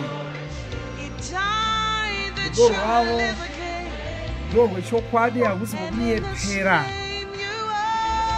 Kwai muzita ravo wakaporeswa. Haleluya. Vakakufarira panguva yawanga usingatovafariri iwe. Haleluya. Oh, sakura mwana, kalesti, gongizida, kaya mwana. Haleluya. Varumbidze namashoko ewaini, kurangarira rudo rwavo, kuti vakakufarira iwe usati watombovaziva. Varumbidza undova nesimba rokuporesa. Kana une vanokugwadza iko zvino unopora. Kristu vachange vauya munguva shoma iri kutevera. Saka yanguva yako yokuti upore. Oh, haleluya. Maseko takaparana. Oh, malikare akwadimoni katsaka boyaka. Sakamara bofuta kama. Hauchafaniri kuti utambure. Ivo Jesu akatotambura kare. Vachitambura vakakumiririra. Rudo rwavo rwechokwadi haruzokunyepera. Vakafa kuti iwe urarame. Muzita ravo wakaporeswa, vakakufarira nguva yawanga usingatovadi kana wafarira. Rudo rwavo runoporesa, nokuita mutano zvekare. Oh, hallelujah. Noshamisa mwana. Namatai Brian. Onde marakoya mvia straka bejeda. Lapia katinero gosia brancota. Dalima gloria drakia malostragima. Radimose kastrakia bagona. Hallelujah. Oh, masapata kalam tramakura mazvika.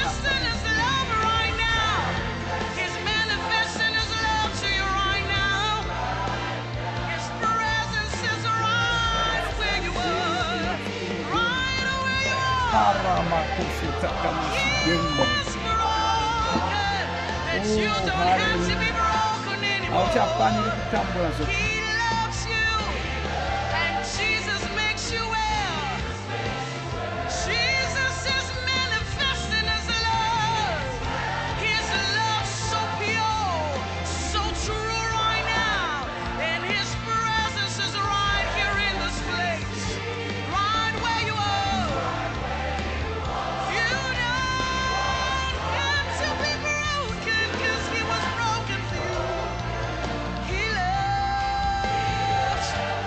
Oh, hallelujah.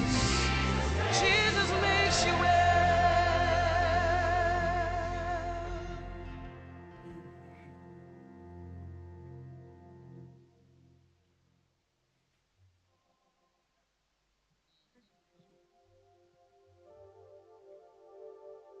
Oh, malastraka pochinta krati. Maslika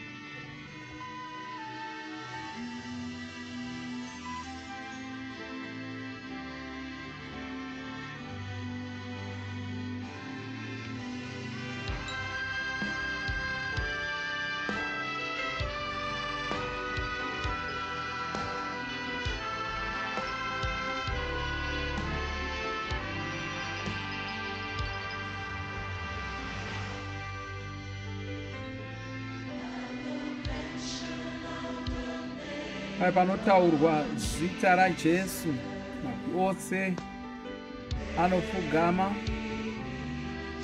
Zvatiri kuimba pakambo aka. Muzita raJesu ndo mune matsimba ose. Ndo matsimba anodikanwa okuporesa.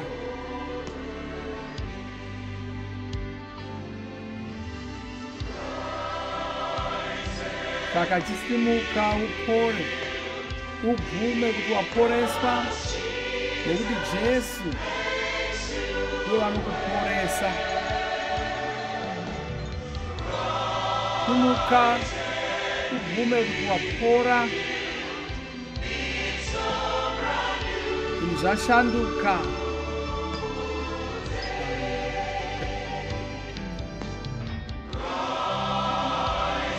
Simuka ubvume kuti waporeswa, nekuti Jesu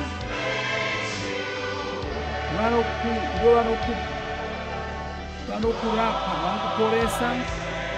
Simuka ubvume kuti wapora, zvinhu zvashanduka zvino.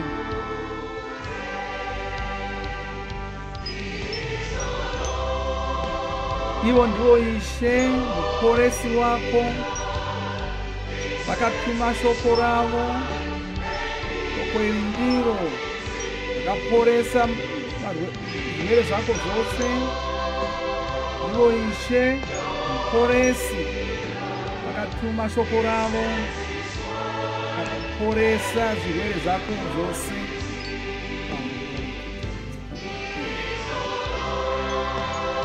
Ishe muporesi wako.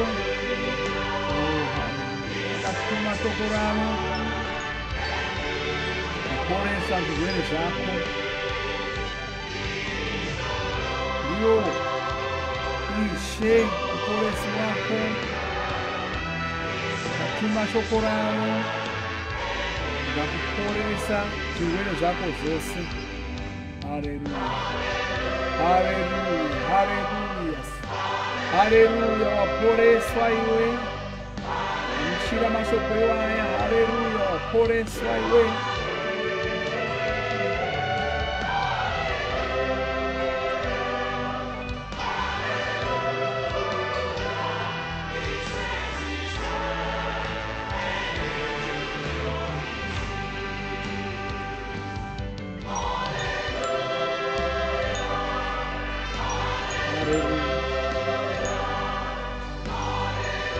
Hallelujah. Oh, malistraka bongeia, chaki malestromes alibrante. Santa cara.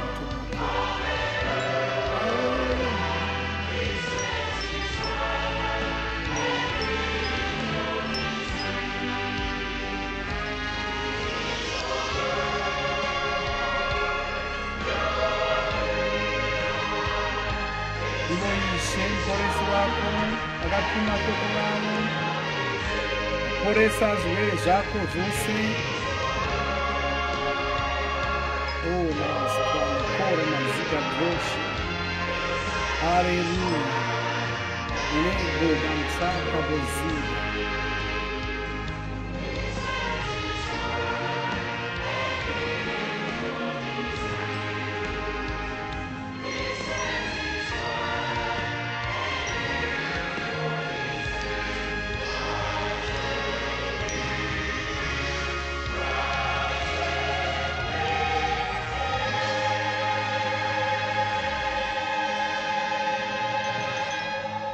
Thank you, Lord. Hallelujah, hallelujah, hallelujah, hallelujah, hallelujah, hallelujah, hallelujah. Mwari ngavarumbidzwe, vatende, varumbidze, vatende nokuti vanokufarira, vane nyasha, vatende nokuti vane tsitsi, vatende nokuda kwebasa riri kuitwa naMweya Mutsvene muupenyu hwedu, vatende nokuda kwesimba riri mushoko ravo. Ngativarumbidze panguva ino. Ngatiimbe kambo. Mwari ndivo vakakurira vose. O malasida makorande giliastria kama gento.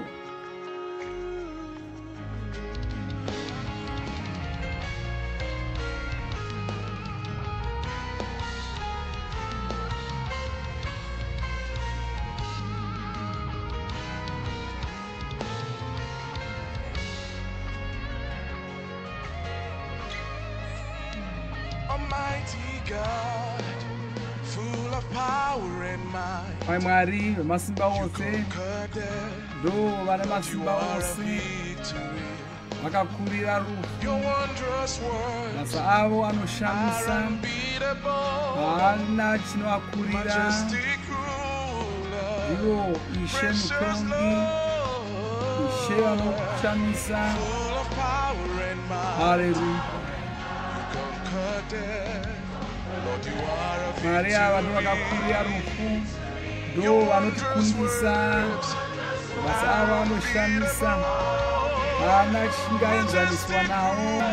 Baba vokusingaperi vacharamba variko narini narini, vachitonga nokusingaperi. Mwari ndo vanotonga nokusingaperi. Varumbidza nokuda kwaizvozvo, ndo zvatiri kuimba izvi. Tinotenda Mwari, Mwari vanokurira zvinhu zvose, Baba vanogara variko, chatonga nokusingaperi. Haleluya. Ivo Mwari vanokurira zvinhu zvose, vasina kumbokurirwa muhondo. Tinotenda Mwari vavo. Haleluya. Hallelujah.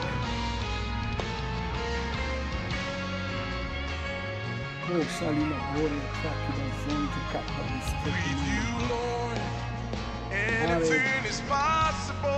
Pai, hapana chinokona kuitwa naMwari.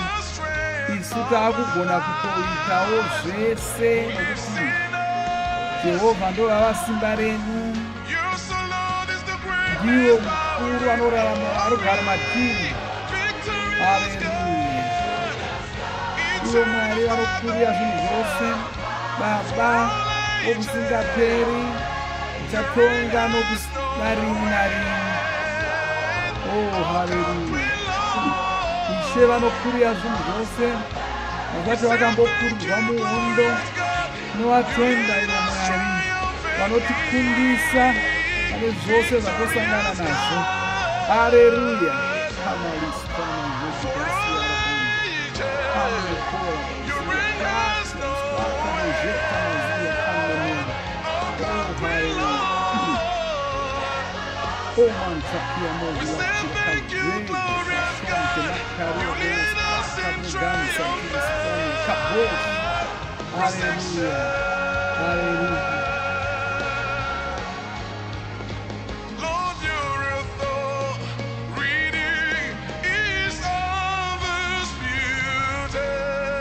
Mazimba haana anopikisa, hapana hurumende inogona kumirisana navo. Shoko ravo rinotonga, zita ravo guru rinotonga, rina masimba ose. Saka ndivo voga Mwari, Mwari vanokunda zvose, Baba vokusingaperi, vanotonga narini narini. Oh, hallelujah.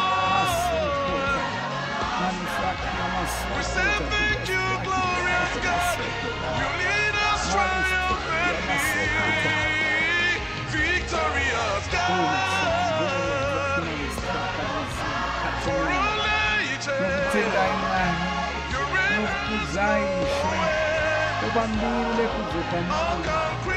Hallelujah. Ini munokurira zvinhu zvose. Iyeni musina chinokukurirai, chinokutendai nokurumbidzai. Hamuna chinokuponai, hamuna chinokukurirai. Isu taakukurira zvinhu zvose nokuda kwenyu, nokuti ndimi simba redu. Oh, hallelujah. Thank you, Lord. Hallelujah. Hallelujah. Ngaitimbe kamwe kambo zvekare tichivarumbidza. Oh, Malistra, Mijalibria, Condimaya. Oh, Saladriga, Mashuria, di Astraka, Brogande, Malistraka, Bojanda. Ire zokwadi, rinovimbika. Hallelujah. Goravo, rinoshamisa, harishanduki zvachose, richaramba riripo. Ndo ratinogona kumira pariri rakasimba kugira zvinhu zvose nokusingaperi. Oh, haleluya. Oh, masapatala mande, shoko renyu rinoshamisa. Ndo ratingatovimba naro, ndo ratingatomira pariri nokuti harishanduki, rinovimbika. Zvose zvingapera, zvingapfuura, zvingaparara, asi shoko renyu richaramba ririmo. Nyika ichaguma, asi shoko renyu richaramba ririmo. Haleluya. Valeketora mavasonga muzvande. Oh, randekoya branco mistraka. Haleluya. Haleluya. Shoko iri rinorapa. Rinondipa mazano ezuva. Haleluya. Ndosimba rangu ndo rinonditungamirira. Rechoka irori rinogara riri dzva.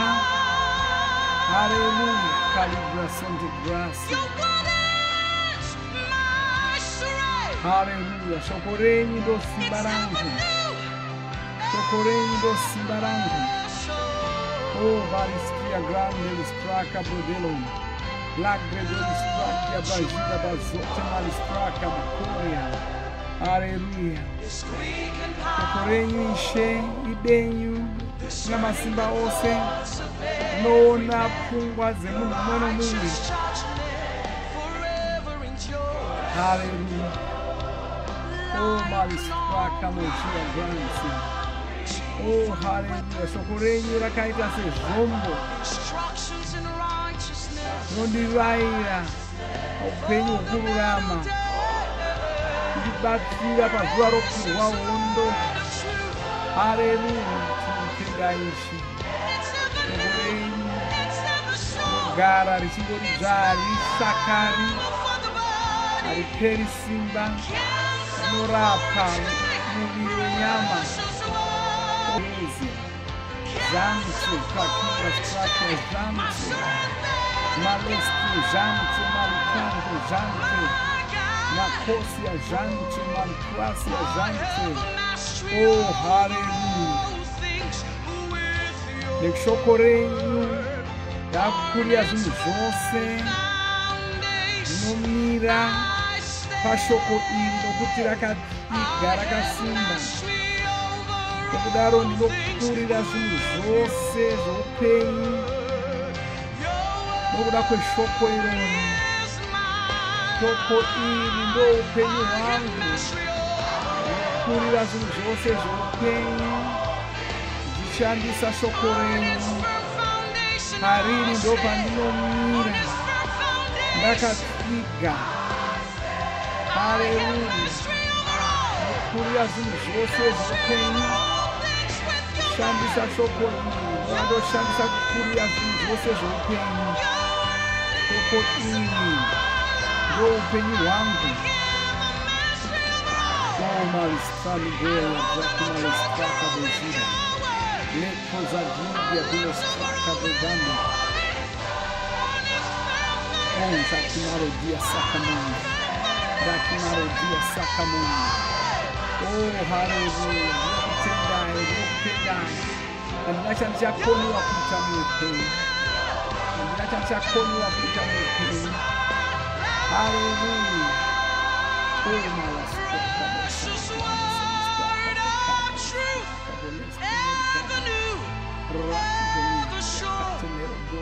It's meant for the body. Comes so far each day. Precious water of truth. Ever new, ever sure. It's meant for the body. Comes so far each day. My surrender.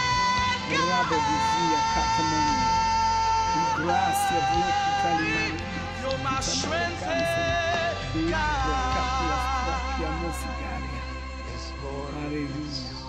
Hallelujah. Hallelujah.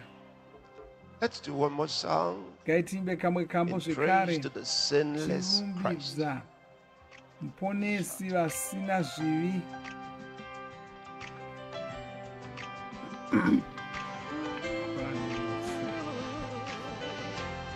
Grante miseria gracia.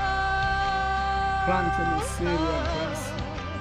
Grante miseria gracia. Grante miseria gracia.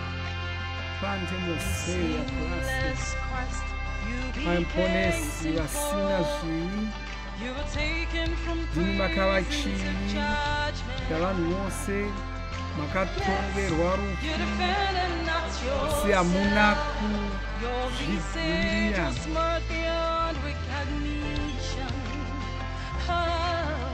Chiso chenyu chakakuvadzwa zvokusvika pakusaonekwa kuti ndiani, asi makafara kundimiririra pamuchinjikwa ipapo. Ndozvatiri kuimba mumashoko aya. Oh, hallelujah. Your resurrection brought us justification and eternal life. The mystery that was hidden for ages is revealed. Christ's blood. Oh, hallelujah. Ponesi matika nokudaro tava nerudzi rwamwari. Hallelujah. Come on, the caparel grows. Last to the Lord, the body grounds, the strike never grows. Hallelujah. Your tender mercy extends to the earth of man.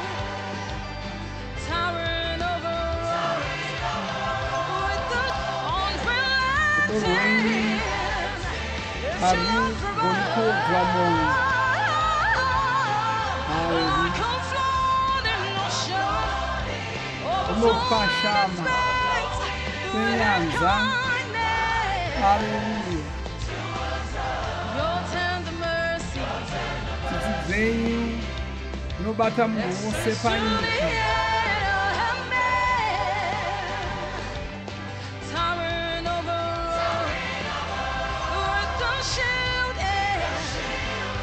Oh, hallelujah. Malesi branca kilosi maregona.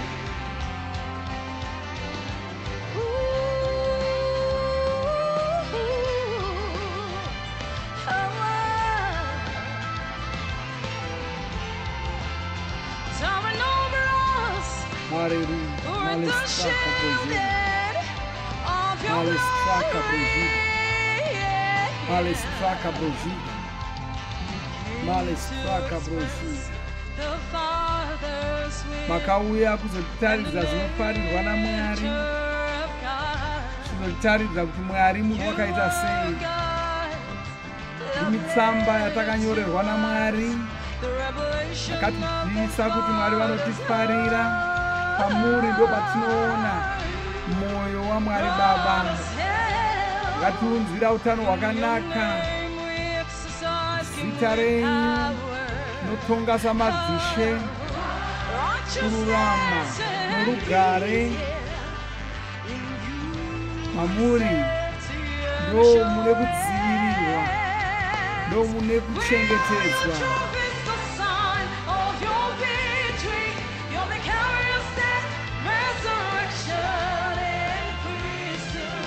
Tisu tunotaridza pachena kukunda kwenyu. Hallelujah.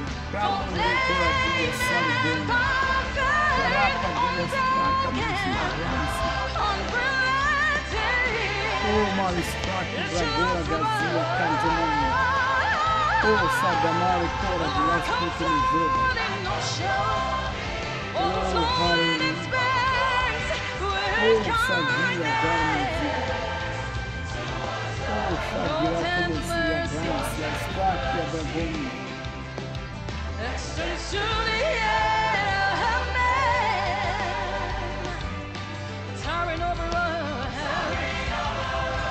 Oh, Rabo de Costa de Las. We're sons of your glory, yeah. Sons of your love. Vanakomana wa Mwari. Vanakomana vorwenyu. Makatipanyasha dzenyu. Kalibra kondi wasti kumuzuka kazinga katumina. Oh, Rabo de los Coca. Palestra Vagosia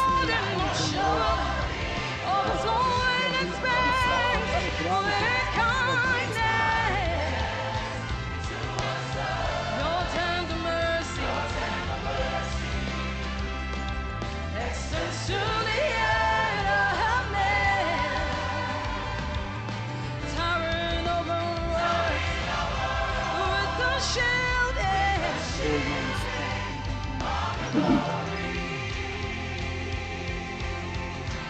Oh, Balistia Blanca, todos estamos aqui. Oh, aleluia.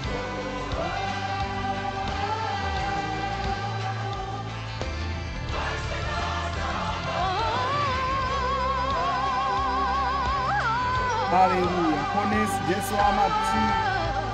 Dokudaro, tava no erudiro Mwari. Com esse Jesu amati. Dokudaro, tava no erudiro Mwari. Tava no erudiro Mwari. Tava no erudiro Mwari. you set the claims of justice for salvation. Your death brought us salvation. Justification and eternal. The mystery knows hidden forever.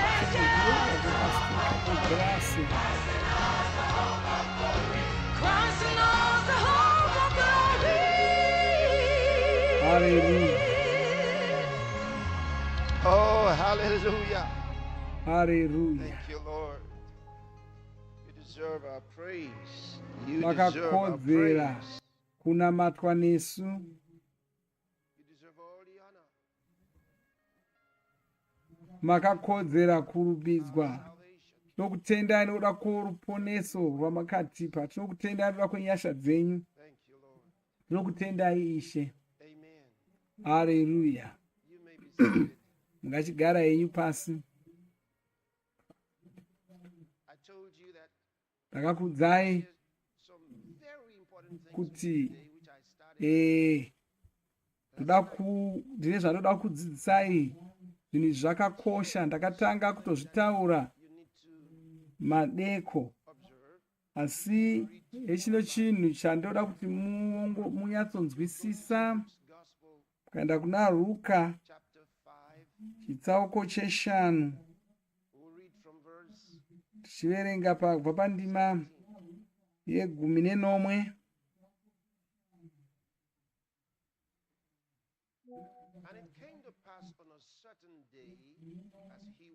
Rimwe zuva paaidzidzisa, ndiJesu aidzidzisa.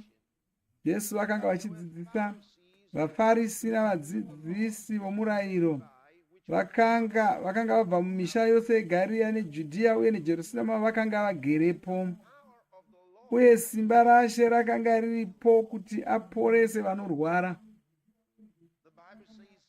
Bhaibheri rinoti Jesu pavakanga vachidzidzisa, kune vakawanda vanga vauya vachibva kure, vamwe vachibvawo pedo, chida kuzonzwa Jesu achidzidzisa kudai.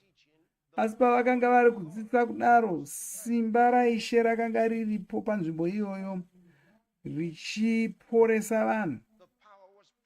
Simba rakanga riripo. Jesu pavakanga vachiparidza kudaro, pane simba raivapo raiporesa vanhu.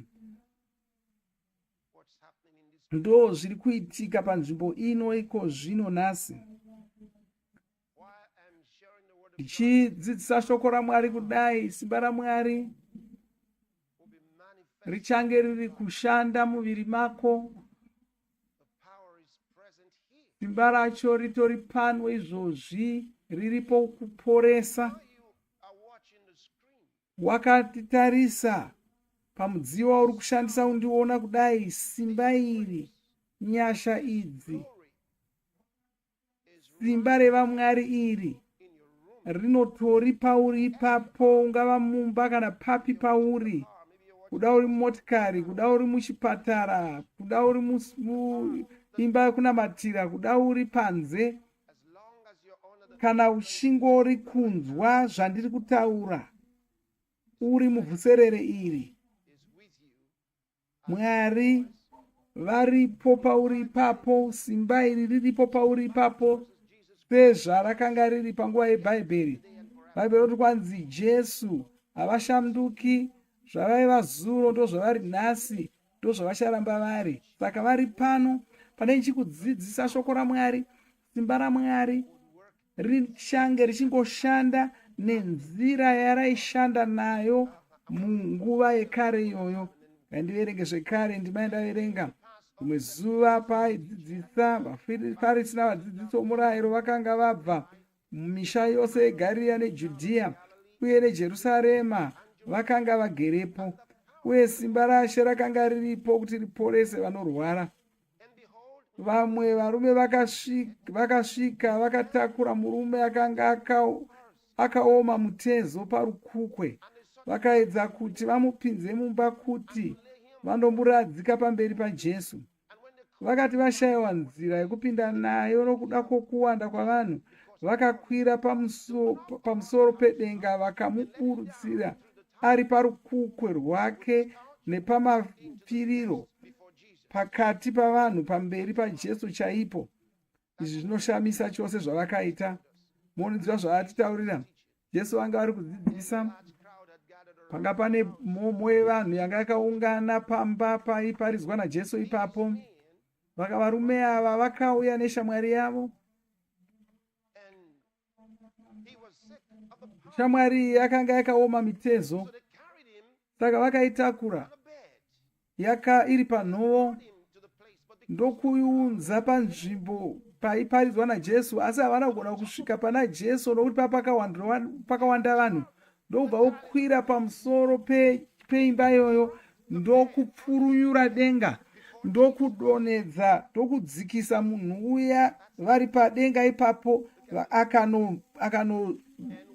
akanomhara pamberi paJesu. Kwai Jesu pavakaona ruvimbo rwavo, Jesu akati vaona ruvimbo rwavo akati, "Shamwari, zvivi zvako zvaregererwa." Izvo zvinoshamisa. Wakatanga nokuzivisa murume uyu kuti zvivi zvake zvanga zvaregererwa naMwari. Mwari vanoziva kuti zvivi zvinoparadza vanhu. Nokudaro vanoda kuti usungunurwe kubva pazvivi zvako, vanoda kuti zvivi zvako zvisukwe. Saka Jesu vakataura kumurume uyu vakati, "Zvivi zvako zvaregererwa." Ngativerenge zvekare. VaFarisi navadzidzisi vomurayiro vakatanga kufunga vachiti, "Ndianiko munhu uyu anotaura achimhura Mwari? Ndianiko anoregerera zvivi kunze kwaMwari chete?" VaFarisi navaSadhusi vakanga varipo pavakanzwa Jesu vachiti kumurume uyu, "Zvivi zvako zvaregererwa," vakati, "Ndiani munhu uyu anoregerera Mwari? Mwari chete ndo anogona kuregerera Mwari. Akuda kutozviita Mwari kamunhu uyu." Vanga vasingazivi kuti Jesu ndiani. Ngaitiverenge tiendere mberi. Asi Jesu aiziva zvavaifunga uye akabvunza achiti, "Seiko muchifunga zvinhu izvi mumwoyo yenyu? Ndezvipiko zvakareruka, kuti zvivi zvake zvaregererwa kana kuti simuka ufambe?" Zvikanzi zviri nyore ndezvipi? Kuudza munhu kuti zvivi zvako zvaregererwa kana kuti kumuudza kuti asimuke afambe? Kuti mwanakomana womunhu akoiwayo, kuti mwanakomana womunhu, kuna vamwe vanofunga kuti anongoreva kuti munhu akazvarwa nomunhu, asi mashoko okuti mwanakomana womunhu ranga ritori zita ramuponesi, raMesiyasi. Saka Jesu pavakati mwanakomana womunhu vanga vari kutotaura, vanga vari kutoshandisa zita rakanga rambotaurwa naDhanieri achireva Mesiyasi, achireva muponesi.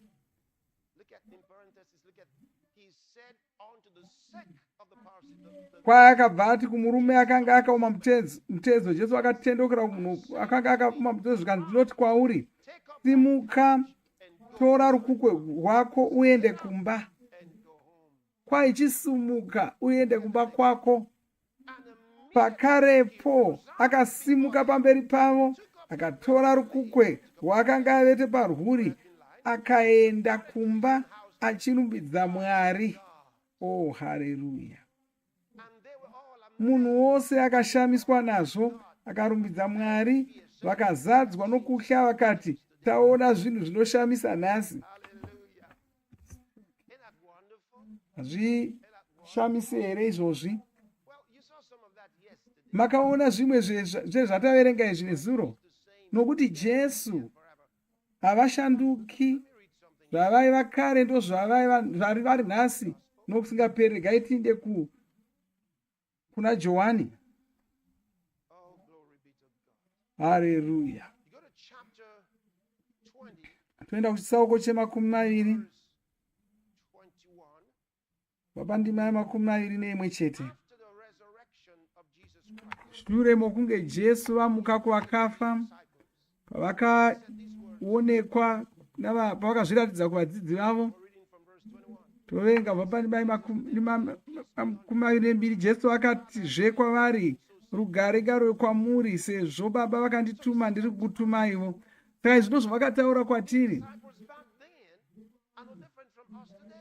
Vadzidzi vavo vaiva navo havanambosiyana nesu, iyesu takagamuchira Jesu. Ndima ya 22. Kwauya adaro akavafemera akati, "Gamuchirai Mweya Mutsvene." Da kuti mungwarire ndima inotevera yacho. Kwai kana muchiregerera ani zvake zvivi zvake zvicharegererwa, kana musingavaregereri havaregererwi. Kureva kuti Jesu akatipa simba rokuti tishandise zita ravo kuregerera zvivi zvavanhu sekuregerera kwavaita. Izvi zvinoshamisa. Izvozvo zvinoshamisa. Hallelujah.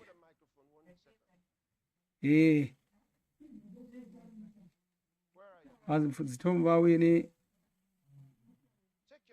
nemicrophone. Pane zvava kumboitwa pano. Vafudzi Tom vatumwa kuenda nemumwe wevanhu vari mugungano.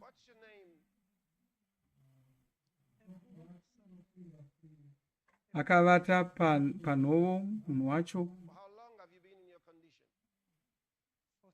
Ndemumwe wavarwere vari kuda kunyengeterwa nemakore 14 achirwara. Anobva kuAbuja muNigeria makare imomo.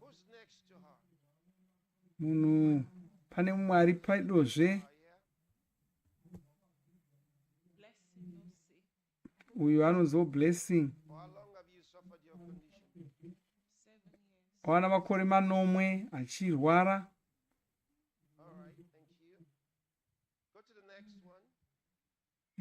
Vakuinda pano mumwe zvekare. Murume ana makore 20 achirwara. Anobva kuAmerica.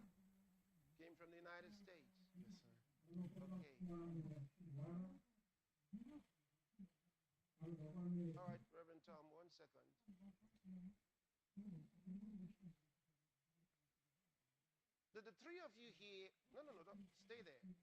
Did the three of you hear what I just read to you and explained from the Bible? Kwanzi vatatu imi manzwa here zvandakuverengerai kubva muBhaibheri. Ari kuvhunza ivo varwere ava vavabvunza mazita avo. Saka Jesu havana kushanduka, havasati vashanduka. Zvavaiva zuro ndozvavari nhasi, ndozvavacharamba vari nokusingaperi.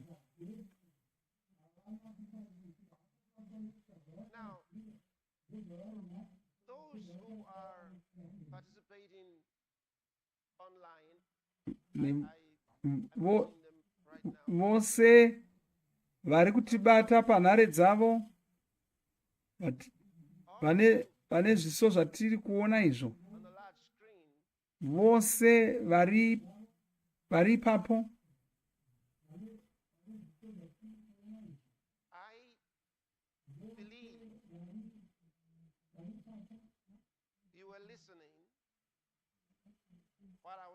Ndinovimba kuti makateerera ndichitaura shoko raMwari munguva pfupi changopfuura ndichitsanangura zvandaverenga mumagwaro. Hazvina basa kuti chii chaunonzwa kana kuti wane nguva yakadii uchirwara. Pana vanhu vatatu vandataura navo, vandabva kutaura navo izvozvi, navamwezve vari panhoo. Asi imi mose muri kundinzwa. Pandinotaura kuvatatu ivavo ndiri kutotaura kwamurivo imi. Saka zvose zvandiri kutaura iko zvino zvingwarirei, nokuti ndo nguva yenyu yokuporeswa. Oh, haleluya. Nokuti ndo nguva yenyu yokuporeswa. Hazvina basa kuti chii chauri kunzwa.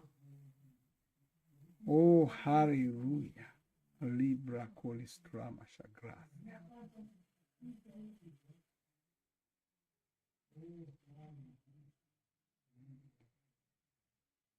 Haleluya.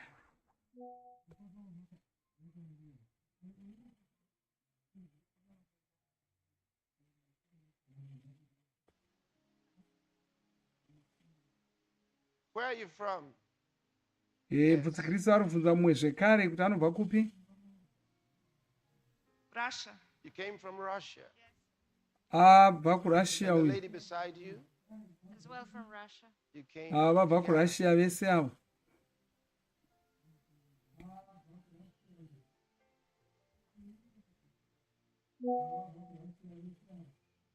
Where's your card? Bvudzikristu anoda kuona Let me see the cards. mapepa avo akanyorwa zvirwere zvavanonzwa. Bvudzikristu ndo mapepa ava kutarira, anoda kuona zvirwere zviri pavari. 16 years, 8 years. Mumwe ana makore 16 achirwara, mumwe ana makore masere You've had that achirwara. condition 16 years. Yes. And yours 8 years. Hallelujah. Okay, so let's go back to what we were reading a moment ago. Regai tidzokere kwatachiverenga. Pane In that zvatachiverenga. 26th verse, now go to the Pandima 26th yemakumi verse of St. Luke's Gospel, maviri chapter netanhatu. where we were reading.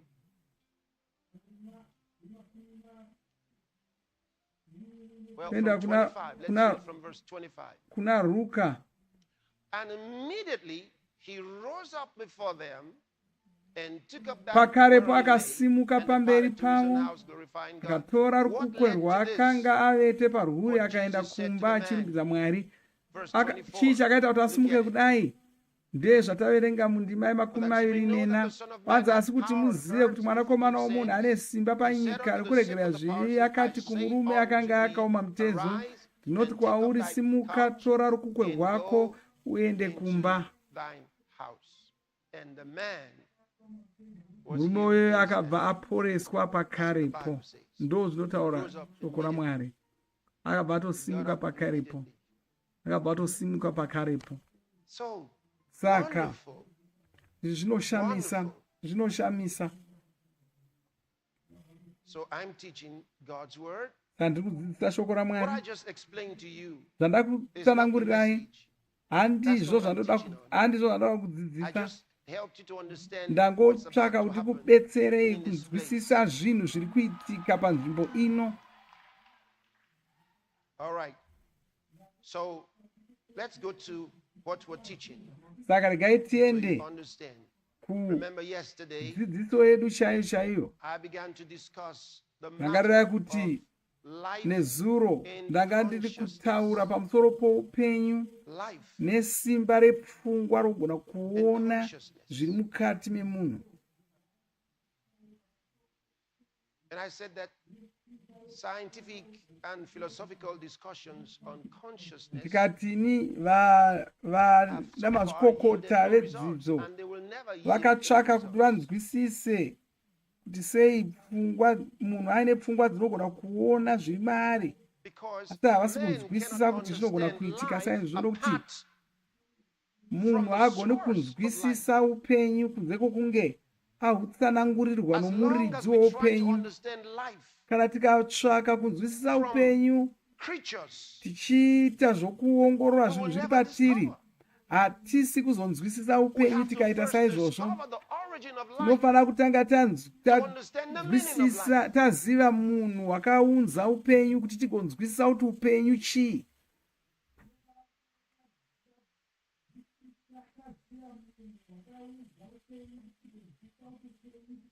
So yesterday I showed you Saka nezuro ndakakutaridzai zvimwe zvinhu zvinonakidza. ideas that many have had with regards to Chikutaridzai zvakasifungwa navanhu pamusoro pepfungwa dzemunhu idzodzo. Idzo iro simba iroro rinoita kuti munhu azive zviri maari, azive we are not all in a dream. zvaari. Toziva sei kuti hatisi kungorota, Discover that we were all dreaming. uye kuti tichazongomuka rimwe zuva towana kuti tanga tiri kutongorotawo hedu. He has a problem. Munhu vanhu havanyatsinzwisisa kuti sei munhu ane pfungwa dzinoshanda nenzira iyoyo. He's having a problem discovering himself. Saka ndakati haugoni kungozvinzwisi, haugoni kungonzwisisa kuti pfungwa dzako dzinoshanda sei, munhu chinhu chakaita sei uri woga. Unofanira kutobatsirwa naMwari kuti uyatsonzwisisa kuti munhu chinhu chakaita sei. Munhu mweya, haasiri muviri wenyama watinoona. Kana hako kurarama semhuka, haugoni kuziva chokwadi. Munhu haagoni kuziva kuti iye munhu werudzi, uye haagoni kunzwisisa upenyu kana achirarama semhuka. Ndaungazoti kwandiri kuda ungandibvunza uchiti iwewe, kana kuno musiki nemhaka yemusiki asingazviratidzi kuvanhu kuti vanhu vanzwisise kwavakabva, hongu ichokwadi ichocho. Nokuti unenge uda ungatifunga uchiti iwewe, vanhu vangaziva sei kuti sei vari pano panyika kana vasina kuziva musiki asina kuzviratidza kwaari. Asi munoona musiki uyu wakatozviratidza kwatiri. Ndo zvaakatoita, wakazviratidza kwatiri.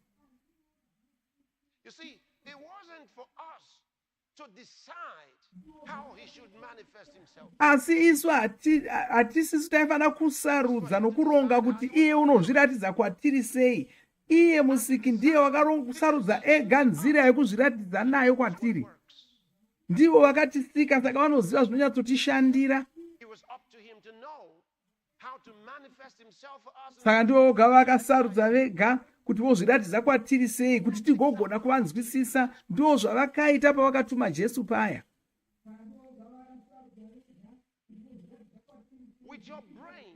Nepfungwa dzako, pfungwa dzako ndio dzinokuita kuti unzwe, ugone kunzwa zvinhu zviri kuitika pauri. Asi nemwoyo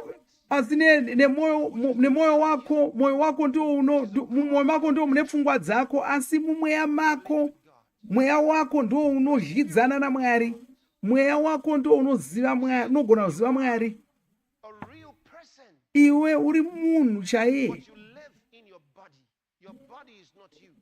asi unorarama mumuviri wako wenyama. Muviri wako uyu haasiye munhu wacho, inongori imba yaunogara iwe. Ndo zvatotadzwa neBhaibheri.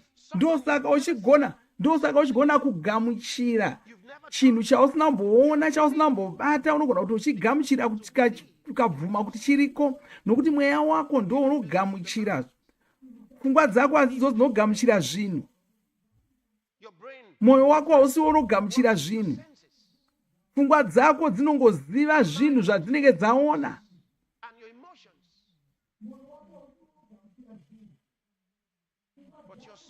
Mweya wako ndio unogona kuona zvinhu zvisingaonekwi nemeso enyama.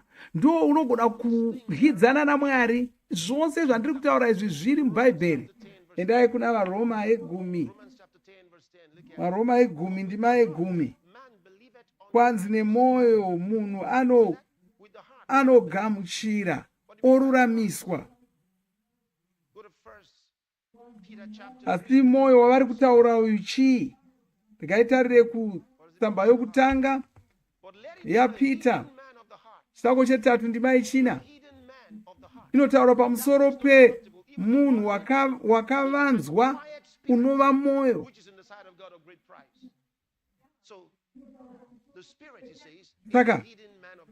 Saka anoti mweya ndo mwoyo womunhu wakavanzwa mukatikati. Saka mweya wakavigwa mumuviri wako wenyama. Ngandikuvhurire imwe ndima zvekare. Enda zvekare kuna vaRoma 9 ndima 22. Kwainokuti mukatikati mangu ndinofarira murayiro waMwari.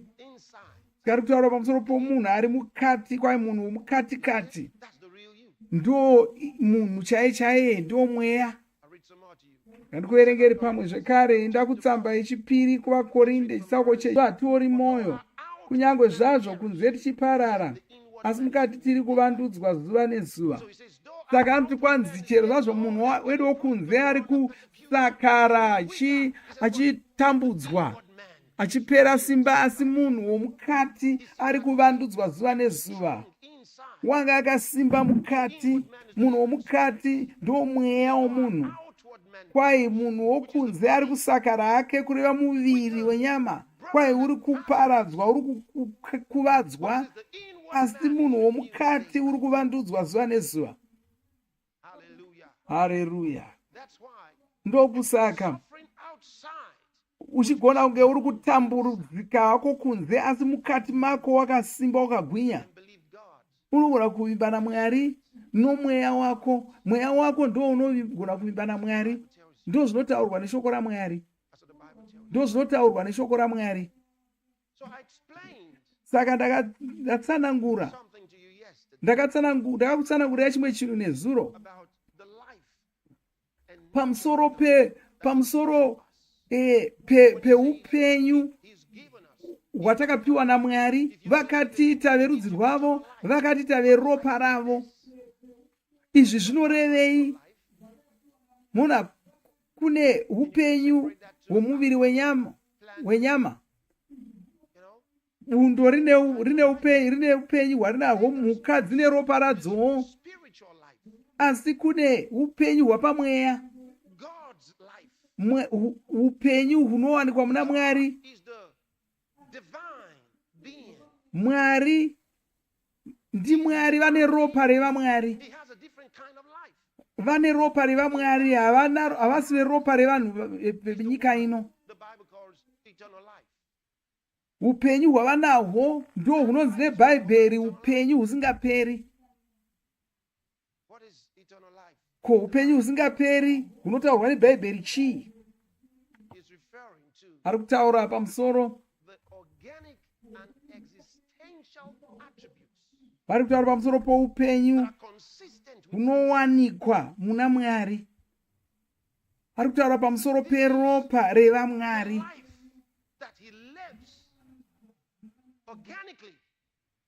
Anotaura pamusoro peupenyu hwavanorarama vachihyidzana nezvinhu zvepanyika pano.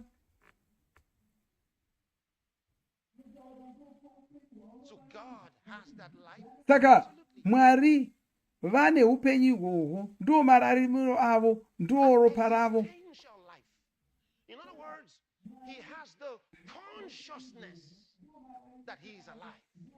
Kureva kuti Mwari vanotozviziva kuti vapenyu varipo. Nogona kuva nezviumbwa zvakawanda-wanda. Chiumbwa chinoziva here kuti chipenyu? Aiwa, hachizivi.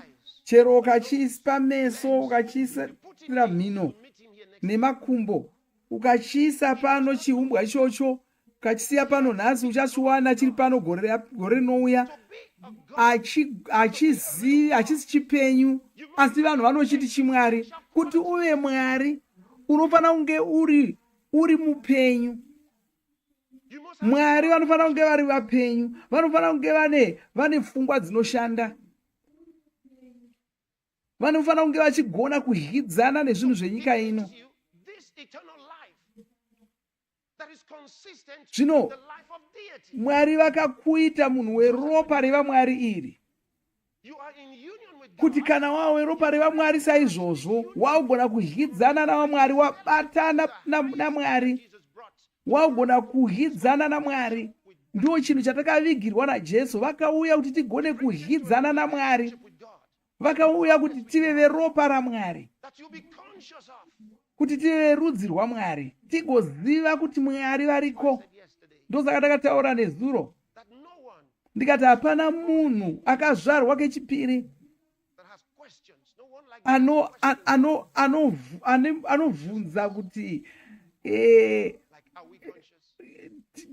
tinonzwisisa upenyu here. Aiwa, haabvunzi saizvozvo, anonzwisisa upenyu.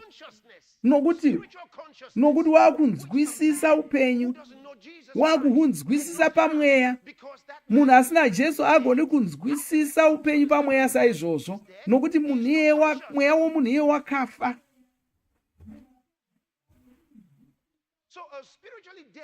saka munhu ano mweya wakafa haagoni kunzwisisa zvinhu zvemweya. Ndosaka vachingovhunza pamusoro poupenyu vasinganzwisisi upenyu, nokuti mweya yavo yakafa.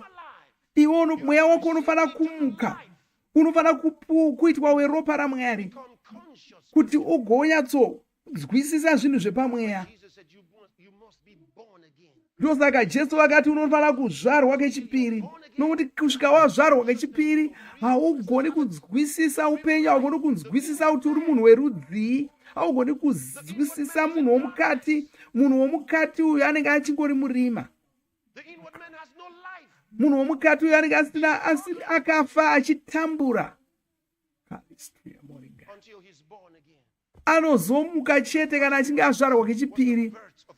Paakazvarwa kekutanga muviri wake wanga arikuzvarwa munhu wokunze, asi anofanira kuzvarwa kechipiri. Achizvarwa kechipiri kudaro mweya wake ndiwo unenge uri kuzvarwa. Mona Jesu pavakaitwa chitadzo, ndikati kutaridzei ndima endai kuna Johani chitsauko chokutanga ndima yechina. Ataura pamusoro paJesu, kwai maari maiva noupenyu, upenyu ihwohwu hwaiva chiedza chavanhu. Upenyu hwakasiyana nehwevanhu venyama. Chiendai kundima ye14. Kwai shoko rakava nyama, shoko rakashanduka rikava nyama, rikagara pakati pedu. Takaona kubwinya kwaro, kubwinya kwaiye mumwe oga wakabva kuna Baba. Kwai takariona kuti ranga riri rerudzi rwevaMwari. Mona ari kuti Jesu ndiye ega wakanga azvarwa naMwari.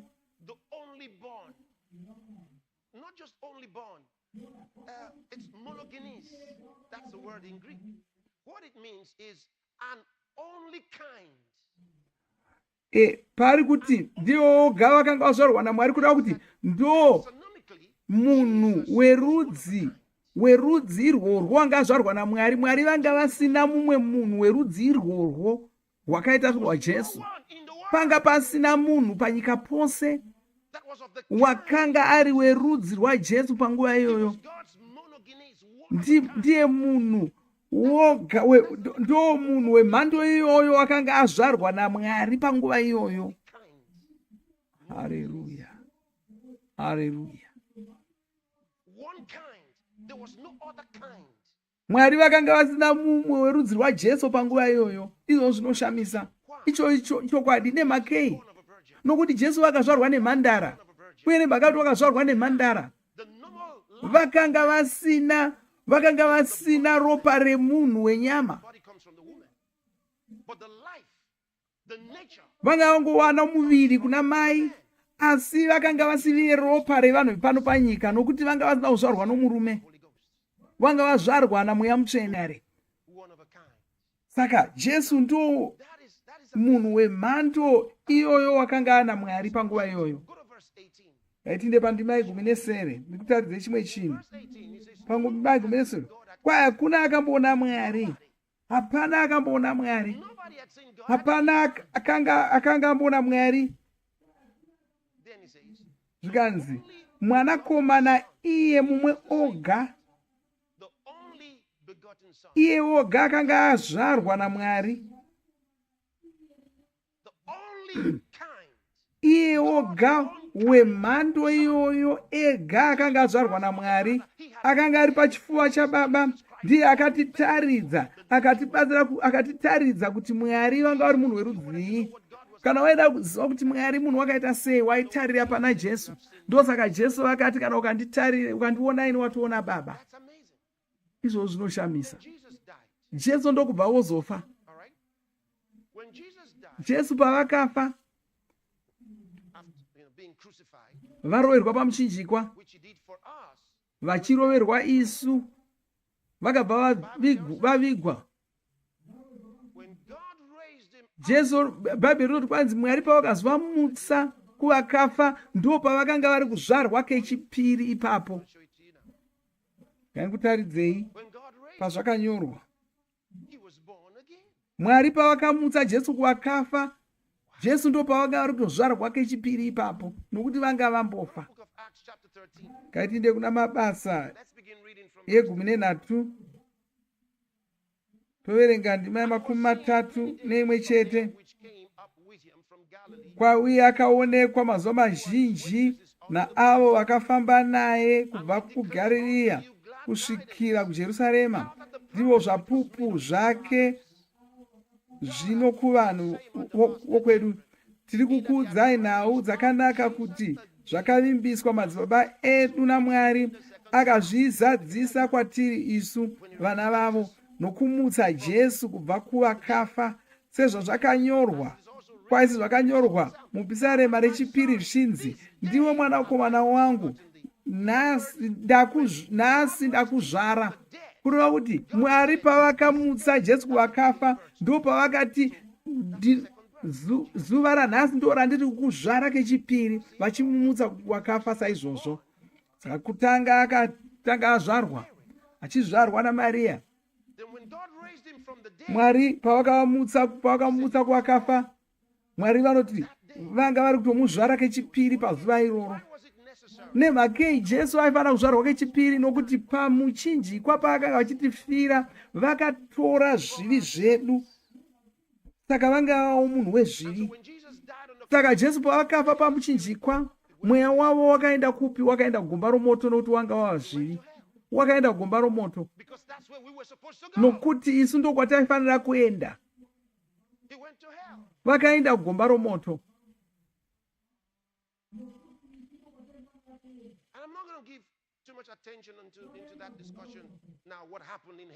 Handidi kunyanya kutarira zvakaitika kugomba romoto iko zvino, asi Bhaibheri rinotitaridza zvakaitika. Kwanzi wakasvika achimomoterwa nemasimba erima, asi wakakurira masimba ese iwayo erima, akavakurira zvisikwa zvose zvichiona. Ndo zvakanyorwa mumagwaro izvozvo, kureva kuti Jesu pavakanga vari mugomba romoto, mweya yetsvina yakamomotera Jesu ichiita mutsimba navo, asi Jesu vakagona kuvakurira nokuvakandira kure, ndokuvakurira zvisikwa zvose zvanga zviri mugomba romoto izvozvo zvichiona. Jesu vakakurira masimba ese iwayo. Mwari ndokubva vavamutsa kubva kuvakafa. Pavakamuka kuvakafa, pane chimwe chinhu chakaitika chinova chakakosha. Dai kutsamba yokutanga kuna Timoti, chitsauko 3 ndima 13.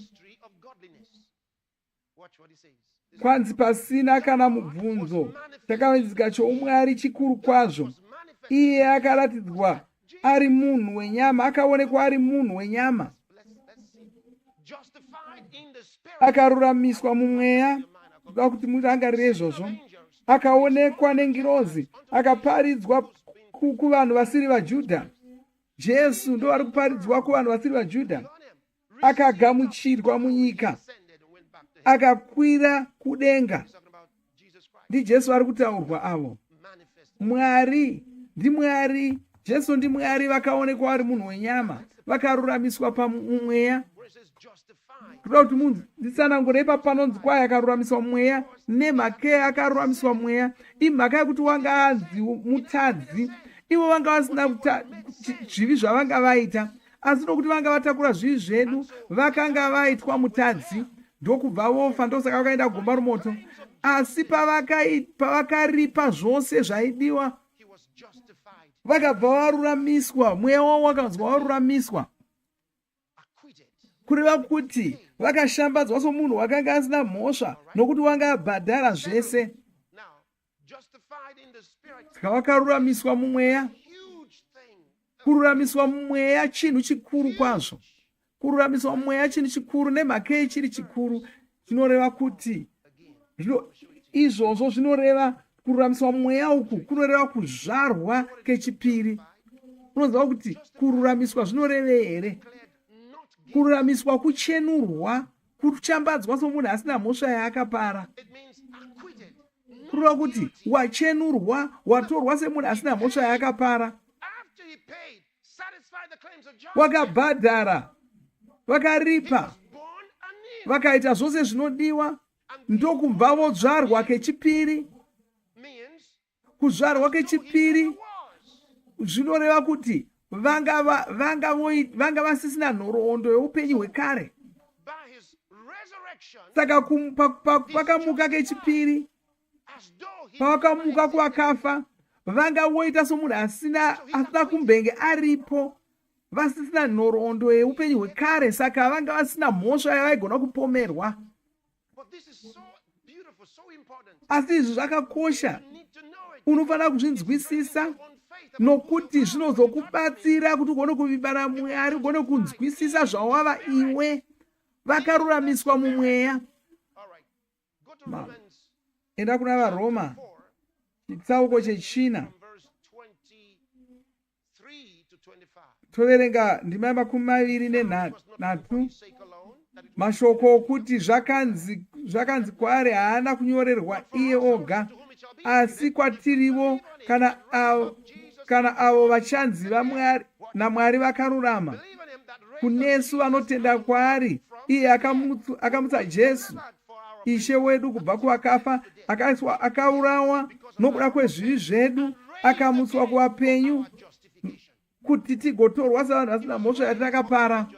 Vakamutswa zvekare kuti tigotorwa sevanhu vasina mhosva yavakapara, kureva kuti pavakaruramiswa mumweya, nesuwo takaruramiswa mumweya.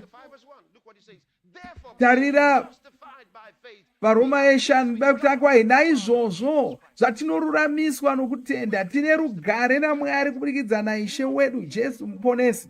Saka takachenurwa, takashambadzwa savanhu vasina mhosva yatakapara, nemhaka yetakachenurwa nokuti takazvarwa kechipiri, hatisina nhoroondo youpenyu hwekare.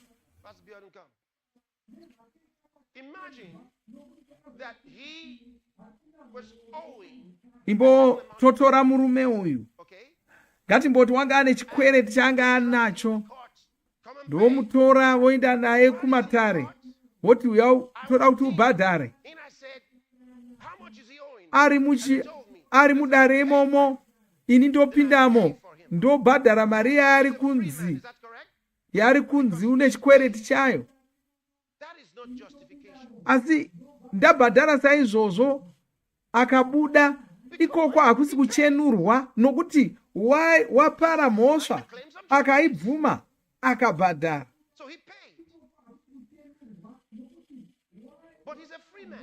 Asi asungunuka hake, asi agosungunuka somunhu wakapara mhosva akaibhadhara, hakusi kuchenurwa ikoko.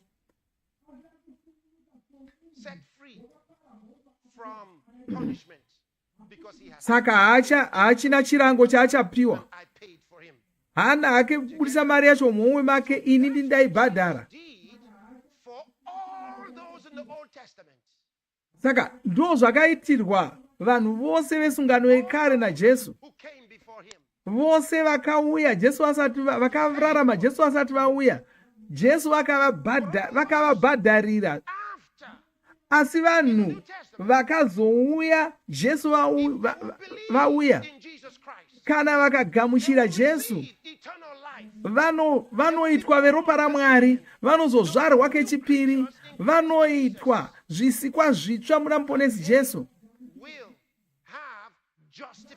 Kana vazvarwa kechipiri kudaro, vanenge vanobva vachenurwa. Izvi zvakafanana nomunhu unopinda mudare, onzi une chikwereti. Oti aiwa, ini handina chikwereti, handina kumbokwereta. Votarira muzvinyorwa, wona kuti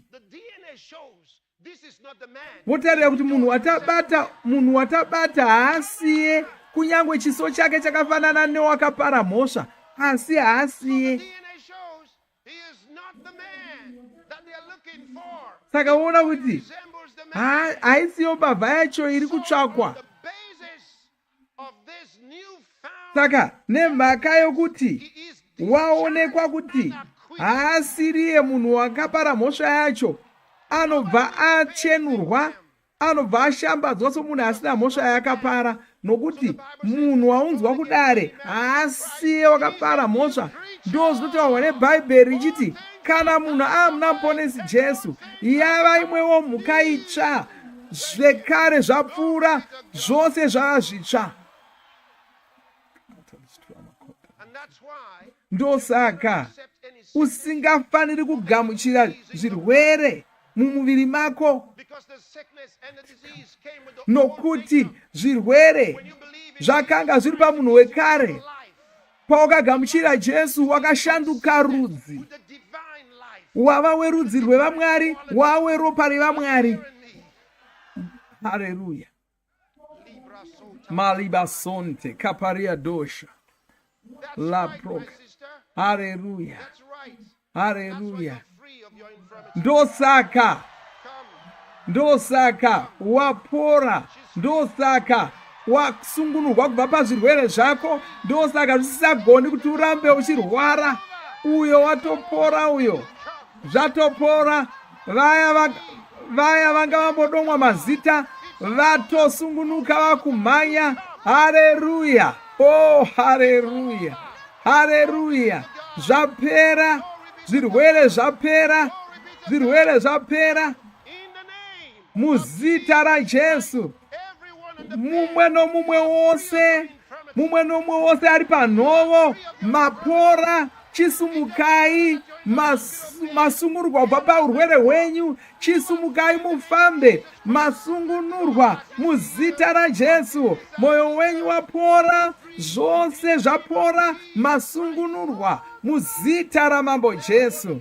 Haleluya. Mumwe nomumwe wenyu pano ndoda kuti musimuke. Mose muripo, maporeswa Mose, maporeswa Mose, maporeswa Mose. Kuti Kristu vakushumira kuvanhu vose varipo. Haleluya. Haleluya. Vapora vose. Oh, masakata malabaya. Vose vapora. Haleluya. Haleluya. Zvirwere zvose zvapora, zvabva. Rumbidza Mwari, munhu wose ngarumbidze Mwari. Oh, haleluya. Rumbidza Mwari. Give him praise. Wherever you are in this great world, this is your moment. Kwose kwauri pasi rose, kwose kwauri pasi rino, pane chimwe chinhu chakanaka chiri kuita kwauri. Wasungunurwa, wasungunurwa. Zvirwere zvabva pauri, zvabva pauri, zvirwere zvabva pauri muzita raJesu. Haleluya. Mose mapora, Mose mapora, Mose mapora. Haleluya. Mwari ngavakudzwe, Mwari ngavakudzwe. Oh, haleluya. Haleluya. Haleluya. Oh, malabrako telostrama jigaria. Mose masungunurwa, Mose mumwe nomumwe wenyu apora. Mweya yechina yaenda. Haleluya. Mweya yechina yaenda. Oh, malabosonta. Yes, you're free. Power of the Holy Ghost. Simba la mweya mtsvene rashanda pamuri, mapora, masungunurwa Mose. In the name of Jesus. Muzita ramambo Jesu. Mumwe nomumwe wenyu mapora. Chienda henyu mapora. Chienda henyu mapora. Chienda henyu mapora. Mapora chienda henyu. Mapora chienda henyu. Haleluya. Mose mapora chienda henyu mapora. Haleluya. Vapora. Haleluya. Kalabosata kalastraka boprelos trama shagrantia. Oh, malistraki bagrosia diliastraki bagrosia. Oh, haleluya. Haleluya. Haleluya. Mumwe nomumwe wavo wapora. Hallelujah. Oh, la la Well, basata. somebody shout hallelujah. Hallelujah. Oh, shalibuya kosemande. Lebros He atrakia sent mala his word gransi. and healed them. Shalibuya sotemande. That Jesus gives Upenyu watopuwa na Jesu. is the divine life, Upenyu hwevamwari. the divine nature. Vanotishandura rudzi, votita vanhu verudzi rwaMwari, vanhu veropa raMwari. Izvi zvinhu zvisinganyanyi kudzidziswa mumasangano. Ndosaka vanhu vakawanda vasingazvinzwisisi. Ndosaka vanhu vakawanda vasingazvinzwisisi. Havazvinzwisisi. You want to understand a little more about his nature. You may be seated, thank you. Ungada kunzwisisa You want to understand a little more about his nature. pamusoro peropa revamwari. Just relax, I know you're there. Vatisati ndashumira kwavari ndoziva muripo. I want to read something to you from the Bible. Ndoda kuverengerai kubva mubhaibheri. Have a glimpse Kuverengerai chimwe chinhu chichakubatsirai kuti munzwisise what I said to you. zvandiri kutaurirai izvi. In Romans chapter 1, VaRoma yekutanga and you go to verse 21. moenda pandima makumi maviri It's in verse 20 actually. nemakumi maviri. Let's read. For the invisible things of him from the creation of the world nokuti kubvira pakusikwa kwenyika izvo zvisingaonekwi zvaMwari, iro simba rake rinogara nokusingaperi noumwari hwake zvakanyatsoonekwa kwazvo. Pane zvandakataura nezuro. understanding eternal life, the God nature. Tinofanira kunzwisisa ropa revaMwari, kuti munhu weropa revaMwari munhu akaita sei. Have extrapolatory evidence of the divine character. Tunzwisise munhu weropa revaMwari unofanira kunzwisisa kuti Mwari munhu wakaita sei. Ndo zvatinoona mundima iyi. Paine kuti kubvira pakusikwa kwenyika izvo zvisingaonekwi zvaMwari, iro simba rake rinogara nokusingaperi noumwari hwake zvakanyatsoonekwa kwazvo, zvichizivikanwa kubva pazvinhu zvakaitwa kuitira kuti vanhu varege kuva nepembedzo. Kwai unogona kunzwisisa zvinhu zvisingaonekwi kana ukatarira zvinhu zvinoonekwa, kureva kuti unogona kunzwisisa zviri Mwari nokungotarira zvinhu zvavakatitaridza kare. Saka zvinhu zvatinoona nemeso edu zvinotibatsira kunzwisisa zvinhu zvisingaonekwi, zvisingazikanwi. Saka ukatarira pazvinhu zvinoonekwa nemeso enyama unogona kunzwisisa zviri Mwari.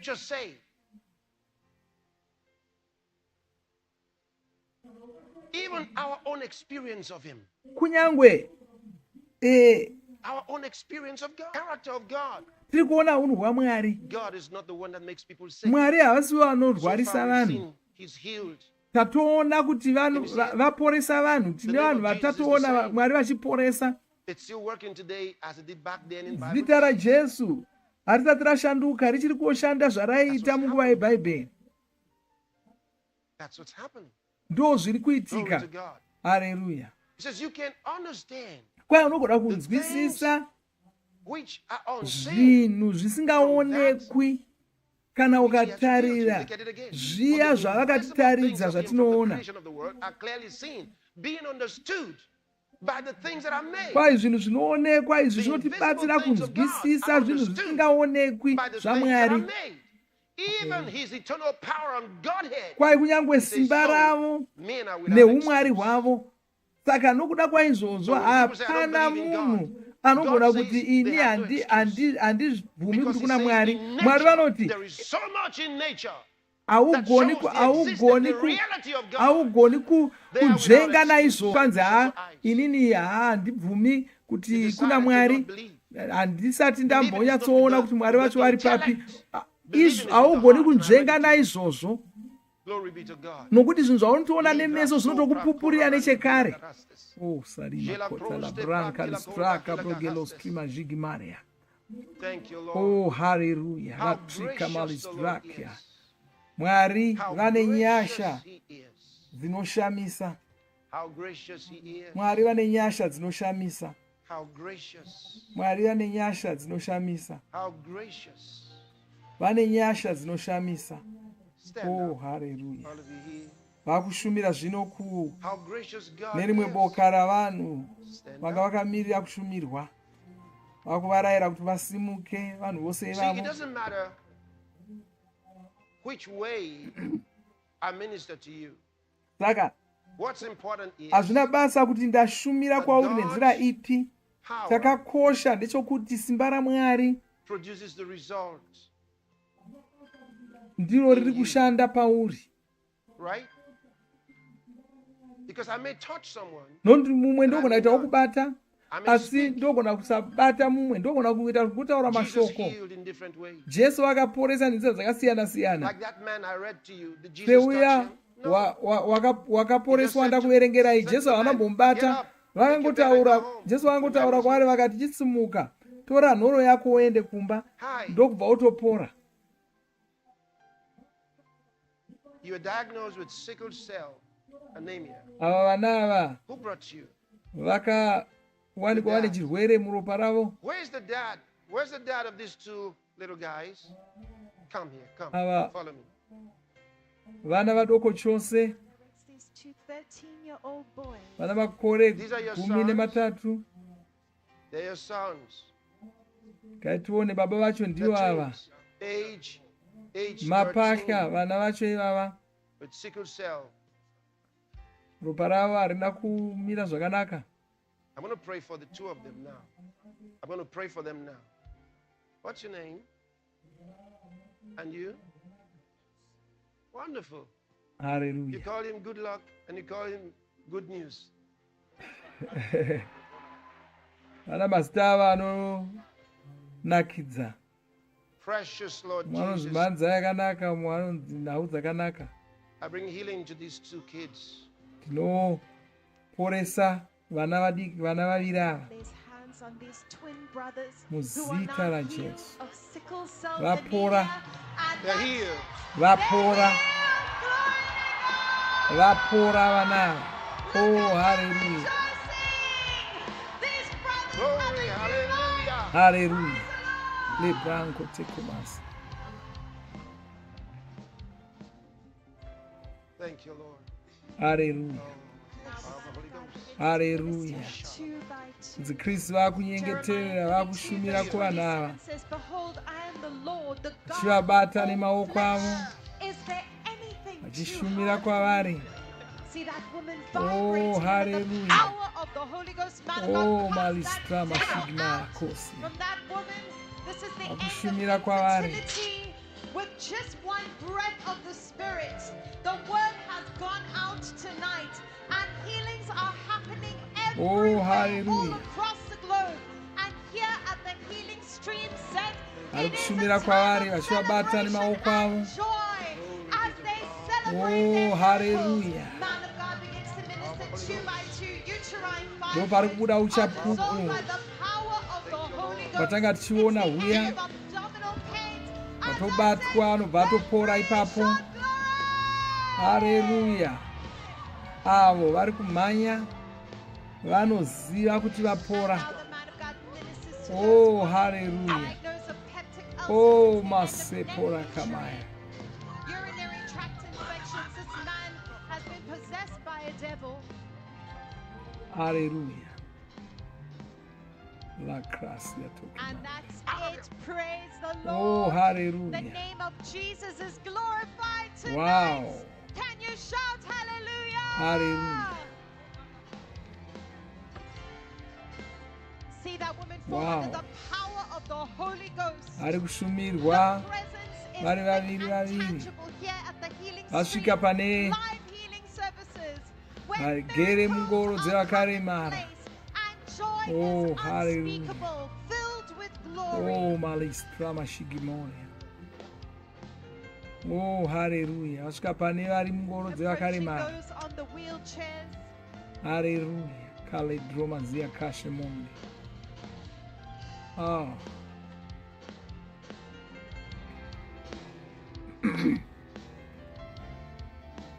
Hallelujah. The man of God gets to okay Esther. She's 42 years old and Brain died. tumor. Uyu ane Brain tumors. bundu For 1 muropi year. wake ane gore aine chirwere ichocho. Thou devil of darkness, you come out of this Mweya wetsvina waudzingwa maari. out of her now. Wadzingwa maari. Let her go. Esther looks intently into the man of God's eyes. Now. She's already vibrating in the Hallelujah. power of the Holy Ghost. Hallelujah. Hallelujah. She's healed. Wapora. Glory Wapora. Oh, hallelujah. Khalid's drop ya Mashiach. Akutanga kufamba. And now the man of God Munhu anga anenge vasingafambi. Notanga That devil achiteta. leaves you now. Oh, hallelujah. Now. Hallelujah. Out. Hallelujah. You're cleansed. Wow. You're free. Watopora uyo. Hallelujah. Oh, Malisa. Let her go now. Let her go. Wow. Let her go. Iye wauya naye. Akupembera naye. This woman suffered from multiple conditions, including Well, heart power hypertension. of the Holy Spirit is in this place. Hallelujah.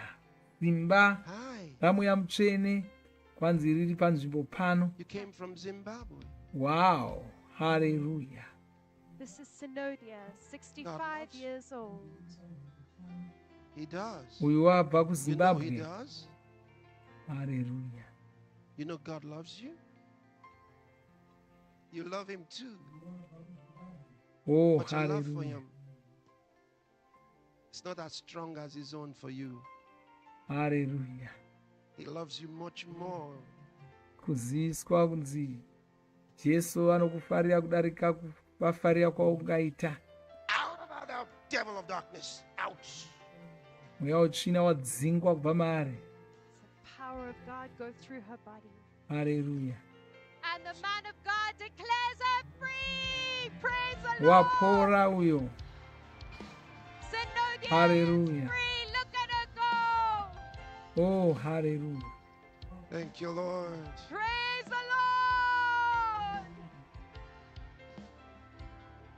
Oh, hallelujah. I command the cancer to die. In the name of Nyuta dziri Jesus Christ. kudzingwa. Woman, you're healed. Rose is healed from all those multiple conditions that have held her bound for 10 long years. And now the man of Hallelujah. God is ministering to Elizabeth. Elizabeth is 49 years old. She suffered from Do it kidney again. failure, diabetes mellitus, blurry vision, and hypertension Hallelujah. for 3 years. Do it But again. today It's is free. a new day. And Hallelujah. Elizabeth is free. Hallelujah. Man of God She's lays healed. his hands on Mercy and declares Mercy is healed. Hallelujah. I've ministered to you. That cancer is dead. Pick her up. She's free. Hallelujah. Desmond is Vari 63 ku- years old. vari kushumirwa Diagnosed with diabetes vane mellitus, nhuta vane kidney kensa failure, speech impediment, and high blood pressure. vari But kupora. today is his day. Glory to God. He's Hallelujah. healed.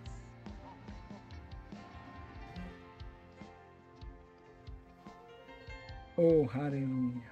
Laying hands on Justina, she falls under the power of the Holy Ghost. Wow. Ezeobi. This 70-year-old woman suffered from osteoarthritis, Avo hypertension, and abdominal pain. amai vane makore It's a makumi huge manomwe dose of the power of God go through us. The vanga man of God vachirwadziwa breathes on her. nemapfupa avo mabvi magokora achirwadza.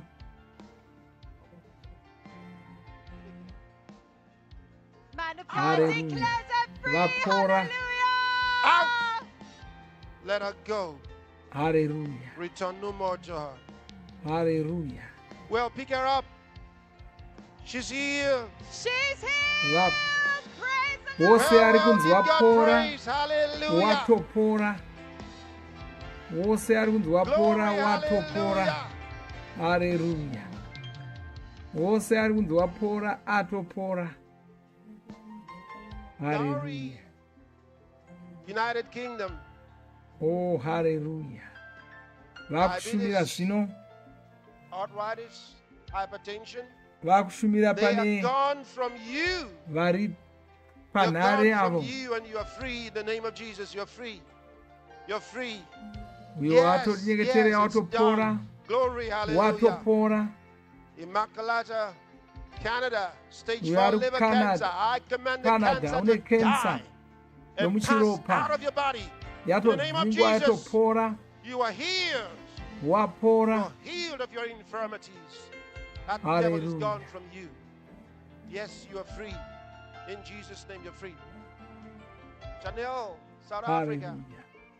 I bring We you are South healing Africa. from the crown of your head to the soles of your feet. Vaporeswa That devil zvekare. is gone and will not return. You're free in Jesus' name. Glory be to God. Hallelujah. Thank you, Lord Jesus. Brain cancer, Claudia, USA. Oh, hallelujah. I command the Vari cancer to kuAmerica. die and to Nutaya. dematerialize. Get out of your brain. Get out Yadzingwa. of you completely. Yadzingwa kubva mumuviri wake, Crimes of this murupi cancer rwake. and his death in Jesus' name. Glory be to God. Stefano, Brazil, Uyo ari kuBrazil. colorectal cancer. In the name of Oh, Jesus, I hallelujah. bring you healing. It's your moment. I bring you healing right now. This is your moment. Ndonguva yake yokuporeswa. Stand up.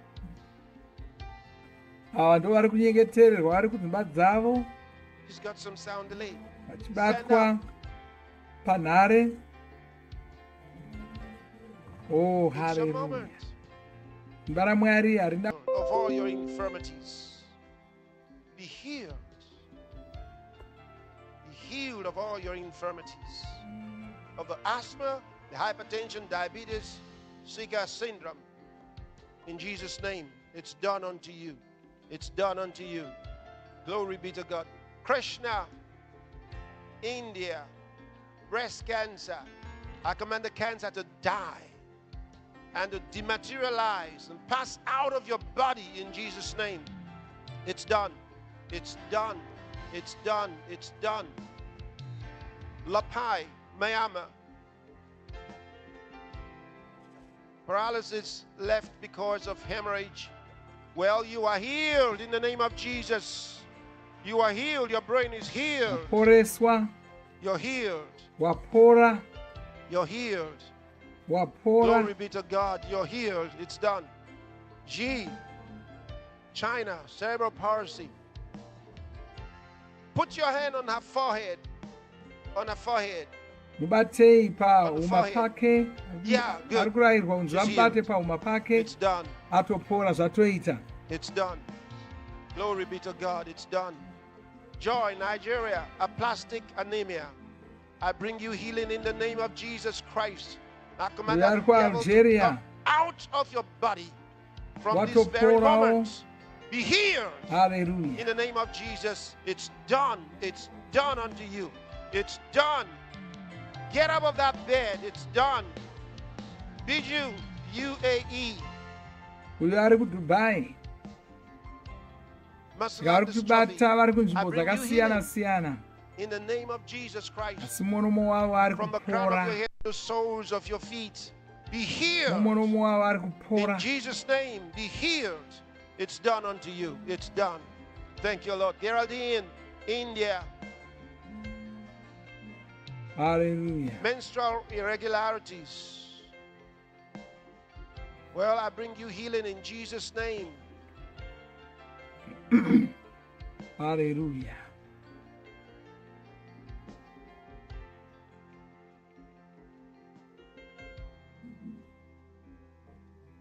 Hallelujah. She conscious. All right. Robert, Papua New Guinea.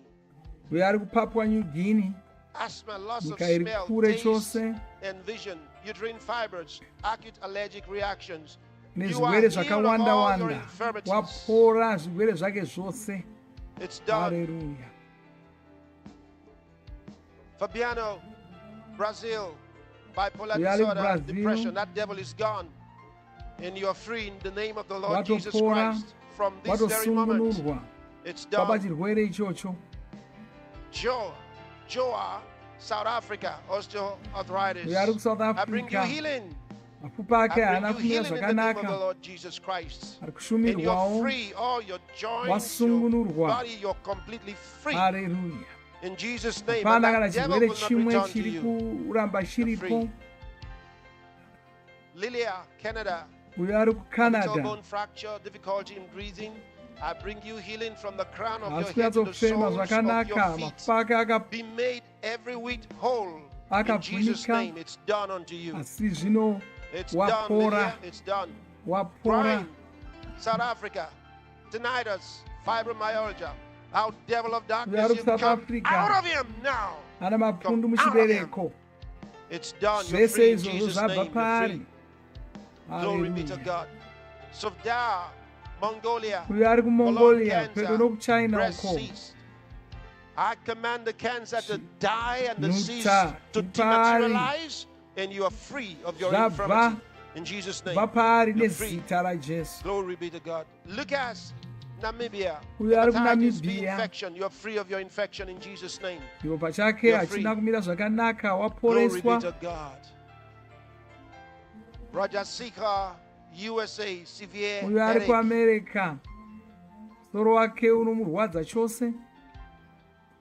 Well, I bring you healing in Jesus' name. Ari kuporeswa Receive that ari healing. It's your koko. moment, and it's done unto Nunguva yake you. It's yekuporeswa done saka unto you. atopora. The great physician is here. Haleluya. Ngatiimbirwe muporesi mukuru ari pano. Andre, Poland, Uyo ari rectal kuPoland. cancer. I command the cancer to die. Nuta yadzingwa yaparadzwa In the kubva name of paari. Jesus. Muzita raJesu. Every part of it, every trace of it, pass out of your body in the name of Jesus Christ. Nyika yose. You are healed. Zvirwere zvose zvabviswa muviri make waporeswa. Jane, UK, brain cancer. Uyo ari In the kuUK. name of the Lord Jesus Christ, I command the cancer to die and to dematerialize and pass out of your body. Nuta inga iri Get out of your paari. brain, get out of your head. Yadzingwa. And Yabva. return to you no more. That affliction ceases forthwith in Jesus' name. Glory be to God. Amene, Iran, Uyo ari infertility. kuIran. Anga asina Put your mbereko. hands around your stomach. Hallelujah. Put your hand around your stomach region.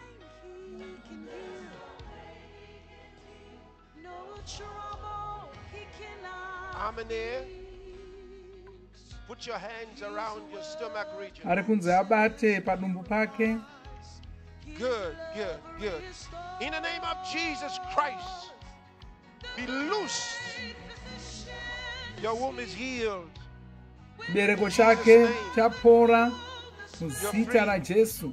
Wasungunurwa. Tyro, Lithuania, HIV, be cleansed in Jesus' name. Be cleansed. You're free.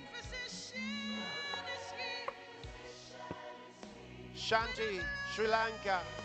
Uyo ari kuSri You are Lanka. healed of your infirmity in the name of Jesus Waporeswa. Christ. You're free. Waporeswa. Glory be to Pazvirwere God. zvose zvanga zviri paari. Violet, Canada. Uyo ari kuCanada Systemic zvekare. lupus.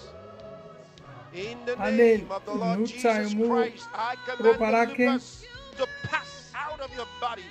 Zvirwere That zvose demon leaves izvozvo you zviri now. kubuda muropa It rake. leaves your blood, it leaves your system, Nobva maari and your nezita kidneys raJesu. healed in Jesus' name. And no more Uye hypertension. itsvo dzake Your dziri circulation kupora. is perfect in Jesus' name. Ropa rakufamba You're free. zvakanaka muviri make. Swart, South Africa.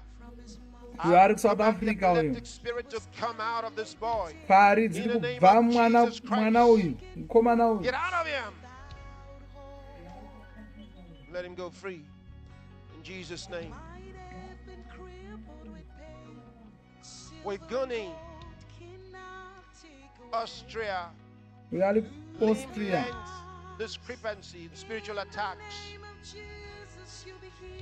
In the name of Jesus Christ, zita ra I bring Jesu perfection to you. Perfection. ari Father, the Holy kupora Ghost. ari ipapo Father, the Holy Ghost. podzwa nesimba ramweya And the attacks mutsvene are over. chiona kuporeswa kwavamwe kudai Iran, kureva kuti newewo unogona Norway, kupora unogona HIV, kutopora vamwe vari kunyengetererwa and saizvozvi cancer. I bring you healing haleluya in the name of Jesus Christ. haleluya From the crown of your head to the soles of your feet. It's going through your body. Going through your body, your heart, your kidneys, your Hallelujah. lungs, everything. Hallelujah. You are healed in the name of Jesus Christ. wapora muzita ra You are Jesu healed. It's wapora done. muzita ra Come Jesu here. Iran, gastrointestinal problems. I bring you healing in the uyu name ari of kuirani Jesus. zvekare ari kuporeswa Be ari healed. ikoko It's done. It's done. It's done saka unto kana you. uri kuirani kureva kuti unogona kutoporeswa uri ikoko Loving full display. Sean, Canada. uyu ari Autism. kucanada In the name of Jesus Christ. muzita ra Jesu Yes. I restore this child to normal. Healed. mwana uyu Is here. anopora wapora Yates, UK. You are uyu ari here. ku-UK You are here. wapora That cancer dies in Jesus' name. nyika iyo The weakness goes inofa from you. You're free. You will walk again. You will see Hallelujah. again. kwai uchafamba zvekare uchaona zvekare vakafa vachamuka zvekare Katrina, Canada, you are uyu ari here. kucanada wapora You are free. Healed completely from all your troubles. Yes. Musa, Iran, uyu ari kuirani lumbago disease. I bring you healing in the name of Jesus ari Christ. kupora zvekare ari kuirani It's your ikoko moment. nguva yake Yes, you yokuporeswa are here. Glory to haleluya God. ari kuporeswa ari kunyika dzese dzese The great physician hapana is nyika here. isina ari Qatar, kupemberera Egypt, hapana you nyika are isina healed ari of the kupemberera arthritis. In Jesus' name, zimbabwe be tamuona loose. south africa tamuona namibia tamuona britain iran sri Be lanka loose. america And brazil those wicked spirits are gone in Jesus' name. papua They're new gone from guinea you. australia new zealand china Yes. russia vose tavaona nevamwe vasina Damascus, kurehwa Eswatini, short-sightedness kondoko and eswatini hypertension. I bring you Hallelujah. healing in the name of Jesus Christ. That blinding spirit leaves you in the name of Jesus. You are here. uyu You are waporeswa here. Glory be to wapora God. Andrew, UK. We are Depression in and UK. anxiety. That devil leaves you now in the name of Jesus. Be free. mweya wetsvina uri kudzingwa kubva maari Yes, you are. wasungunurwa Yes, kubva you are. pauri Receive the love of God into your heart. Romilly, UAE, colon cancer stage 4. I command the cancer to die, to dematerialize and pass out of your body in the name of Jesus. nuta yafa Yeah. You Oh, will see hallelujah. again. hanzi Blessing, nevanoimba USA. You are here. uchafamba zvekare It's done. It's done. uchaona It's done. zvekare The devil is out. You are vakafa free. vari kumuka zvekare haleluya ndoshoko rauri kutaurirwa kwai uchafamba zvekare Shireen, uchaona zvekare Iran, you are uchapora healed in the zvekare name of Jesus Christ. ugova From mutano the crown of your zvekare. head to the soles Wanga of your feet, uchifunga kuti to the tips of your hazvichagoneki, toes. uchifunga kuti ndo pafira sarungano, asi uri kuzorarama zvekare, uri kuzofamba zvekare, uri kuzodzokera kubasa. It's done. Oh, It's done. hallelujah. Glory be to God. It's done. Hallelujah. Oh, hallelujah. Oh, Rakamawasplakamoegari. You are made whole in Jesus' name. Iwe wapora, You will walk again. uri kuzofamba zvekare, You'll see again. uchaona zvekare, And the dead will live again. uye vakafa vachararama zvekare.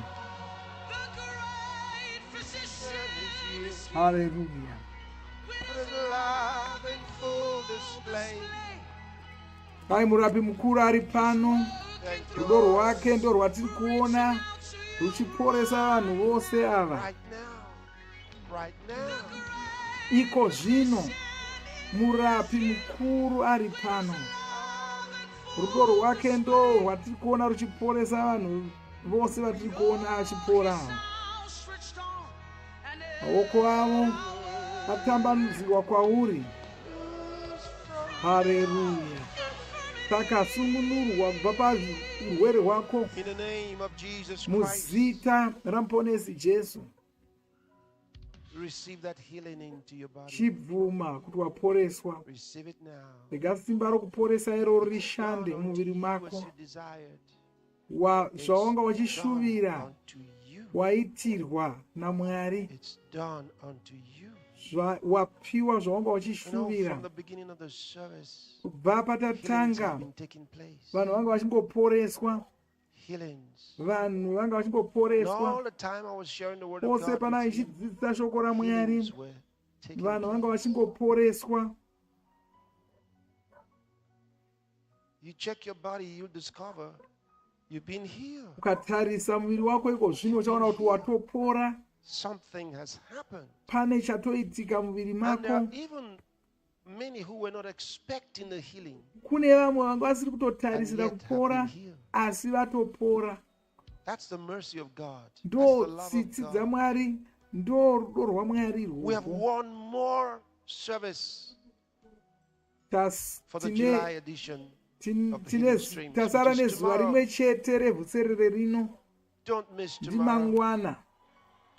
I want to pray for your family tomorrow. Mangwana acho ndoda kunyengeterera mhuri yako.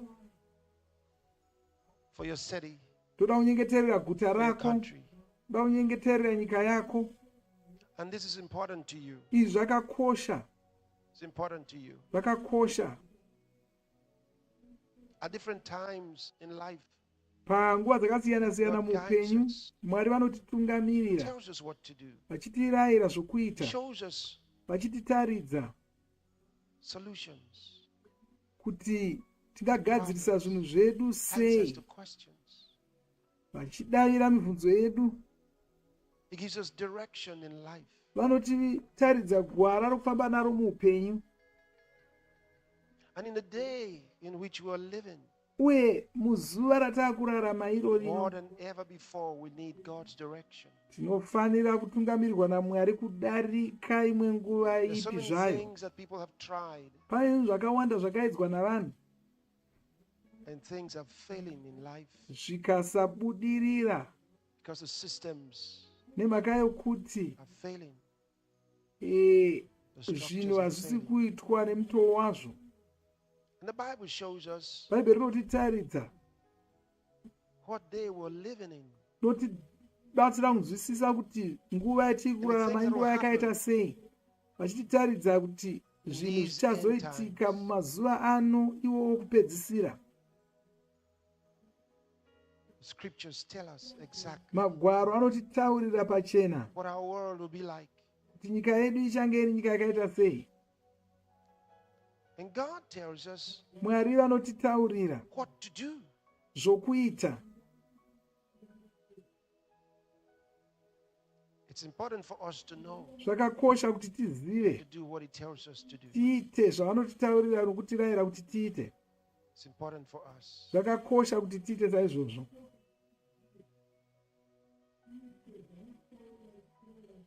Before I lead those who ndisati have not yet received salvation, ndabatsira vanoda kuponeswa, ndoda kutaura zvinhu shoma shoma. there's pressure around the world. Pane zvinomanikidza panyika pano, uye vanhu vari kurwadziwa nenzira dzakasiyana siyana. Don't get angry. Usatsamwa.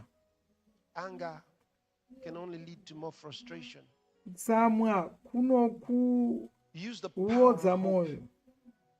Iva netariro, vimba naMwari, uye unofanira kufarira vanhu. Use those three. Shandisa zvinhu zvitatu izvozvo unozokunda. Use them.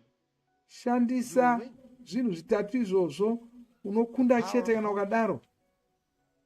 Shandisa simba retariro, simba rokugona kuvimba naMwari, nesimba rokufarira vanhu. Shandisa masimba iwayo matatu unozobudirira uye unozokunda. And never insult anybody's religion. Uye usapfeka nzira dzinoshandiswa navamwe vanhu kunamata.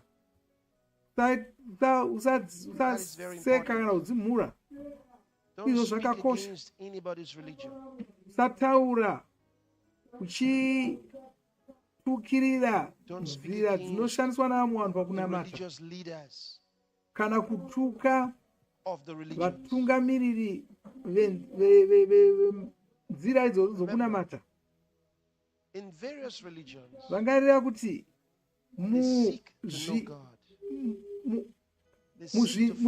munzira dzose dzavanoshandisa kunamata vanenge vachitsvaka kuti vawane Mwari, uye Mwari vanovafarira. Ndosaka vakatituma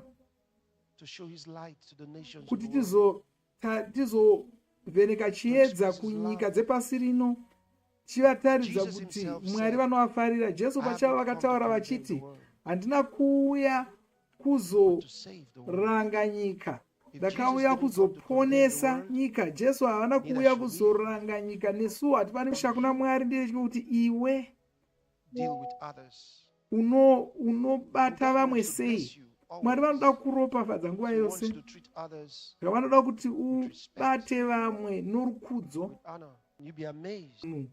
nenzira yakadii kana uchigona kuremekedza vanhu, uchivafarira, vachiona mauri kuti Mwari vanovafarira. Libranco telostraka bojida biase gronta. Nokutendai Ishe, nokutendai Ishe. Kana wanga usati wazvarwa kechipiri, unoda kugamuchira ruponeso runokosha urwu rwakabva kuna Jesu.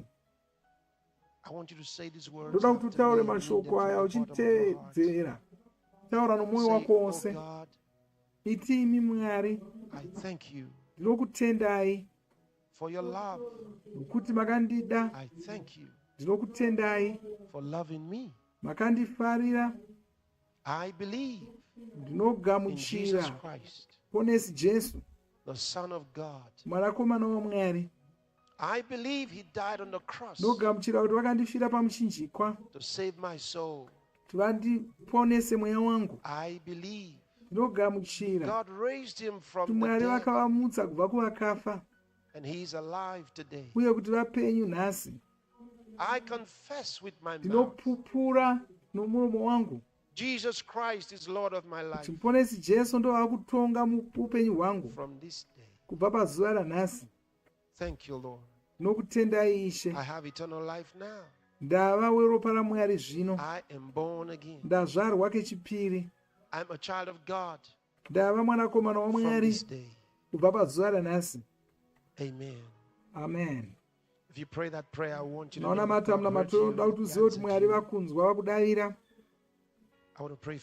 toda kunyengeterera baba muzita raishe jesu tonyengeterera munhu wose wanamata muna mapeuyu ngachitanga kuzikanwa nezita rajesu kubva pazuva ranhasi satani hachina chake mavari vava voushe hwamwari ndovaropafadza neshoko renyu nerudo rwenyu nenyasha dzenyu ndinovaropafadza namweya mutsvene muzita raishe jesu muponesi waropafadzwa nhasi waropafadzwa iko zvino muzita rajesu. Tine chipo chatoda kupa igwaro nonzi zvino zvawazvarwa patsva. Gwaro iroro richakubatsira kunzwisisa upenyu hwawagamuchira chigona kuwedzera simba rokuvimba naMwari. Titumire kuropafadza zita raJesu. Da kuti tinzwe uchapupu hwevanhu vaporeswa. Patakapedza nezuro tiri kuwana uchapupu hwakawanda uye patavhura munamato wanhasi tanga tichi uchapupu hwatava tichipiwa. 2 years old. He took seriously ill when he was 8 months and his feet were curved, has never walked. Never walked. He said, while the man of God, Pastor Chris, was praying, the mother started praying for him and asked him to come. He got up and started taking steps and walking. That's wonderful. From Canada. Wonderful. Got sick when he was just 8 months old and is 2 years old now. His feet never curved, walked. So he couldn't, no, with he couldn't curved. walk. All right. And for 22 years, she has been unable to talk. But while you were ministering, she was dumb. Dumb for 22 years. And she's 29. Yes, sir. Wonderful. While you were ministering, the power of God came on her, and now she is talking. She can understand. She's laughing amazing. And filled with so much joy. That's wonderful. Pastor, I have one from India. Tell me. From India. From India. For 11 months, she had suffered echoes in both ears. Having echoes in both ears all the time. Yes, but she said that as you prayed, immediately everything stopped with no echoes, no sound of that devil left. Yes. Glory be to God. Pastor, tell me. I have a testimony from South Africa. Pilar. Yes. Pilar for 41 years. 41 years. She was born, I believe it's a she, born blind for born 41 blind. years in darkness. Pastor, as you minister, the eyes popped open. Glory she be to God. 41 years blind, and now she can see. Pastor, that's wonderful. Frank yes, from please. Seychelles for 8 years could not. Frank from Seychelles for 8 years could not walk without crutches or could not walk without crutches. Yes, but today, as you minister to the global audience, he felt God's presence, and now he can walk without crutches and now bend he can walk easily. without crutches and can bend himself. 8 years. 8 years. That is amazing. Tell me. Pastor, we've got a testimony from Philip from Zimbabwe. Philip from Zimbabwe. Said as Pastor Chris was ministering to the sick, I was healed of back pain and ear problems. He said he had always wax. Every morning when he gets up, there was wax in his ears. This morning when he got up, no wax. He's completely Glory be to God. Pastor, thank you, Lord. Pastor, this is an interesting one. This is from Uganda. Yes. For 4 years, 47-years-old Rebecca suffered cerebral edema. The doctors had to perform a surgery on her. She underwent the procedure to correct the issue, but during the operation, there was an accident. This resulted in a continuous flow of water from her head. Water coming out of her head? Yes, from her head.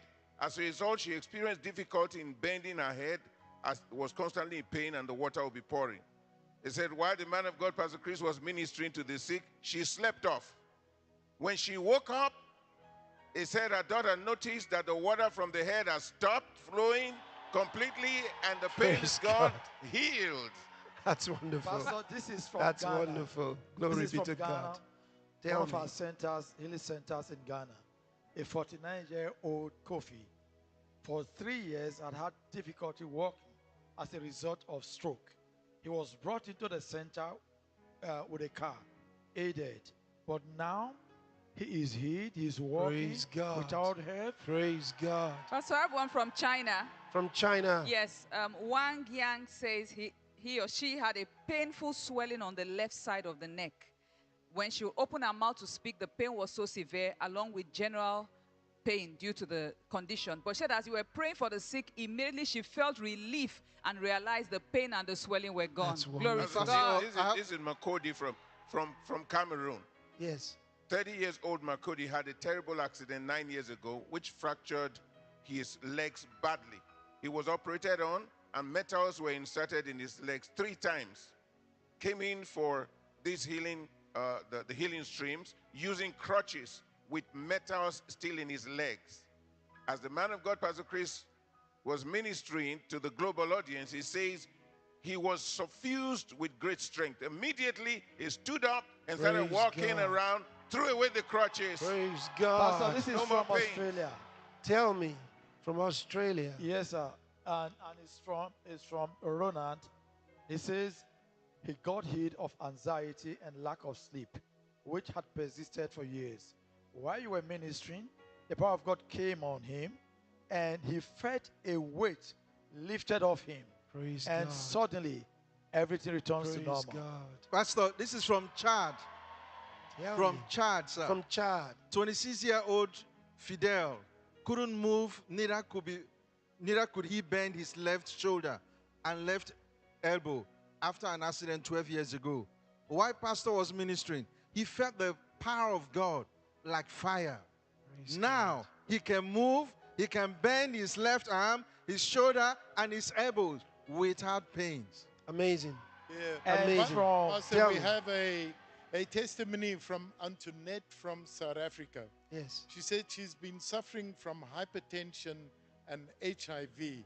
And one of the complications was that it affected both her ankles, the skin around the ankles. Yesterday, when you ministered, she felt something left her body, and she's completely healed. That devil I left. have not felt any itches in both my legs. Oh, Glory to praise God. God. Pastor, this is from Praise Zimbabwe. God. Wonderful. Wonderful. This is Shabak from Zimbabwe. He said while he was playing cricket at school a while ago, The icon of the Father. I want us to praise God with this. See, Pastor, This is wonderful. He caught the cricket ball in a wrong manner. Yes. And broke his finger. Since then, he has not been able to bend, to flex it without excruciating pain. So during the prayer session, when you were praying for the sick, the Holy Spirit prompted him to flex and bend the finger. And he did. He said, to my joy, no single pain. I can bend it now. And the finger is straight. That's amazing. Pastor, I've Now, been touching one. So a little. Just a moment. Make sure to send in your testimonies. You see, testimonies are very, very important. They're very important. That's the way you thank him. You see, you have to testify of his goodness. You have to testify of his work in your life. You don't just keep it to yourself. All right? So make sure to use the details on the screen. But right now, let's thank him with the song. Oh, glory to God. Use the lyrics and sing to his praise. Sing to his praise.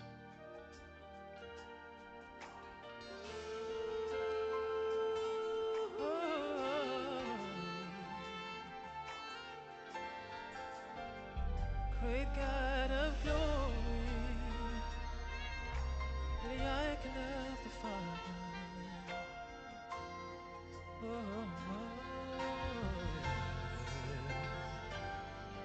God, you made yourself visible in human flesh, justified and vindicated in the Spirit,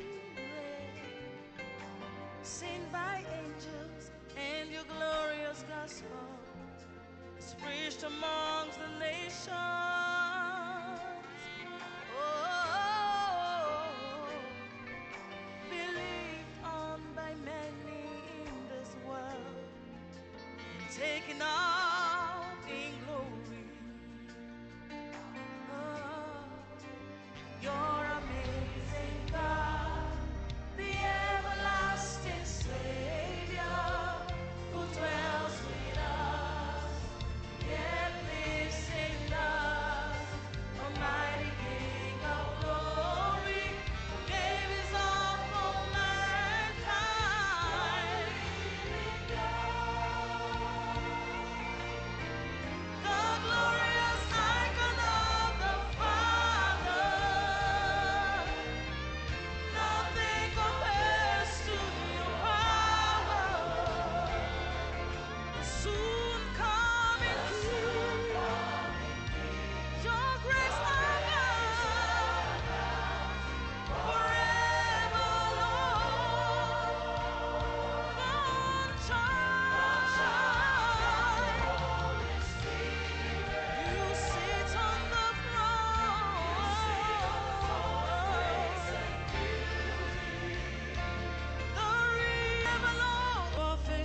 created in the universe, things in heaven and on earth, seen and unseen, where the thrones, powers, rulers,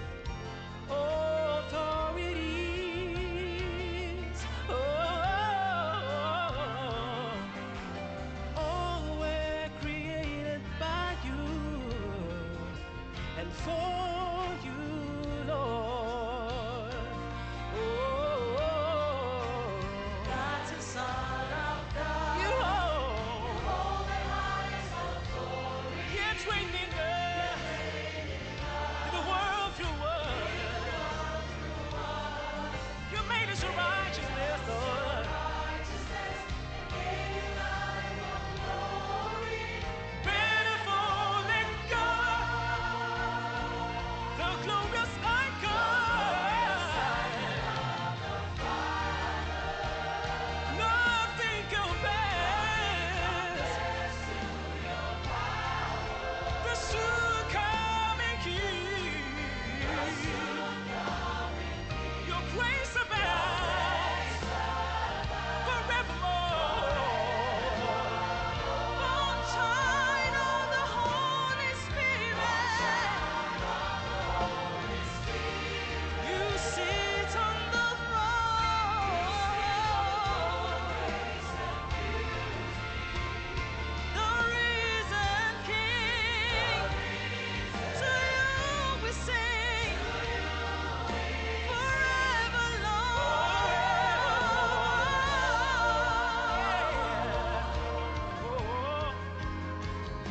In your love and your grace, we are glorified and justified.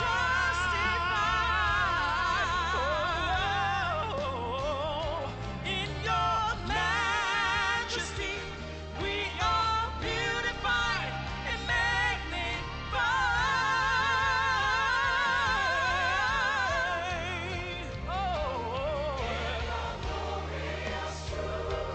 We are made of righteousness, oh Lord.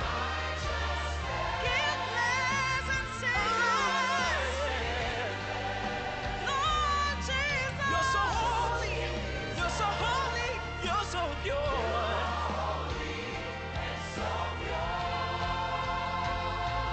The glorious icon. Nothing compares. The soon coming King. Your grace abounds. Your grace abounds. Forever, Lord. Child of the Holy Spirit. You sit on the throne. The risen King. To you we sing forever. The risen King. To you we sing forever, Lord. The risen King. To you we sing. To you we sing. You're forever, Lord.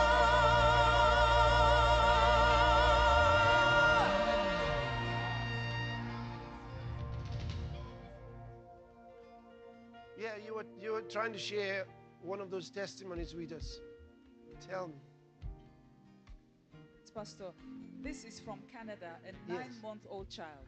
9-month-old child. Yes, he was born with brain damage and tumors in the brain from birth. As a Tumors result- in the brain from birth. Yes. As a result, he couldn't suck, he couldn't grab anything, and he couldn't follow anything with his eyes. Yeah. But the testimony is that during the testimony session and the worship, the countenance of this baby began to change. The Praise power of God God. enveloped him, and for the first time, he reached for the bottle to suck, and he was able to suck. Wonderful. And also able to grab Praise onto things, God. and his eyes have started following and Praise tracking. God. 9-month-old child. Praise God. That's Hallelujah. wonderful. What a miracle. Also from Canada. Tell me. For 2 years, Veronica had an infection in one of her legs and was unable to walk properly. But while the program was going on, the power of God came on her, and now she is perfectly Praise healed, God. walking normally. Praise God. Pastor, this is from India, Yes. one of our healing centers Hallelujah. in Hyderabad. Shiva was healed of shoulder pain, which he has been suffering for many days. He could not even lift up his hand due to the pain. But when he heard Pastor praying today, and the people watching online, praying for the people watching online, Pastor, he received his healing. Now That's he can wonderful. lift Now his he can hands lift and his move hand. them. That's wonderful. Yes. Hallelujah. Pastor, we've got a amazing testimony from Malawi. Yukubin has been set free from stroke. He had a stroke 9 years ago and he couldn't walk. 9 years ago. And when you ministered, he started stretching out his legs and he started walking unaided. No one helped him. He just Praise started God. walking. Praise It's amazing. God. Praise God. This is from Sri Lanka. Wonderful. Yes, Sri Lanka. Pastor, I have one from Sri Lanka also. Beatrice from Sri Lanka sustained injuries following a fall from the bus 1.5 months ago. She has since been experiencing severe pains in both knees with difficulty in squatting and in moving her fingers. When Pastor began to pray, she felt the power of God and can now squat, Praise God. bend down, and move her fingers without pains. That's She's wonderful. healed. Pastor, I think Hallelujah. something is happening in Sri Lanka. You also have another one from Sri Lanka. Yes, sir. And this is from Nimali, who was hit of corns in her left foot.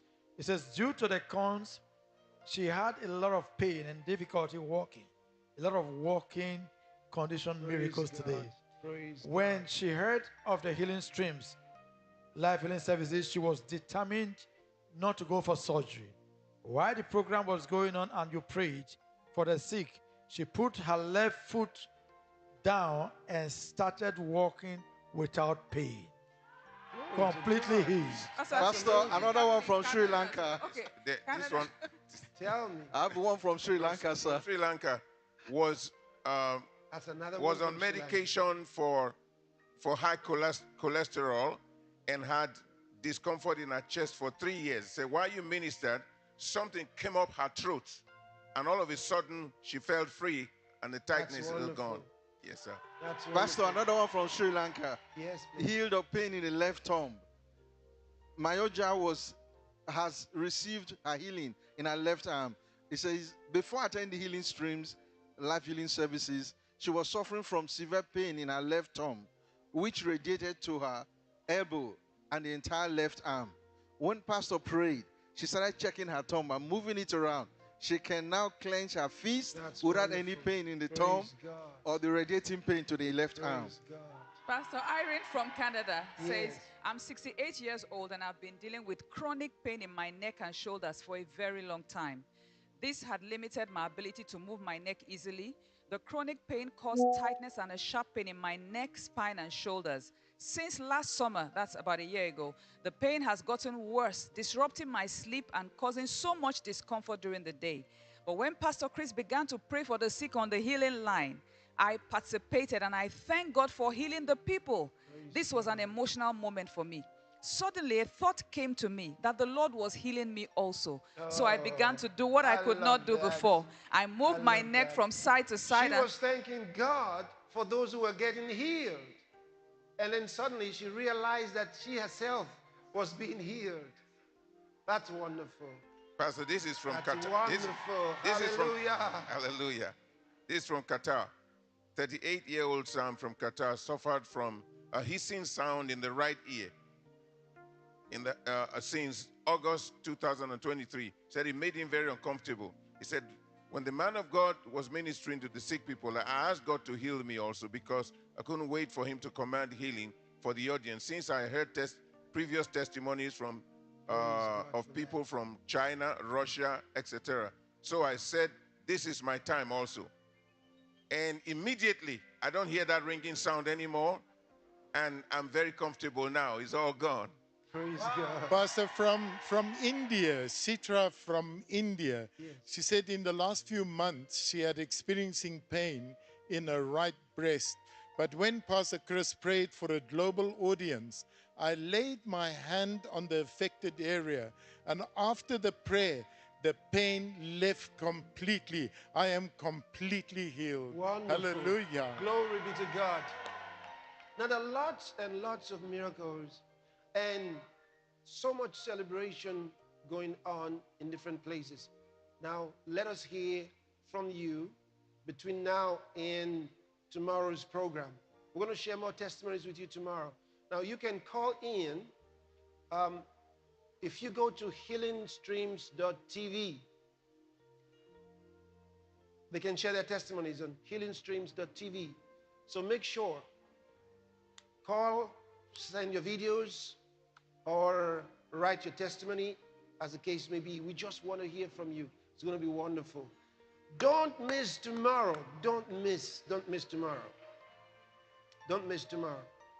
It's going to be very, very powerful on several fronts, because God has something special for you. Glory to God. We're going to do a closing song. And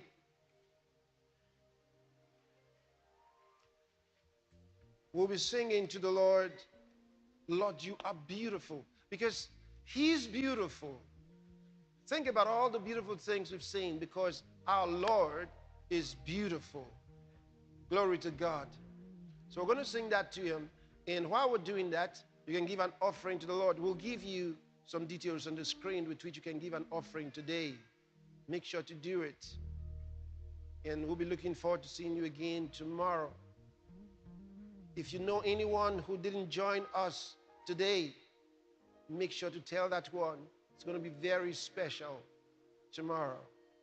Glory to God. I want to thank all those who shared their testimonies with us, especially those who came to the studio here to share their amazing testimonies with us. I'm going to pray with you shortly. Can we do that song?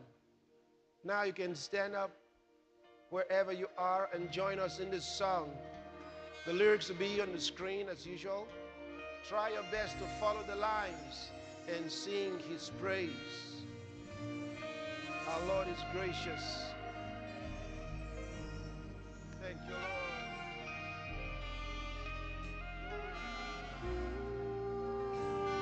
So beautiful, so adorable you were.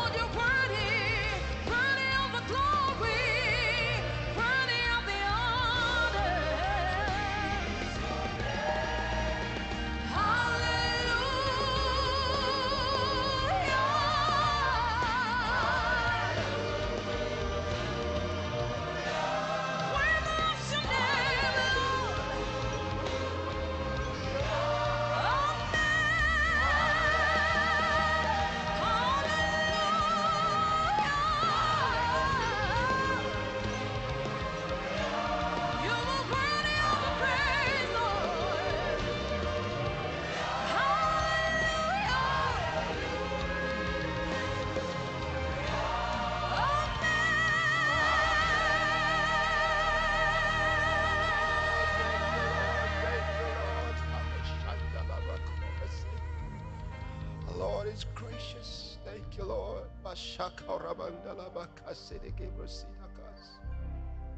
Thank you, Lord, for your love. Thank you for your grace. Thank you for your kindness. Thank you. Thank you. Thank you. Hallelujah.